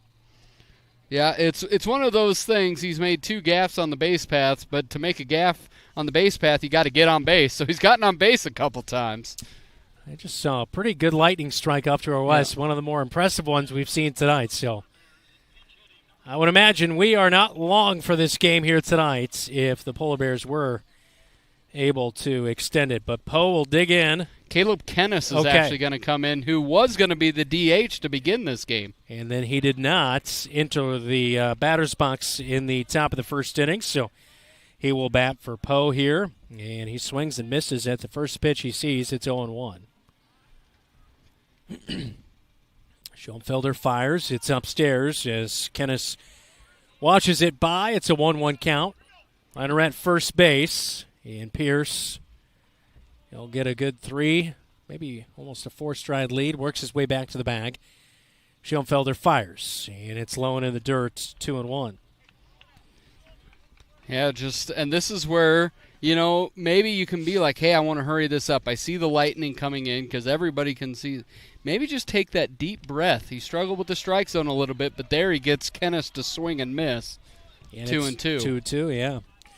So the Polar Bears down to their final strike of the night as Schoenfelder looks to complete this one here tonight and get the sweep of the Polar Bears in 4 games against them this year, but he'll fire in high, and it's now full count 3-2. Mother Nature's got quite the firework display over there. A lot of lightning, and boy, those clouds are dark off to our west. As Schoenfelder fires in for a ball, and that'll be the second consecutive walk of the inning for Schoenfelder. As there's 2 outs, Bobcats looking for just 1 more. And we have a mound visit. Okay. We may need an expedited mound visit. And it looks like we are getting some switching around. as Garrett Tatey and Taven Dutton go to swap. What my assumption is Tatey's going to catch. And this is a switch that we better hurry it up. That's just what I am looking. Dylan's getting nervous. Yes, I am. I am nervous for my own being on this metal platform. As a weather buff, I don't see a lot of cloud to ground, which is good. Right. But it doesn't matter. Yeah. Because I've been in a press box. I worked for the Waterloo Bucks back in the day, and we were in La Crosse, and a big thunderstorm came through, and lightning struck the press box, and my hair was standing up. I know I don't have a whole lot. That's what happened. But that's what happened. We found out the story, how you lost it. A bald guy will, I was receding at that point in time, but that's how I went bald. Lightning struck the press box. I heard that you look just like Jonah O'Neal, tonight's pitcher for North, at the beginning of that season, at the end. I figured a skullet is not the best look.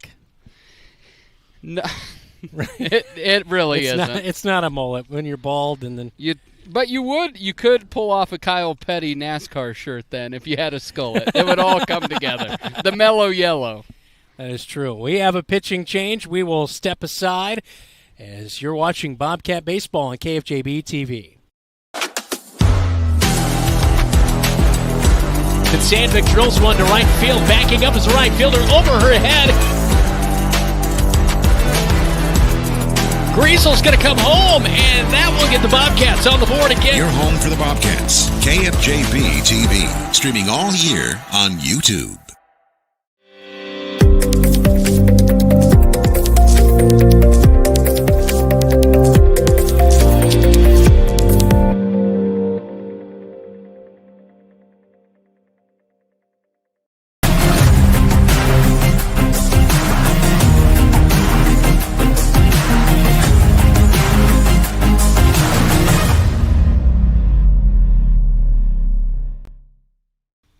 A pitching change for the Marshalltown Bobcats. Sam Griesel will be in to pitch. Is it time to change out your air filter? Check out the planned service program from Ethington Heating and Cooling that helps ensure your heating and cooling systems are ready to go.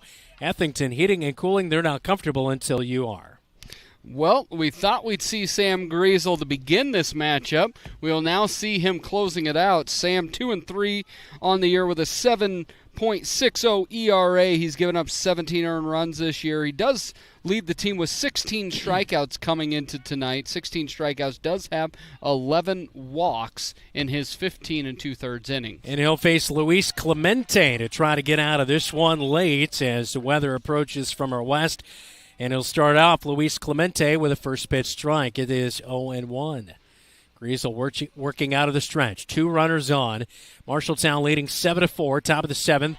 Down to their final out of the night, and maybe their final strike of the night as well, as Luis Clemente, a big swing and a strike and a miss. It is 0-2 in the count from the senior Sam Griesel, trying to lock it in here and finish this one out. He'll come set.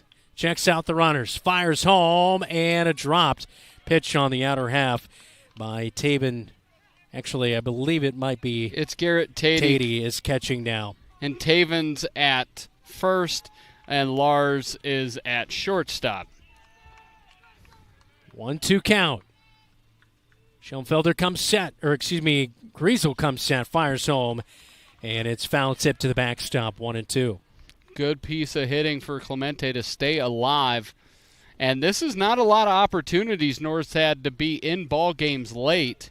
So these are a lot of firsts for batters. Clemente does a nice job to stay alive. 1-2, and that is going to be a hit by a pitch.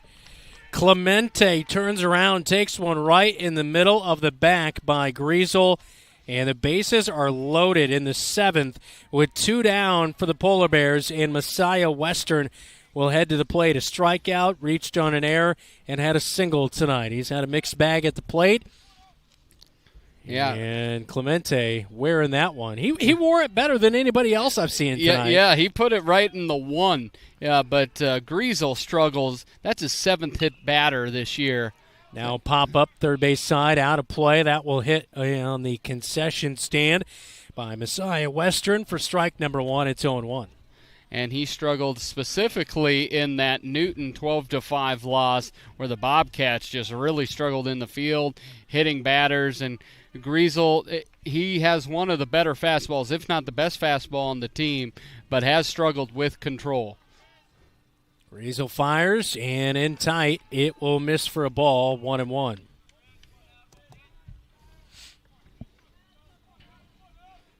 Nothing easy here tonight for the Cats. No. Polar Bears have been scratching and clawing all night long. Now he gets a pop-up to left field, ranging over to the line, foul territory. J.J. Schoenfelder not able to make the catch. It'll end up just a long strike. It is 1-2. He was rushing over, but completely just overran the baseball. Did not get a great look at it up in the lights, and it just went right behind him. Yeah, it went right behind the cell tower here that I could not. Yes. I couldn't quite see that. I was trying to lean.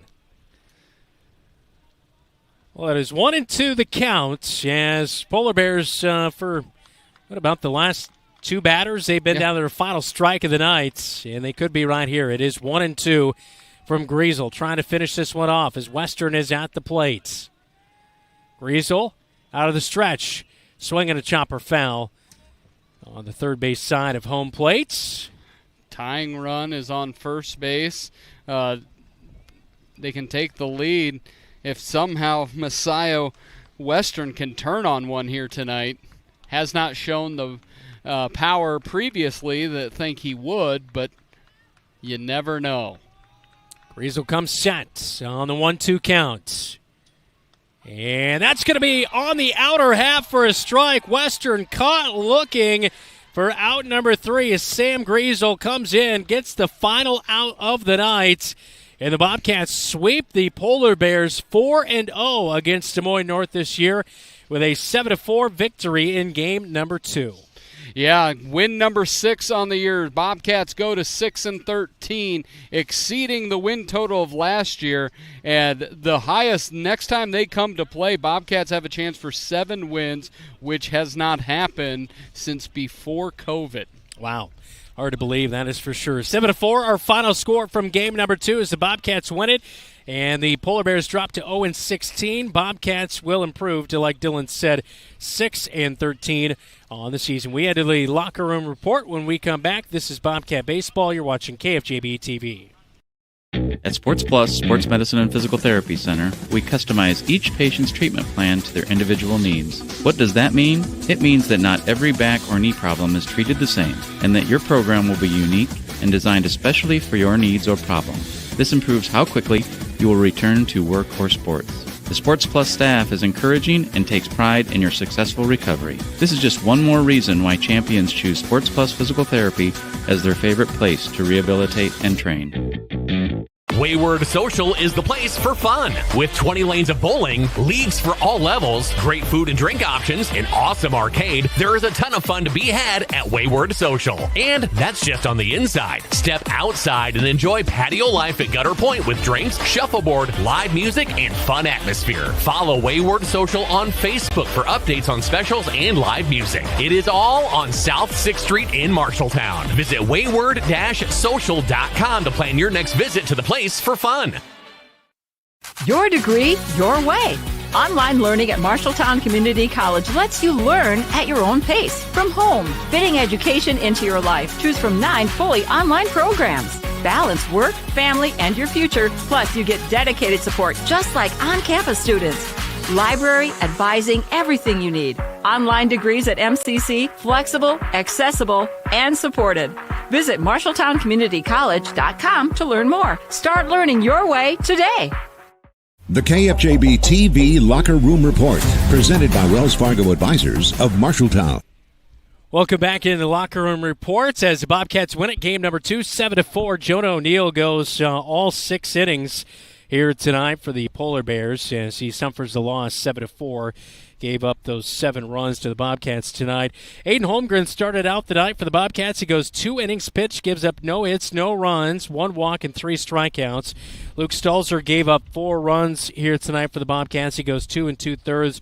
Lars Schoenfelder, Sam Griesel end the night on the bump for the Marshalltown Bobcats, who get their 6th victory of the season as the North Polar Bears drop to 0-6. 21-16 with the loss here in game number 2. We'll name our player of the game when we come back on the Locker Room Report on KFJB-TV. You planned and saved for your child to go to college, but medical school after graduation was a surprise. A happy, expensive surprise. Wells Fargo Advisors can help. For more than 125 years, we've created wealth management and investment strategies aimed at achieving our clients' personal financial goals. When opportunities surprise you, turn to Wells Fargo Advisors. Together, we'll go far. Wells Fargo Advisors is located at 14 East South Ridge Road in Marshalltown. Call them at 641-752-5401. They're a member SIPC. Registration for the upcoming school year in Marshalltown is Tuesday, July 8th from 10 a.m. to 6 p.m. at Miller Middle School. A birth certificate is required if a new student is joining. If parents are unable to attend, they can go online to the Infinite Campus System. To begin, go to the district website, marshalltown.k12.ia.us, and click on Academics. All new families in the Marshalltown Community School District must register at the District Welcome Center, downtown Marshalltown. Here's to the 2025-2026 school year. The KFJB-TV Locker Room Report, presented by Wells Fargo Advisors of Marshalltown. Time for our KFJB-TV Player of the Game, presented by Opa Grill of Marshalltown. Greek and traditional favorites. All you have to say is Opa. Yeah, you haven't been here during baseball season. I have been softball. here. You've normally been down getting ready for the pregame, so I've had to do the true. Opa. I was like, I've been to these games, my and I was own, like, but I haven't done this in a while. Yes, Yeah, it's because I'm usually on the field. That is for sure.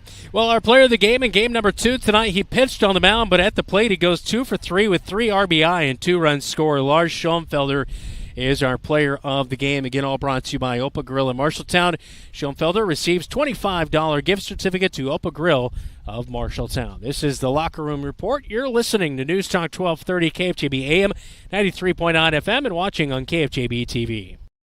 What does OPA mean? OPA means joy, enthusiasm, and approval. And when you dine at OPA Grill in Marshalltown, you'll understand why. With their made-to-order pastas, soups, and salads made daily with the freshest ingredients. Favorites include chicken parmesan pan-fried to perfection, fresh and light chicken lemon rice soup, and their signature OPA salad topped with seasoned gyro meat. OPA Grill Family Restaurant in Marshalltown, where you can dine in or drive through. All you have to say is OPA! You're an empty nester closing in on that retirement property. Chances are your plans didn't include mom moving in, but life happens and you do the right thing. Wells Fargo Advisors can help. For more than 125 years, we've created wealth management and investment strategies aimed at achieving our clients' personal financial goals. When retirement means caring for yourself and a loved one, turn to Wells Fargo Advisors. Together, we'll go far. Wells Fargo Advisors is located at 14 East South Ridge Road in Marshalltown. Call them at 641-752-5401. They're a member SIPC. The KFJB-TV Locker Room Report, presented by Wells Fargo Advisors of Marshalltown. Time for a scoreboard update, all brought to you by Central State Bank. Thanks to Jeff Brooks feeding us those scores back in the radio studios. Dylan, what do we have? West Marshall was not able to avoid the Lightning as their game was called late with a 3-2 lead over Grandview Christian. Waukee Northwest 8-2 over Southeast Polk. Fort Dodge 8, Des Moines East 5, Ankeny Centennial 5, Urbandale 2, Dike New Hartford 3, Applington Parkersburg 2, Ames 9, Roosevelt 4. All those games are finals. And rain moving in. We will wrap up our Locker Room Report when we come back here on KFJB TV. Some say life is like a road trip. Is it a coincidence Scooter's Coffee is a drive-thru? We don't think so.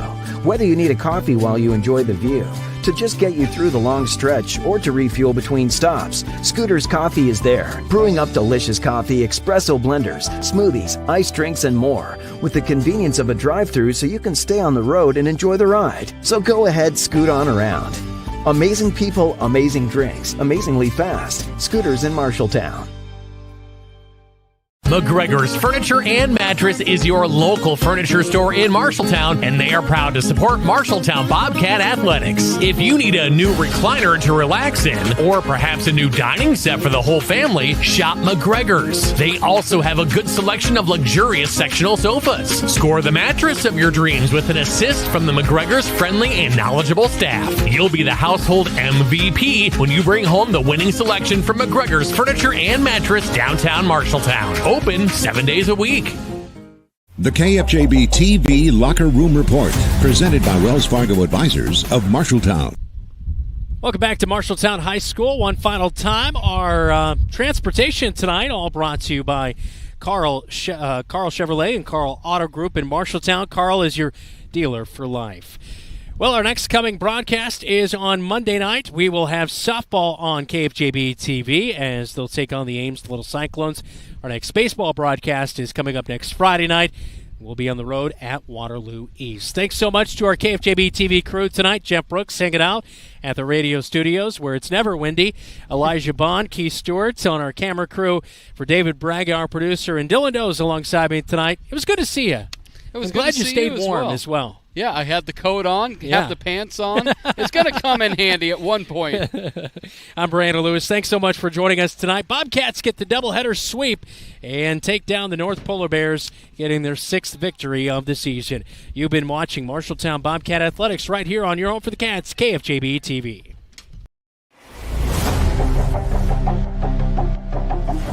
Bobcat Athletics on KFJB-TV is made possible by Assured Partners, Greg Young of Marshalltown, Lennox Employees Credit Union, Marshalltown Area Chamber, Marshalltown Community College, McGregor's Furniture and Mattress, Sports Plus, Wayward Social, Wells Fargo Advisors of Marshalltown, Marshalltown School District, Scooters of Marshalltown, Legends American Grill, Sandvik Enterprises in Marshalltown, your Marshalltown Hy-Vee, and State Farm, Tyler Pashong Agency.